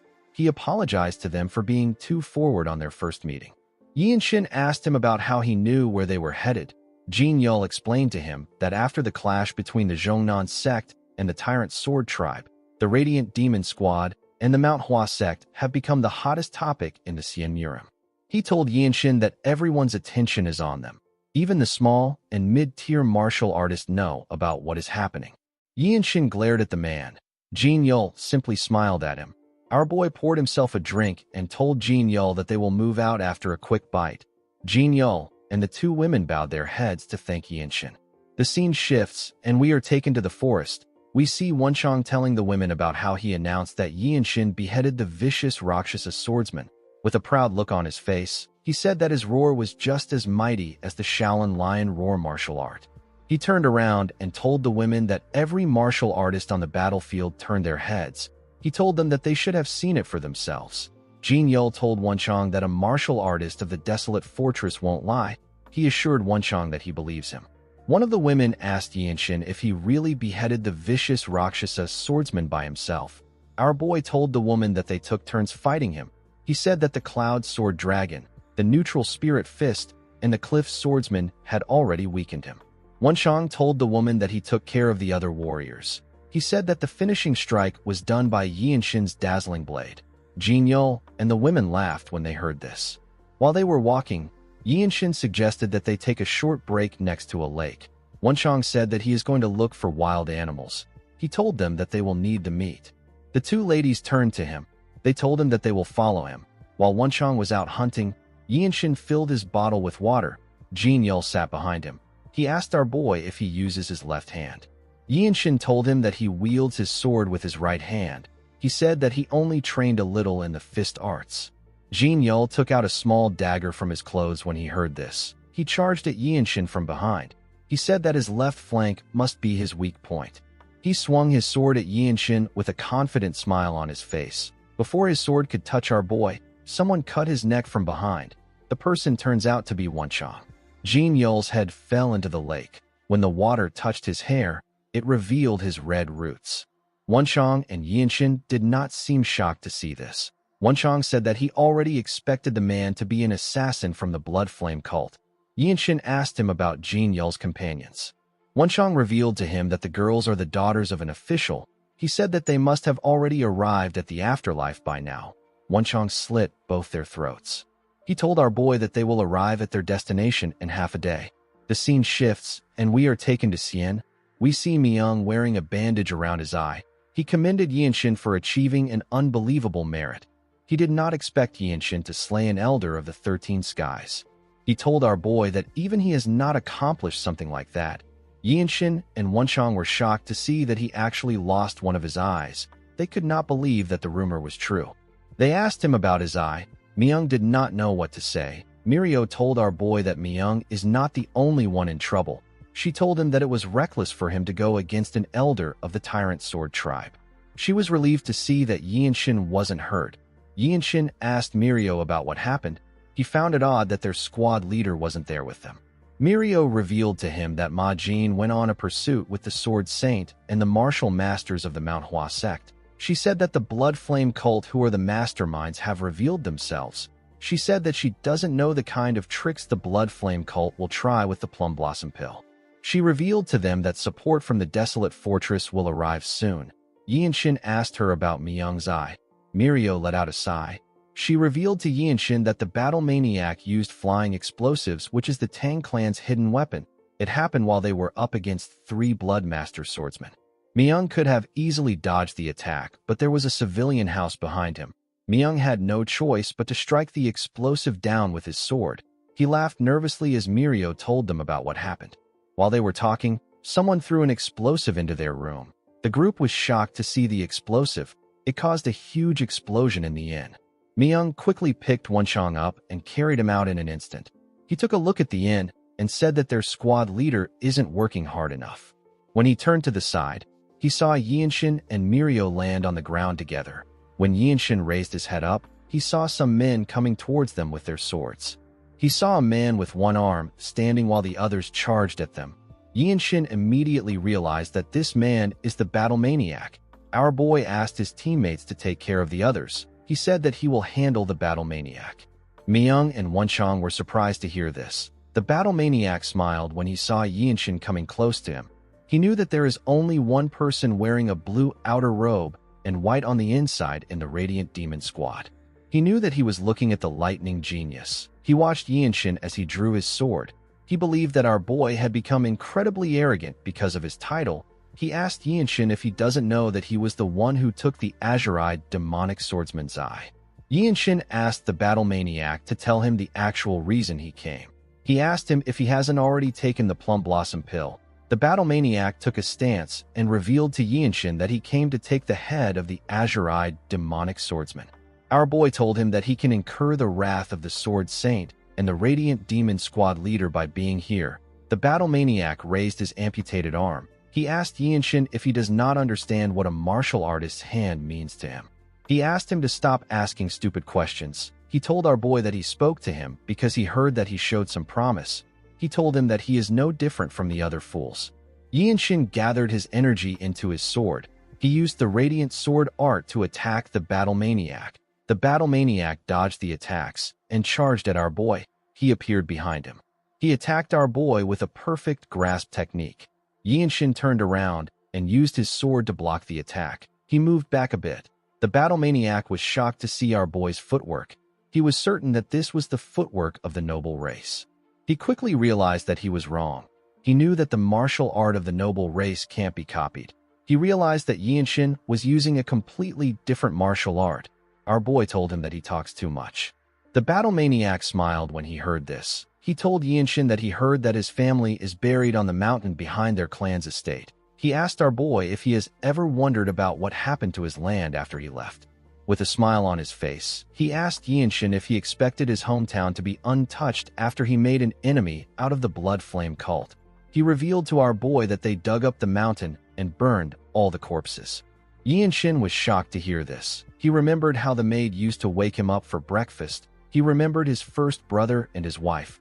He remembered how his father called him his son with his last breath. Yinshin released his energy when he thought of this. With a cocky smile on his face, the battle maniac asked our boy if he believes that he can beat him. Yinshin wondered about what would make a martial artist feel despair. The first thing would be when their masters, seniors, juniors, or they themselves face death. The second would be when they lose the ability to perform martial arts due to their body. Yinshin wondered about which of this situation would best fit a martial arts-obsessed warrior. Our boy didn't believe that cutting off his limbs would be enough. The battle maniac charged at him while he was thinking. Yinshin put away his sword and used his palm to block the battle maniac's attack. The battle maniac was annoyed to see that Yinshin was using a palm technique against him. He attacked our boy faster. Yinshin was able to block each one of his attacks. Before he could make a huge attack, Yinshin caught his wrist. With a look of anger on his face, the battle maniac asked Yinshin to tell him how he knows his technique. Our boy told him that he made his technique better. The battle maniac was annoyed to hear this. He could not believe that our boy stole his secret martial arts technique in an instant, and he even improved it. Yinshin liked the look on his face. He realized that this was the best way to throw the battle maniac into despair. To martial artists, their martial arts is a life that they built up through countless years of dedication. Yinshin basically denied the battle maniac's entire life work. He even showed him a more superior form of his martial arts. Our boy moved close to the battle maniac and asked him if he would like to learn the improved version. The battle maniac was shocked to hear this. Yinshin smiled and said that he cannot teach him. The battle maniac screamed out in pain. Yinshin released some energy and tightened his grip on his wrist. He broke the battle maniac's wrist. The poor bastard screamed out in pain. Yinshin watched him as he suffered. Myung and Mirio couldn't believe their eyes. They couldn't believe that Yinshin subdued the battle maniac. Our boy drew his sword and moved it close to the battle maniac's neck. The man called him a bastard. Yinshin beheaded him when he heard this. Everyone was shocked to see this. When the battle maniac fell to the ground, A small box with a plum blossom symbol on it fell out of his clothes. In the next scene, we see Yinshin present the battle maniac's head and the plum blossom pill to his captain. Ma Jin picked up the box to look at it. He didn't know what to say to our boy. He simply stared at him in silence. He let out a sigh and revealed to Yinshin that he will soon be able to request for a promotion exam to the blue rank. He said that this is the shortest time it has ever taken for a person to reach this rank. He told Yinshin that he will also be the youngest person to ever take the test. Our boy told his captain that he has heard about the promotion exam. He asked him if he can explain it to him in detail later. He said that they have something more urgent to attend to. Ma Jin agreed with Yinshin. He placed the pill down and revealed to the group that the MANHWA sect was attacked. Everyone was shocked to hear this. In the next scene, we are taken to another room. We see Yinshin and his teammates in the room with the MANHWA sect members. We see Hyun lying on the bed. Cheonju was sitting next to him. When he looked at the boy's body, Yinshin remembered when he asked him to become friends with him. Cheonju revealed to the Radiant Demon Squad that Hyun used every last bit of his energy in order to protect his senior brother. The energy core is an organ that contains a trace amount of innate energy from birth. It can get damaged if completely emptied. Some even call this traces of energy innate core energy. Yinshin found the situation to be odd. He told Cheonju that it is simply a depletion of internal energy. He asked the man if it can't be replenished. Cheonju told him that it can. He explained to our boy that the other disciples who showed similar symptoms have already gotten back on their feet. Yinshin asked him about why Hyun isn't better. The man revealed to him that Hyun can't be treated through ordinary means. This is because he learned the Violet Dawn's sacred art as the sect leader's disciple. The boy can't be treated because the others did not learn the same martial arts as him. Yinshin asked him if they can't just use the plum blossom pill. Cheonju said that the energy of the plum blossom pill might be able to substitute for the Violet Dawn sacred art, but a martial master is needed to absorb and transfer the energy in place of the unconscious Hyun. Cheonju revealed to the group that Hyun only has an hour left to live. He said that they don't have enough time to transfer the energy. The moment he said this, Ma Jin told the man something. He quickly raised his head up when he heard what the captain said. Other people couldn't hear what the captain was saying. Yinshin noticed that they were talking. He realized that his captain is using the frequency whispering technique to communicate with Cheonju. While he was looking at them, Cheonju turned to him. He seemed to be shocked about something. He quickly stood up and stretched out his hand to give our boy a pill. He told him that he is counting on him. Yinshin asked him if he believes that he can transfer the energy. Ma Jin told him that he does. He asked our boy to swallow the pill and start immediately. He told him that the pill will also strengthen him. While watching Yinshin circulate his energy, Ma Jin recalled that our boy had previously absorbed an elixir incredibly fast and perfectly integrated it. Yinshin absorbed it before he could help him. With our boy's talent, Ma Jin believes that it will be possible to quickly dissolve the plum blossom pill's energy and transfer it to Hyun within the time limit. After preparing himself, Yinshin collected the pill and swallowed it. Hyun sat in front of him in a lotus position. The moment our boy swallowed it, he felt something within. The plum blossom pill is a special elixir tailored to a specific way of manipulating internal energy. For someone like Yinshin who hasn't learned the internal arts of the MANHWA sect, it would take a whole year to fully settle the plum blossom pill's true energy in his body. Unless a person undergoes a full year of closed-door training, it will have no real value. This is why the battle maniac didn't use the pill immediately he got it. It would be better for a person to focus on developing their own martial arts with such a large amount of time. Yinshin believed that he can absorb this energy and transfer it to Hyun at the same time. His blue circle of comprehension appeared next to his core. Our boy knew that he needed a massive amount of energy. He noticed that the slight opening in the middle energy core started to widen upon receiving the plum blossom pill's energy. Though it didn't fully open, it managed to shorten the time needed to absorb the energy. Cheonju was shocked to see that Yinshin has already dissolved the plum blossom pill's energy. Our boy placed his hand on Hyun's back. He asked the boy to focus. He asked him to use the Violet Dawn's sacred art to absorb all the plum blossom pill's energy that he is transferring. Hyun used his martial arts to slowly absorb the energy. The MANHWA disciples could not believe their eyes. Everyone watched Yinshin transfer the energy to the boy.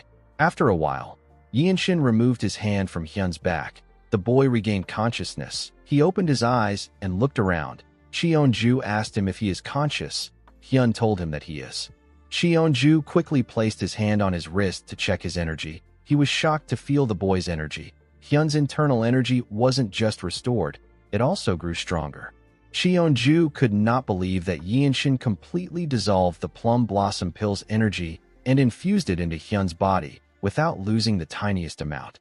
The man was shocked to see that Yinshin transferred the powerful energy without keeping any for himself. He told our boy that he is a truly noble man. Yinshin told him that he simply understood the situation. The man could not believe what he was hearing. He put his hand together and bowed his head to thank Yinshin. He told him that he has saved the future of the MANHWA sect. Everyone was surprised to hear this. The man told Yinshin that he has to get a reward because he treated their sect with the dignity of a true hero. He told him that he is not measuring his kindness with material things. He said that it is just a token of gratitude. He asked Yinshin to accept it. Cheonju pat Hyun on the head and told our boy that Hyun will be visiting the desolate fortress soon. He said that he will send the gift when Hyun visits. Yinshin put his hand together and thanked the man. He turned to his captain and asked him if the mission is complete. Ma Jin told our boy that it is. He told him that he did everything. The scene shifts, and we are taken to the desolate fortress. We see Yinshin meditating in his room. While meditating, our boy thinks about the fact that he wanted to get martial arts instructions from the desolate fortress master when he returned. However, when Yinshin went to meet her, the fortress master told him that she will teach him the type of martial arts that he needs when the time is right. She told him that there is still room for improvement in the radiant sword art and the evading swift step. Our boy decided to focus on these two arts. He wondered if there is a way to infuse more force into the flow of the radiant sword art. He also thought about how he could take the second step of the invading swift step. Yinshin recalled that he also wanted to invent new forms for the infinite blossom fist strike. Our boy closed his eyes and focused on his energy. After meditating for a while, he let out a sigh. He was not getting any ideas. He realized that inspiration doesn't come immediately. He recalled that Ma Jin said something about the martial transcending ground. The captain explained to him that the radiant demon arts of the Radiant Demon Squad and the heavenly sword arts of the Heavenly Squad are completely different. He told Yinshin that each of the 17 martial groups under the Divine Sword Squad is like an independent sect. The martial transcending ground was established to bring all these groups together to form an ocean. Yinshin picked up his sword. He decided to visit the martial transcending ground. When he stepped out of the room, everyone turned to him. They had all heard about how he achieved a feat too incredible to believe. Someone asked him if it is true that he beheaded the vicious Rakshasa swordsman. They could not believe it, because even a blue-robed warrior of the desolate fortress can hardly deal with an elder of the 13 skies. Another person asked him if it is true that he saved the life of the MANHWA sect leader's disciple. Yinshin did not say anything. He simply walked past them. The martial artist could not believe that our boy has connected with several martial masters from the 9 great sects on just 2 missions. Someone said that he will request for our boy's support if he gets assigned a mission in Shaanxi. Yinshin walked up some stairs and looked down to see something. He saw different martial artists fighting each other. This place is the martial transcending ground. It is a dueling arena for all martial artists under the Divine Sword Squad to spar freely. It is where 17 martial styles intersect. Each of these styles is comparable to that of an independent sect. While he was looking at the martial artists, someone asked our boy about who he is. When Yinshin turned to the side, he saw a man in a purple robe. He asked the man if this is the martial transcending ground. The man told him that it is. The man had heard about a young swordsman in a long blue robe. He knew that he was looking at the lightning genius. He put his hand together and introduced himself as the Yuan. He said that he is from the command bureau. Our boy also introduced himself to the man. He walked past him after the introduction. Yuan moved close to Yinshin and told him that he has heard a lot about him. He revealed to our boy that all the news from the desolate fortress funnels from the command bureau. They are the ones who sort and categorize the achievements of the martial artists. Yuan told our boy that his achievements are astonishing. He told him that he wants to share something private with him because he is happy to see him. Yinshin asked him to share it. Yuan revealed to Yinshin that he will be promoted to the blue robe rank even if he completes a simple small mission. Our boy did not expect to hear this. The man congratulated him in advance. He said that he finally feels that his duty managing the martial transcending ground has a meaning today. He pointed at someone and said that the successor of the Ma clan is training today. When Yianshin turned to the side, he saw the successor using his fist to overpower his opponent. The boy was easily pushing his opponent back. Yuan revealed to Yianshin that the boy has earned a lot of praise under the name of the Ma clan. He has been defeating white robe warriors on the martial transcending ground. This is quite impressive because it hasn't even been a month since he passed the Desolate Fortress trial. Yuan said that the area around the main fortress has been lively thanks to the boy. Yianshin did not seem to really care. He watched the boy as he gathered his energy and used it to send his opponent flying. Immediately, he took care of his opponent. The boy spotted Yianshin. He walked up to our boy and asked him if he will join him in a sparring match. Yianshin asked the boy about who he is. The boy felt embarrassed. He told Yianshin that they weren't able to exchange names the last time they met. He introduced himself as Ma Sane. Yianshin recalled that Yuan said that Sane has been defeating white robe warriors. He did not expect the boy to be humble. Sane told our boy that he learned and gained a lot of things from their duel. He asked Yianshin to grant him another opportunity. Our boy recalled that Sane helped him create his energy accumulation discharge. He wondered if this duel will also benefit the Radiant Sword art. While Yianshin was talking, Myung walked up to Sane and asked him if he is a rookie. He asked the boy to spar with him instead. Sane was shocked to see the azure-eyed demonic swordsman. Myung told him that he now has one eye. He asked Yianshin if it is okay for him to duel the boy. Our boy asked him if he visits the martial transcending ground often. Myung stretched his arms and said that he will fall behind if he doesn't come there. He told our boy that this is a sect full of monstrous martial masters. Yianshin asked him if he is doing this because of his eye. Myung told him that he is right. He said that he needs to gradually recover his senses because his vision as a swordsman has been cut in half. He walked forward with Sane. The boy was quite excited. Yuan said that this is strange. He revealed to Yianshin that the azure-eyed demonic swordsman evaluates people based on their aptitude. Yianshin asked him if he is talking about his senior. Yuan took a look at Myung and said that he is a truly cold-hearted person. He told our boy that he can tell from Myung's records. According to Yuan, Myung applies a ruthless standard to martial artists. Both aptitude and character matters to him. It is not unusual for him to just dismiss people. There have been times when leaders of orthodox sects lost their lives to him for their hypocrisy. This is why he is called the demonic swordsman. Yuan said that Myung's standards are quite harsh. Our boy said that he doesn't understand this. Yuan told him that he has never experienced anything because his aptitude is exceptionally outstanding. He said that most blue robe warriors are reluctant to approach Myung. Yianshin recalled that his senior has also never treated Wenchong poorly. While he was talking, Yuan saw something. He saw Myung give Sane a heavy punch in his chest. With a smile on his face, he said that Sane picked the wrong opponent. Sane spat out some blood and fell to the ground. He quickly stood up and sat in a lotus position. He began to meditate. He smiled as he circulated his energy. Yianshin could tell that the boy has gained some insight from the duel. Myung told him that Sane isn't just some empty-headed fool. Yianshin noticed that his senior's martial prowess hasn't diminished much even though he lost his sight.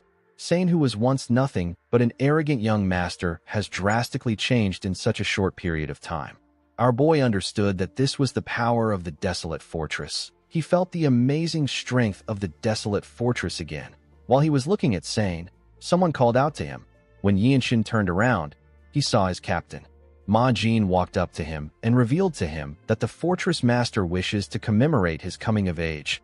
Our boy asked him if he is saying that the Desolate Fortress will host his coming-of-age ceremony. Ma Jin told him that he is correct. Yianshin was not interested in this. He asked his captain about when he will get his next mission. Ma Jin revealed to him that the fortress master personally arranged the event. He told our boy that she acknowledges his talent and potential. Yianshin took a look at the martial transcending ground. He told his captain that he doesn't really want to do it. He said that he can analyze and refine dozens of sword techniques here in the next 2 hours. Ma Jin realized that the fortress master knows our boy better than he does. He told Yianshin that the fortress master already anticipated his reaction. He revealed to him that the fortress master asked him to offer him a reward. He said that the lightning immortal treasure liquor is the reward. It is a rare elixir that doesn't clash with any known medicinal properties in the world. Ma Jin told Yinshin that one sip is enough to grant a person a long life without illness.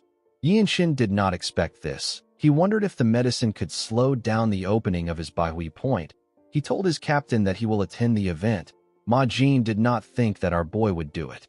He explained to him that among those participating in the coming-of-age rite, only one person will get to drink the lightning immortal treasure liquor. In the past, this was decided through a competition between children who could not become a white robe, but it is different this time.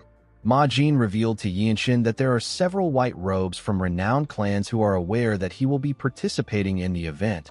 Yinshin said that this won't be a problem. A few days later, we are taken to Yanjiak's office. We see him eating with Ma Jin. He told the captain that the fortress master has intervened. Ma Jin asked his father if the main house plans to hold the ceremony. Yanjiak didn't say anything.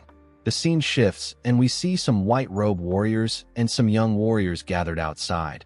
They were all wearing their ceremonial caps. Other white robes and blue robes watched the ceremony from the side. The fortress master touched Yinshin's head and congratulated him. She announced that the lightning genius will not take a new name. On some occasions, some people take on a new name upon coming of age. As the fortress master walked forward, a blue-robe warrior said that this is the final step. He was curious to see who will drink the lightning immortal treasure liquor this year.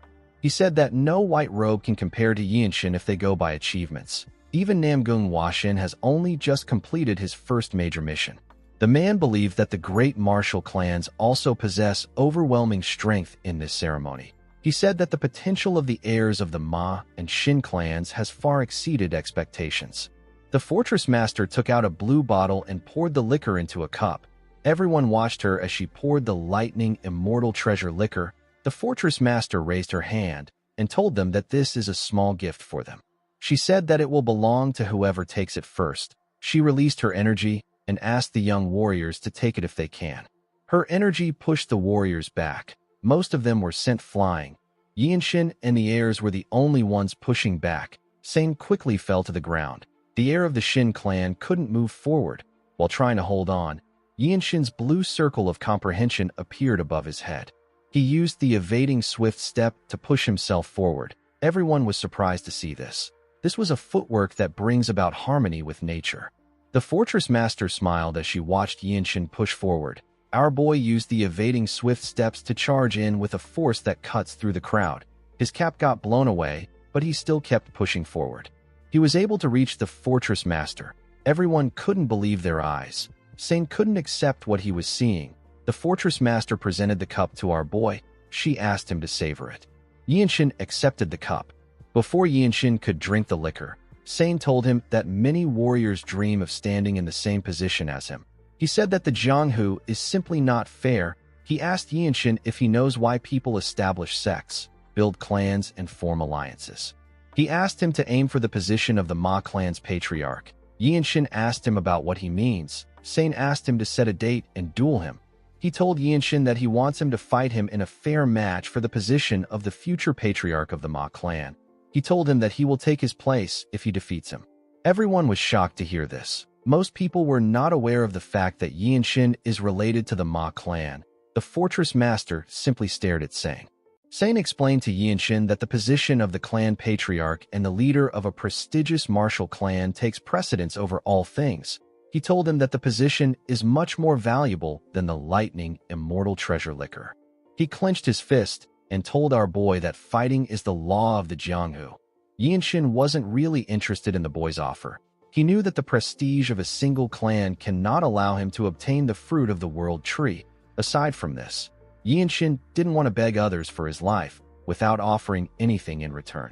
He raised the cup and told Sane that he claimed the liquor with his own efforts. He drank the liquor in front of everyone. His grandfather was surprised to see what he did. With a cold gaze in his eyes, Yinshin told the boy that this is the Jianghu. Everyone understood what he meant. They knew that our boy wanted to stand above everyone as a sovereign martial artist of the Jianghu. Yinshin believed that he needed to be the best in order to be a martial artist of the Desolate Fortress, the clan that rules the world. He put his hands together and thanked the martial artists who honored their tradition and ceremony. The blue-robe warriors did not expect Yinshin to be part of the noble Ma clan. One of them said that the spirit of a noble bloodline never forsakes its descendants. Another blue-robe warrior said that he did not expect Yinshin to stand alone and not lean on his clan. He said that this is the bearing of a great master. He told his friend that our boy will one day build a clan of his own. The martial artist watched Yinshin as he stepped down from the stage. Sane approached him and asked him about why he turned down the offer. Yinshin told the boy that he will be a great leader of the clan. Sane was shocked to hear this. He didn't know what to say. Our boy simply walked past him. He walked up to his captain. He asked Ma Jin if he isn't married yet. Ma Jin turned to him with a worried look on his face.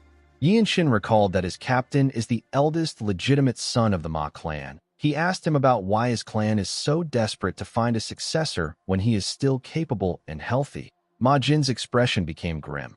It seemed as if Yinshin had brought up a topic he wanted to avoid. Myung moved close to his captain.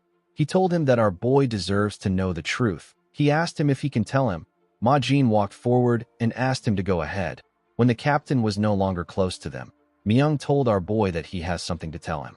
He revealed to him that their captain brought Mirio back from a mission in the past. He was holding her hand at the time. Our boy asked him if he is talking about his senior. Myung assured him that he is talking about the same Mirio. He told him that she was much younger at that time. Ma Jin took Mirio from a secretive sect and said that she is destined to become a pillar in the desolate fortress. However, Mirio wasn't the issue in this story. The story is about the mission that Ma Jin took. The mission took place in Mount Tian Shan.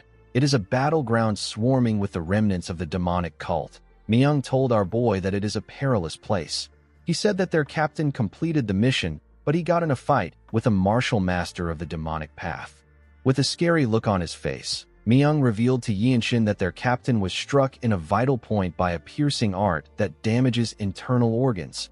Yinshin was horrified by what he heard. After the incident, their captain has not been able to perform fully as a man. Even the Heavenly Squad captain, who Ma Jin often argues with, never brings up this incident. Yinshin didn't know what to say. Myung asked him if he now understands the situation. Our boy assured him that he does. In the next scene, we see Yinshin in Ma Jin's office. The two of them looked each other in the eye. Our boy asked his captain about when the next mission will take place. Ma Jin explained to our boy that he can go for a month's break now that he has completed the customary ceremony. Yinshin told him that the break is not important to him. He told him that he wants to take a mission immediately. Ma Jin couldn't understand why our boy was in such a hurry. He stood up and told Yinshin that they have to do a purge. He explained to him that they are cutting off one of the Blood Flame cult's arms. Our boy did not expect to hear this. His captain revealed to him that he fought another cult apostle while he was fighting the battle maniac. This apostle's hair had turned completely black. His strength completely surpassed that of the Blood Master swordsman. The apostle was recently spotted near Mount Pingding in Hainan province, which is the Shaolin Temple's territory. Yinshin recalled that the Shaolin is located on Mount Song in Zhengzhou. He knew that Mount Song was extremely far from Hainan. He asked his captain to tell him how Hainan is considered the Shaolin's territory. Ma Jin told him that the Shaolin is the top orthodox sect. He said that there are a few sects in the Central Plains that are untouched by the Shaolin teachings. The Shaolin has too many outer sects. The entirety of Hainan province basically falls under the Shaolin's influence. Upon hearing this, Yinshin wondered about the kind of inspiration the Shaolin's martial arts can offer him. Ma Jin told our boy that the first and second Radiant Demon units will follow him. After completing the Plum Blossom Pill mission in Shaanxi, Ma Jin created the first Radiant Demon unit. Yinshin, Wenchong, Myung, and Mirio were the members of the team. Yinshin told his captain that he is fine with the mission, but the other unit members need to rest. Ma Jin smiled and told him that everyone is like him. He said that they all enjoy getting merits and wandering the Murim. Yinshin put his hands together and told Ma Jin that he is taking his leave. When he got outside, he looked around. He told himself that he will become a blue-robe warrior after this mission. In the next scene, we see the group riding their horses out of the fortress. Ma Jin's horse was at the front. Our boy noticed that there were 9 martial masters partaking in this mission. He had never seen this much people going on a mission. He knew that this was a formidable party. The scene shifts, and we see the group getting off their horses at Xingye County. Ma Jin announced that they will be resting there. Yinshin looked around his hometown. He noticed that it was empty. There was no one in the streets. Wenshang said that he did not expect the county to look like this. Our boy was a bit sad to see the state of things. When the group arrived at the entrance of an inn, they heard someone saying that the county is basically paradise now that the Young Manor is gone. He said that the income from the woodlands is flowing freely. The man laughed and said that the Blood Flame cult has done them a favor. Yinshin was shocked to hear this. He remembered the last time he spoke to the head steward. He asked the man about where he plans to go. The man told him that the bloodline of the clan still lives on, so he needs to serve them with the remaining estate. When our boy remembered this, he told himself that the profits of the woodlands must not fall into the hands of the underworld scums. He opened the door and walked into the inn with Wenshang. He saw a huge man drinking with his friends. The man had an axe on the table. Yinshin asked the men to explain the matter concerning the land of the Young Manor. The men did not expect to get a question like this. They all stared at our boy. Yinshin looked them in the eyes. One of them stood up and called our boy a brat. He quickly became scared when he saw Wenshang holding up Yinshin's clothes to show him the logo of the desolate fortress. The men became nervous. They couldn't believe that our boy was from the desolate fortress. The huge man among them wasn't convinced that Yinshin was from the desolate fortress. He grabbed his axe and said that our boy isn't from the desolate fortress. He quickly threw his axe at Yinshin. Our boy drew his sword and blocked his attack with a clean swing. The man was shocked to see this. He couldn't believe his eyes. Before he could do anything, Ma Jin and the other squad members stepped into the inn. Ma Jin asked if something is going on there. The man and his friends became scared. Yinshin asked him if he speaks by swinging his axe. The man became worried. He raised his hand and told our boy that it was a mistake. Yinshin knew that he couldn't spare this man even if he lets the others go. The attack he used was done with the intent to kill, yet the man used it as if it was meaningless. Our boy was certain that countless commoners must have fallen victim to this man. The huge man said that someone insulted the desolate fortress without knowing their place. The moment he said this, Yinshin beheaded him with a clean swing. The other men were shocked to see this. The members of Yinshin's squad didn't even flinch. Our boy told the men that he is going to give them another chance. He asked them to tell him about the situation of the Young clan. With a nervous look on their faces, the men said that they will tell him everything they know. They went on their knees and explained the situation to Yinshin. Our boy clenched his fist out of anger when he heard what they said. A storm of blood was said to have swept through the marketplace after the Young Manor was wiped out. Amidst this chaos, the head steward of the clan created a merchant group and grew it with astonishing skills. He wanted to leave the county, but the woodlands and assets from the destroyed Young Manor became the merchant group's foundation. Due to this, the underworld martial artists targeted them. A group called the Shinya White Martial Sect used their vast wealth to blind the local magistrate and raid the merchant group. They tore the group apart. Wenshang slammed his fist on the table. He called the men rotten bastards. Yinshin could not believe that the magistrate simply watched this happen even though he is in charge of the county. Myung moved close to our boy and told him that he will gladly help if he says the word. Yinshin raised his head up and looked behind him. He saw that the entire group was ready to help him. He thanked them for their offer. They all smiled at him. He asked his captain if he is allowed to punish the magistrate himself. Ma Jin told him that he can't do this. He said that he will investigate the magistrate himself when he returns. Yinshin asked him about what they should do about the Shinya White Martial Sect. His captain told him that an underworld sect like that shouldn't be too difficult for him to handle alone. He asked him if he needs any assistance. Yinshin said that he doesn't. Wenshang moved close to him and told his captain that he will follow Yinshin. With a smile on his face, he told his captain that they can't allow a young martial artist who isn't of age to act alone. He said that the name of the desolate fortress would be tarnished. Yinshin told Wenshang that this isn't about justice. Wenshang raised his hand and stopped him from saying anything else. He told our boy that he is taking out an underworld gang. He said that this is the work of a righteous warrior. He smiled and said that others are too afraid of getting hurt to even try this. Although Wenshang was acting playful, Yinshin knew that his friend always acts like a true hero. In the next scene, we are taken to the entrance of the Shinya White Martial Sect. Wenshang did not expect the place to be so close by. He wondered if the sect took over a local noble's manor. He drew his sword and used it to tear the doors apart with a destructive attack. He smiled when he stepped in. He saw the sect members standing outside with their weapons. He asked them if they were waiting for them. He asked them if they overheard their conversation at the inn. The sect leader smiled and called the boys fools. He told them that they have no fear. He didn't expect that only 2 of them would come there. He told them that he will turn their corpses into fertilizers for the woodlands. Yianshin ignored the man and drew his sword. He had heard that small and mid-sized sects are often out of touch with recent news. The larger sects are the ones that hesitate to provoke the desolate fortress. The sect leader smiled and ordered his men to kill the boys. His men quickly charged at them. When they got close to Yianshin, they got torn apart before they could even swing their swords. Our boy cut off their heads easily. Wenchang supported him from behind. He helped him kill the people around him. Yianshin glared at the leader after taking care of the people in front of him. The man became scared. Yianshin walked towards him. The sect leader and his subordinate became terrified. The sect leader tried to beg Yianshin. Unfortunately for him, our boy wasn't moved by his plea. He tore his body apart in an instant. The unfortunate bastard wasn't even able to react. His body fell to the ground in an instant. Yianshin raised his sword and carefully swung it to remove the man's blood from it. He covered his body with his energy and turned around. The men became scared. They all knew that they were dead. A while later, we see several dead bodies lying on the ground. Some of the men were heavily injured. While Yianshin and Wenchang were looking around them, someone said that he is already too late. When the boys turned around, they saw an official with 3 men. The 4 men stepped into the building together. The official was shocked to see the bodies on the ground. He wondered about what happened. While he was looking around, he saw Yianshin.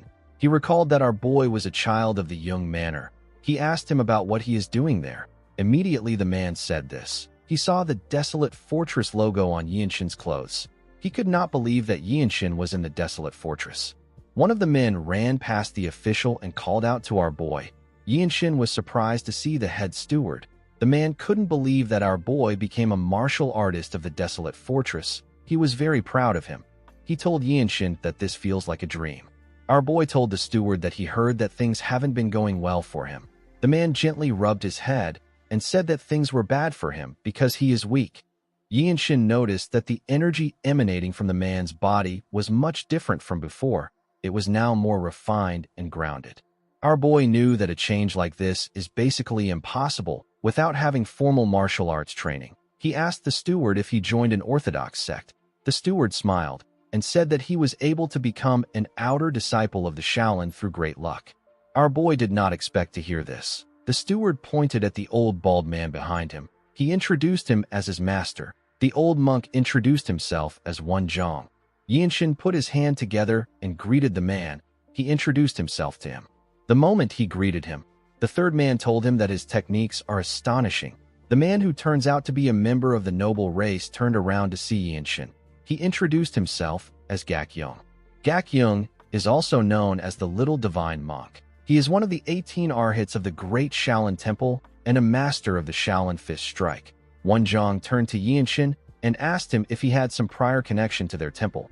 Our boy told him that this is his first time meeting martial masters of the Shaolin. Wenchang told our boy that his physique is really interesting.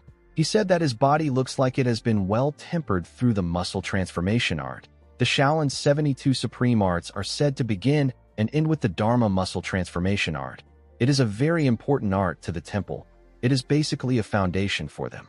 Wenchang told Yianshin that he doesn't suspect that he stole their temple's techniques because this would be impossible. Gakyung called out to Yianshin and told him that his actions are reasonable by worldly standards. However, from the point of view of someone who has lived only for martial arts and the Dharma in the mountains, it seems a bit excessive. Gakyung told Yianshin that he is worried because he will definitely become a top martial master. Our boy asked the monk to tell him what he is trying to say.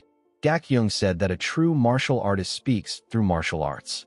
He clenched his fist and suggested that they cross fists. He said that a favor will be granted to the one who prevails. He took out a small bottle and told Yianshin that he will give it to him if he wins. He revealed to him that there is a meridian purification pill inside the bottle. He told him that it is a secret pill of his clan that is produced at the temple's medicinal hall.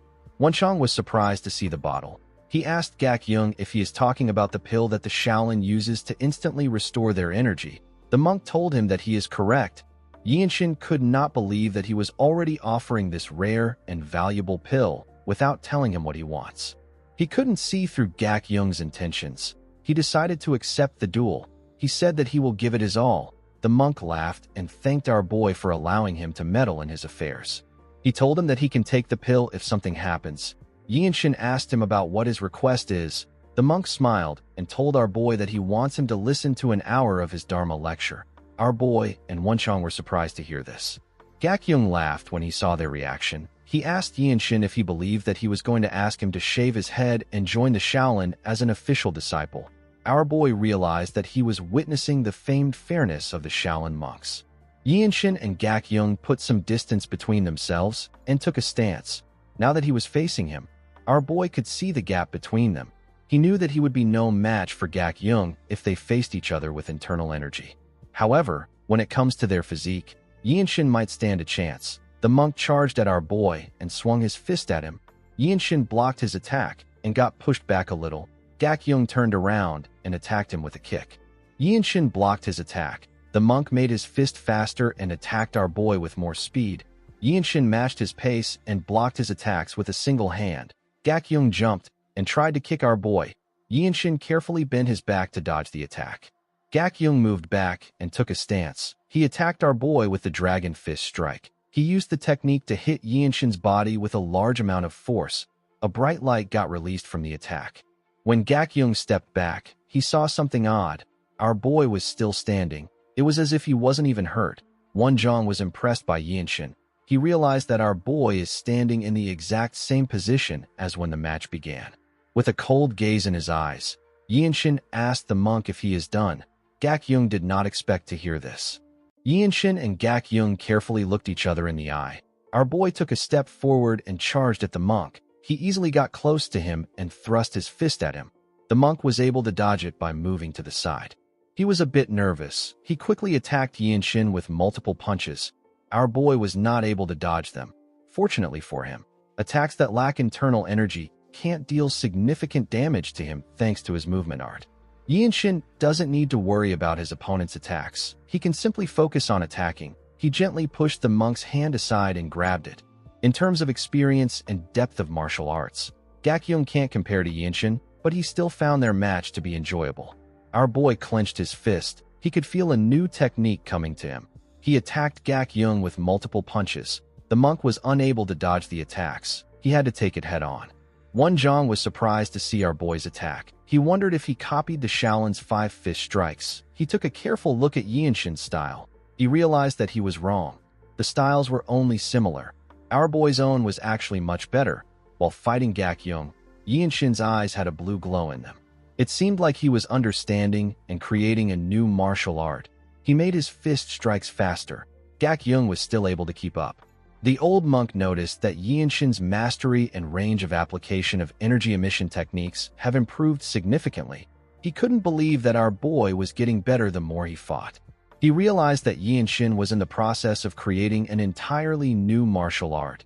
Gak Young took a deep breath and thrust his fist at Yinshin. Our boy easily dodged it. He gave the monk a punch on his shoulder.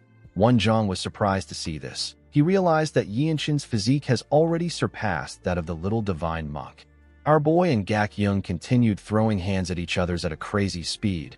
They eventually blocked each other's fists. The two of them quickly moved back to create some distance between themselves. Gak Young began to breathe heavily. Yinshin wasn't even tired. The monk smiled and said that one of them will have to take the meridian purification pill if they continue. The two of them put their fist down and stared at each other. Everyone was shocked to see this. They couldn't believe that it was a draw. The official could not believe his eyes. Wenchang told him that those who know Yinshin know the truth. He revealed to him that our boy possesses monstrous strength even among members of the Radiant Demon Squad. The official gently turned to him when he heard this. Wenchang told him that something actually once happened in the desolate fortress. When our boy was taking a bath, the handmaidens who helped manage the bathhouse snuck out. They later returned to secretly spy on him. Wenchang found the women to be bold and fearless. He didn't think that they would do something like that. The official became nervous. Before Wenchang could tell him what happened next, the man turned to the side and said that he is not particularly interested. He ran towards the exit. Wenchang found this odd. Most people are usually interested in hearing the rest. Yinshin put his hand together and thanked the monk for the duel. He told him that he will listen to his doctrine. Gakyung did not expect to hear this. He laughed and called our boy a sincere person. He told him that he would have loved it if he was his disciple. He knew that he couldn't take our boy because he didn't win the duel. He revealed to Yinshin that he was actually afraid. He didn't expect him to gradually break through his basic techniques. He placed his hand on his chest and said that he lost. He told our boy that he will listen to what he has to say whenever he gets the chance if he listens to his doctrine. Yinshin gently smiled when he heard this. He told the monk that this will be nice. Later in the evening, we see the two of them sitting in a pavilion. Gakyung began his explanation by talking about the Bodhidharma, the first grandmaster and the founder of Buddhism in the Central Plains. While he was talking, Yinshin realized that Buddhism does not rely on words and letters. It goes beyond its scriptures. A new understanding of the world was opened to our boy. Until now, his mind was being sharpened like a sword from endless bloodshed. Alongside his terminal fate, the will to survive engulfed him. Of course, a person's doctrine does not magically erase the fear of a terminal condition. However, our boy was now able to understand the essence embedded in the martial arts of Buddhism. While Gakyung was explaining things to Yinshin, Wonjong carefully looked at them. The next day, we see the group walking out of the compound. The old monk said that destroy evil and uphold the righteousness isn't some abstract doctrine. He said that it has real tangible power. He told the group that it is a spiritual force that annihilates the corrupt power amassed by cults like the Blood Flame cult. Gakyung turned to him when he heard this. Wonjong said that martial arts and spells were originally together. Spells are the mysterious arts of immortals. It was divided from martial art and labeled differently by people. Gakyung smiled and turned to the old monk. He reminded him that he is creating a martial art meant to kill the Blood Flame cult leader. He reminded him that he is someone who devoted himself to Buddhism. Wonjong was annoyed to hear this. He asked Gakyung to tell him what is wrong with what he is doing. He said that it must be done for the sake of the people. Gakyung actually agreed with him. While they were talking, Yinshin sensed something. He saw his captain jump into the compound. Ma Jin landed in front of him. He told our boy that he has been searching for them. He did not expect to see the Shaolin monks with them. He told them that he doesn't have the luxury of greeting them properly because they are currently surrounded. The moment he said this, the other members of the group came into the compound. Yinshin did not expect to hear this. He asked his captain about what is going on. Ma Jin revealed to him that the Blood Flame cult is there. He said that word must have gotten to the cult. He revealed to him that the Hao faction betrayed them. He said that they must escape and survive. He asked his squad members to rendezvous at the Heavenly Sword clan at Pingding Mountain if they fall out of formation. Yinshin could tell from Ma Jin's tone that he wasn't very composed. He couldn't believe that a black-robe warrior would be this way.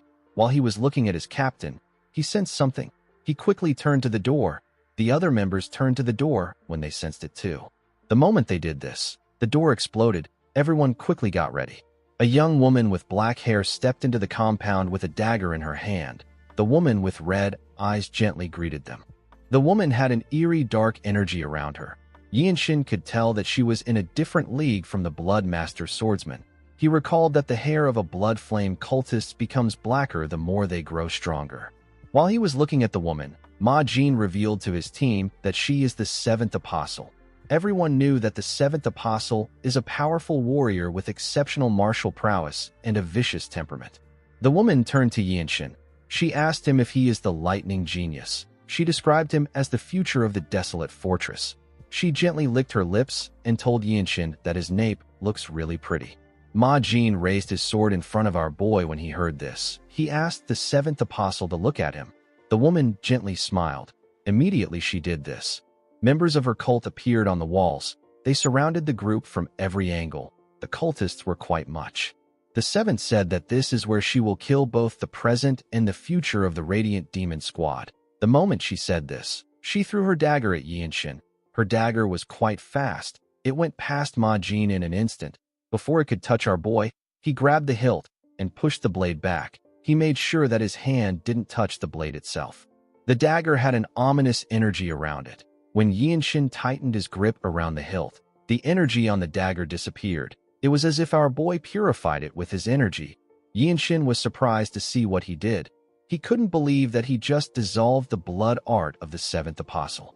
He remembered that Gak Jung spoke about the 3 poisons being eradicated forever and the 6 roots always remain pure. Wonjong was also surprised to see what Yinshin did. He knew that a person could only purify a dark energy by reading a Shaolin martial incantation. He wondered if Yinshin was reciting a Buddhist scripture or if he was reading a martial incantation when he caught the dagger. He believed that our boy might be creating a Buddhist martial art. Yinshin called out to the apostle. He threw the dagger to her. He told her that her techniques are easy to counter because she is using the martial arts of the Blood Flame cult. The woman smiled when she heard this. She went down to pick up her dagger. She told Yinshin that he is kind of cute. She found it funny that he said her techniques are easy to counter. She could tell that our boy had learned basic Shaolin teachings. She told him that he is just somewhat resistant to her blood arts. She explained to him that he is not good enough to surpass the true difference in martial level. She told him that he is still much weaker than her. The moment she said this, she vanished and reappeared in front of him. She was going to stab him with her dagger. Yinshin wasn't able to react to her speed. Fortunately, his captain was there to block her dagger with his sword sheath. The woman turned to Ma Jin. She told him that he is betting everything on a rookie like the lightning genius. Ma Jin covered his palm with his energy and swung it at the apostle. He asked her to shut up. Even though he was close to her, the woman was still able to dodge his attack by jumping back. The moment she landed on the ground, she ordered her men to attack. The cultists immediately charged at the group when they heard her order. Yinshin drew his sword and blocked the attack of the first person that swung his sword at him. He easily cut the man down with a single slash. He turned around and cut down the other person behind him. The cultists were not fazed by the death of their comrades. They said that they will get Yinshin's head. Our boy covered his sword with his energy. He easily tore through them with his sword. While fighting, Yinshin noticed that his captain was restrained by the seventh apostle. He saw that there were blood master swordsmen than the blue-robe warriors. One of the cultists tried to attack our boy from the side. Yinshin covered his hand with energy. He used the infinite blossom fist strike to send the man flying. He turned around and used his sword to cut down the person behind him. Yinshin recalled that he wasn't able to execute his martial arts the way he wanted when he tried to seize the apostle's dagger. He wondered if it is because the incantation has yet to be fully visualized. Immediately he thought of this. A cultist charged at him. Yinshin attacked his head with a palm strike. The attack sent the man flying. He looked at the bodies around him and told himself that this is not enough. He knew that he didn't have the ability to take control of the situation like those in the true martial master realm. People on this level are the black robe warriors of the desolate fortress. Unless the captain is able to kill the seventh apostle, the fight won't end soon. While Yinshin was thinking, he heard Wonjong attacking someone with his fist. He quickly turned around. He remembered hearing that monks who delve deeply into the truths and incantations of martial arts often don't gain fame in the martial world. He noticed that he couldn't feel any strong energy from the monk. While he was looking at him, 2 Bloodmaster swordsmen charged at Wonjong from the side. They said that they were going to kill him. Wonjong became scared. He quickly raised his hand out of fear. Yinshin appeared behind the men. He used the radiant sword art to behead one of them. He swung his sword at the other man. The man was able to block Yinshin's sword. He was shocked to feel the power behind our boy's sword. Yinshin kicked the man in his stomach and made him lose his balance. He swung his sword at him and beheaded the man with a single strike. Wonjong was shocked to see this. He already knew that Yinshin was extraordinary, but he didn't expect him to be on this level. He couldn't believe that someone this young could use such martial arts. In the next scene, we see Yinshin riding a horse. The old monk was riding in front of him. While on his horse, our boy remembered how he cut down the people around him. He was standing behind the old monk. Although he had killed many cultists, they were still quite much. Our boy could tell that the Blood Flame cult was serious about taking them out. Ma Jin used a technique to transmit his voice into the heads of his comrades. He called out to them and asked them to escape this place for now. He told them that they will meet again at the Heavenly Sword Clan. Yinshin was able to tear through the cultists and create an opening for him and Wonjong. The 2 of them ran together. In the next scene, we see Yinshin and Wonjong arrive at the docks together. They wanted to cross the river in front of them. Wonjong saw a boat in front of them. He suggested that they get on the boat. Our boy asked him if he is talking about the flower viewing boat. He told him that it will be good for them. The old monk came down from the horse when he heard this. He moved close to the edge of the plank. He took a deep breath and screamed. He asked the people in the boat to come to them. Our boy was shocked to hear the old monk scream. To his surprise, the people in the boat heard the monk's voice. They turned their boat and moved towards their direction. When the boat got close to them, Yinshin saw the people inside. It was filled with well-dressed young people. Our boy could tell that they were children from reputable clans. He noticed that they had undergone proper martial arts training. The people inside the boat seemed confident and arrogant. A young girl stepped up and asked Wenjong if he is in need of travel companions. Yinshin wondered about which sect this martial artists were from. He told the girl that the old monk is devoted to his ascetic training. He said that the man cannot greet her. He asked her to understand him. Wenjong was annoyed to hear this. He gently whispered to Yinshin and asked him about what he is saying. The girl said that this is entertaining. She told our boy that things were getting a bit dull on their boat. She asked him if they will be boarding the boat. She assured him that it can take their horses. After Yinshin and the monk got on the boat, they moved away from the docks. Our boy stared at the girl on the boat. He seemed suspicious of her. The girl introduced herself as Hodam. She said that she is a rising talent from the Martial Alliance. She said that people call her Sword Flower. Our boy knew that the Martial Alliance is part of the 13 Skies, just like the Blood Flame cult and the Tyrant Sword tribe. He realized that this was a gathering of young elites from the unorthodox sects. One of them noticed the symbol on Yinshin's clothes. He asked him if he is a martial artist of the Desolate Fortress. He asked him about why he is in such a hurry to cross the river. Yinshin told him that a group from the Blood Flame cult was running rampant nearby. He said that he and the old monk fled the area. The boy found it interesting that the Desolate Fortress was involved with the 13 Skies. He placed his cup down and asked Yinshin if he knows that the blood-sucking demons feared that a small fry like him would escape. The boy grabbed his sword and stood up. He said that he never expected a Shaolin monk to be caught up in this as well. Hodam said that the timing is perfect. She said that the river is the best place for silencing people. She noticed that Yinshin and the old monk weren't saying anything. She told them that they don't look frightened. Yinshin ignored her and turned to a woman who walked past her. The woman seemed to be trying to get away from them. Hodam was annoyed to see this. She found our boy to be arrogant. She drew her sword and said that they need to spill a little blood to start. The moment she said this, she covered her sword with her energy and swung it at the woman. Yinshin grabbed the woman's hand and dragged her. He was able to save her from getting injured. He realized that this people don't respect human lives. He drew his sword and used the radiant sword art to behead the girl with one strike. The poor girl was unable to even react to the attack. With a scary look on his face, Yinshin asked the boys to stop messing around. The boys became scared.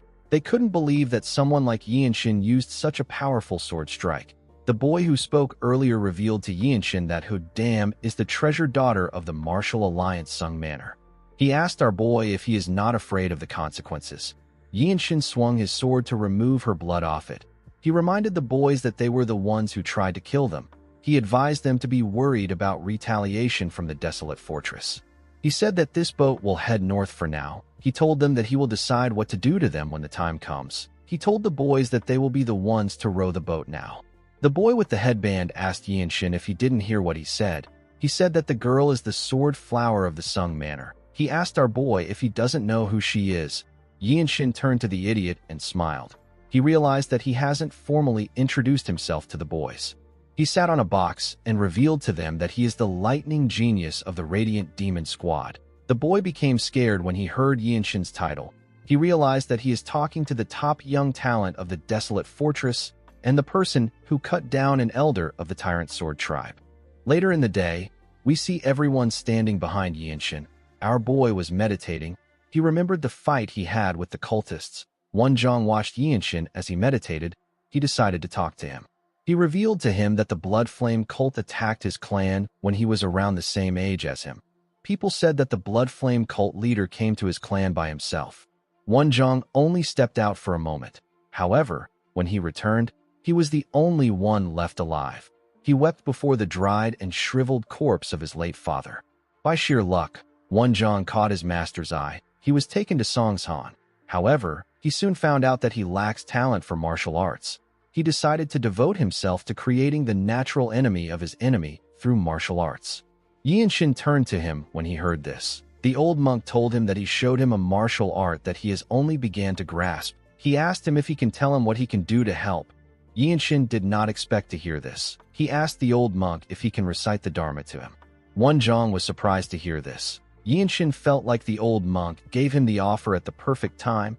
He has been feeling like he was lacking something. The shallow Buddhist teachings he learned from Gakyung weren't enough to polish his moves. When the boat arrived at their destination, Yinshin let the ordinary people get off first. He told the boys that they will be following him to the Heavenly Sword clan. He gave them a rope so that they could tie themselves up. He reminded them that they tried to kill a martial artist of the desolate fortress, a Shaolin monk, and an innocent civilian. He said that he will leave their punishment to the desolate fortress. The boys knew that they were screwed. Our boy and Wonjong sat on their horses and watched the boys as they walked forward. Yinshin knew that he would get a formal merit if he brings this idiots in. While looking around, our boy saw some martial artists in front of them. They were all wearing the same clothes. They stood near a carriage. One of them walked up to the boys. He asked them if they are not from the Martial Alliance. He found it odd that they were tied up. He asked them about what happened. The boy with the headband revealed to him that they committed a crime and got captured by the desolate fortress. The moment the man heard this, he turned to Yinshin. The other men were surprised to see someone from the desolate fortress. They felt like the boys were too young to commit a crime. Yinshin wondered if their loyalties leaned towards the Martial Alliance because it is closer than the distant land of Huguang, or if they are simply forced to maintain a connection to the Martial Alliance. The man glared at Yinshin. Before he could say anything, someone called out to him. The person referred to him as Escort Jiam. He asked him about what is happening. The escort turned to the young man in blue clothes. He referred to him as Young Patriarch. He reminded him that he is a guest there. He asked him about why he isn't seated. The young man sensed a pure and righteous energy from Yinshin.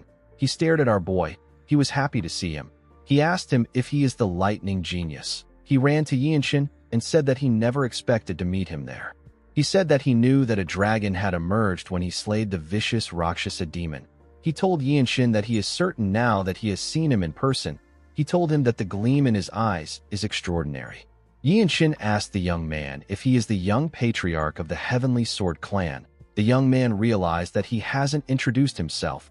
He put his hands together and introduced himself as Haiyan Yuryang of the Heavenly Sword clan. Yinshin asked him if there are others from the desolate fortress at his estate right now. Yuryang said that many have arrived. He told him that all that remains is for the Radiant Demon Squad that is currently out on a mission to return. He revealed to him that they are also expecting a monk from the Shaolin. Yinshin thanked him for informing him. He stepped down from his horse and said that he has something to take care of.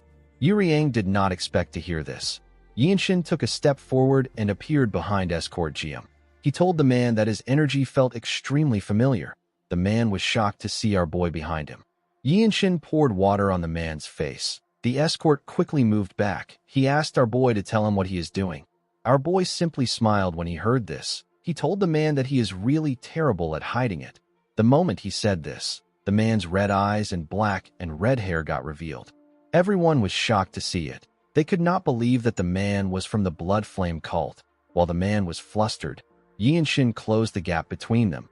He covered his fist with his energy and attacked him on his head. His punch crushed the man's skull. The poor bastard was unable to even react. He fell to the ground. The men there could not believe that our boy took him out in one strike. Yinshin took a deep breath and looked at his hand. He realized that the shockwave released from the attack was something he had never seen before. Although he attacked the man with his physical strength, he did not think that it would be this powerful.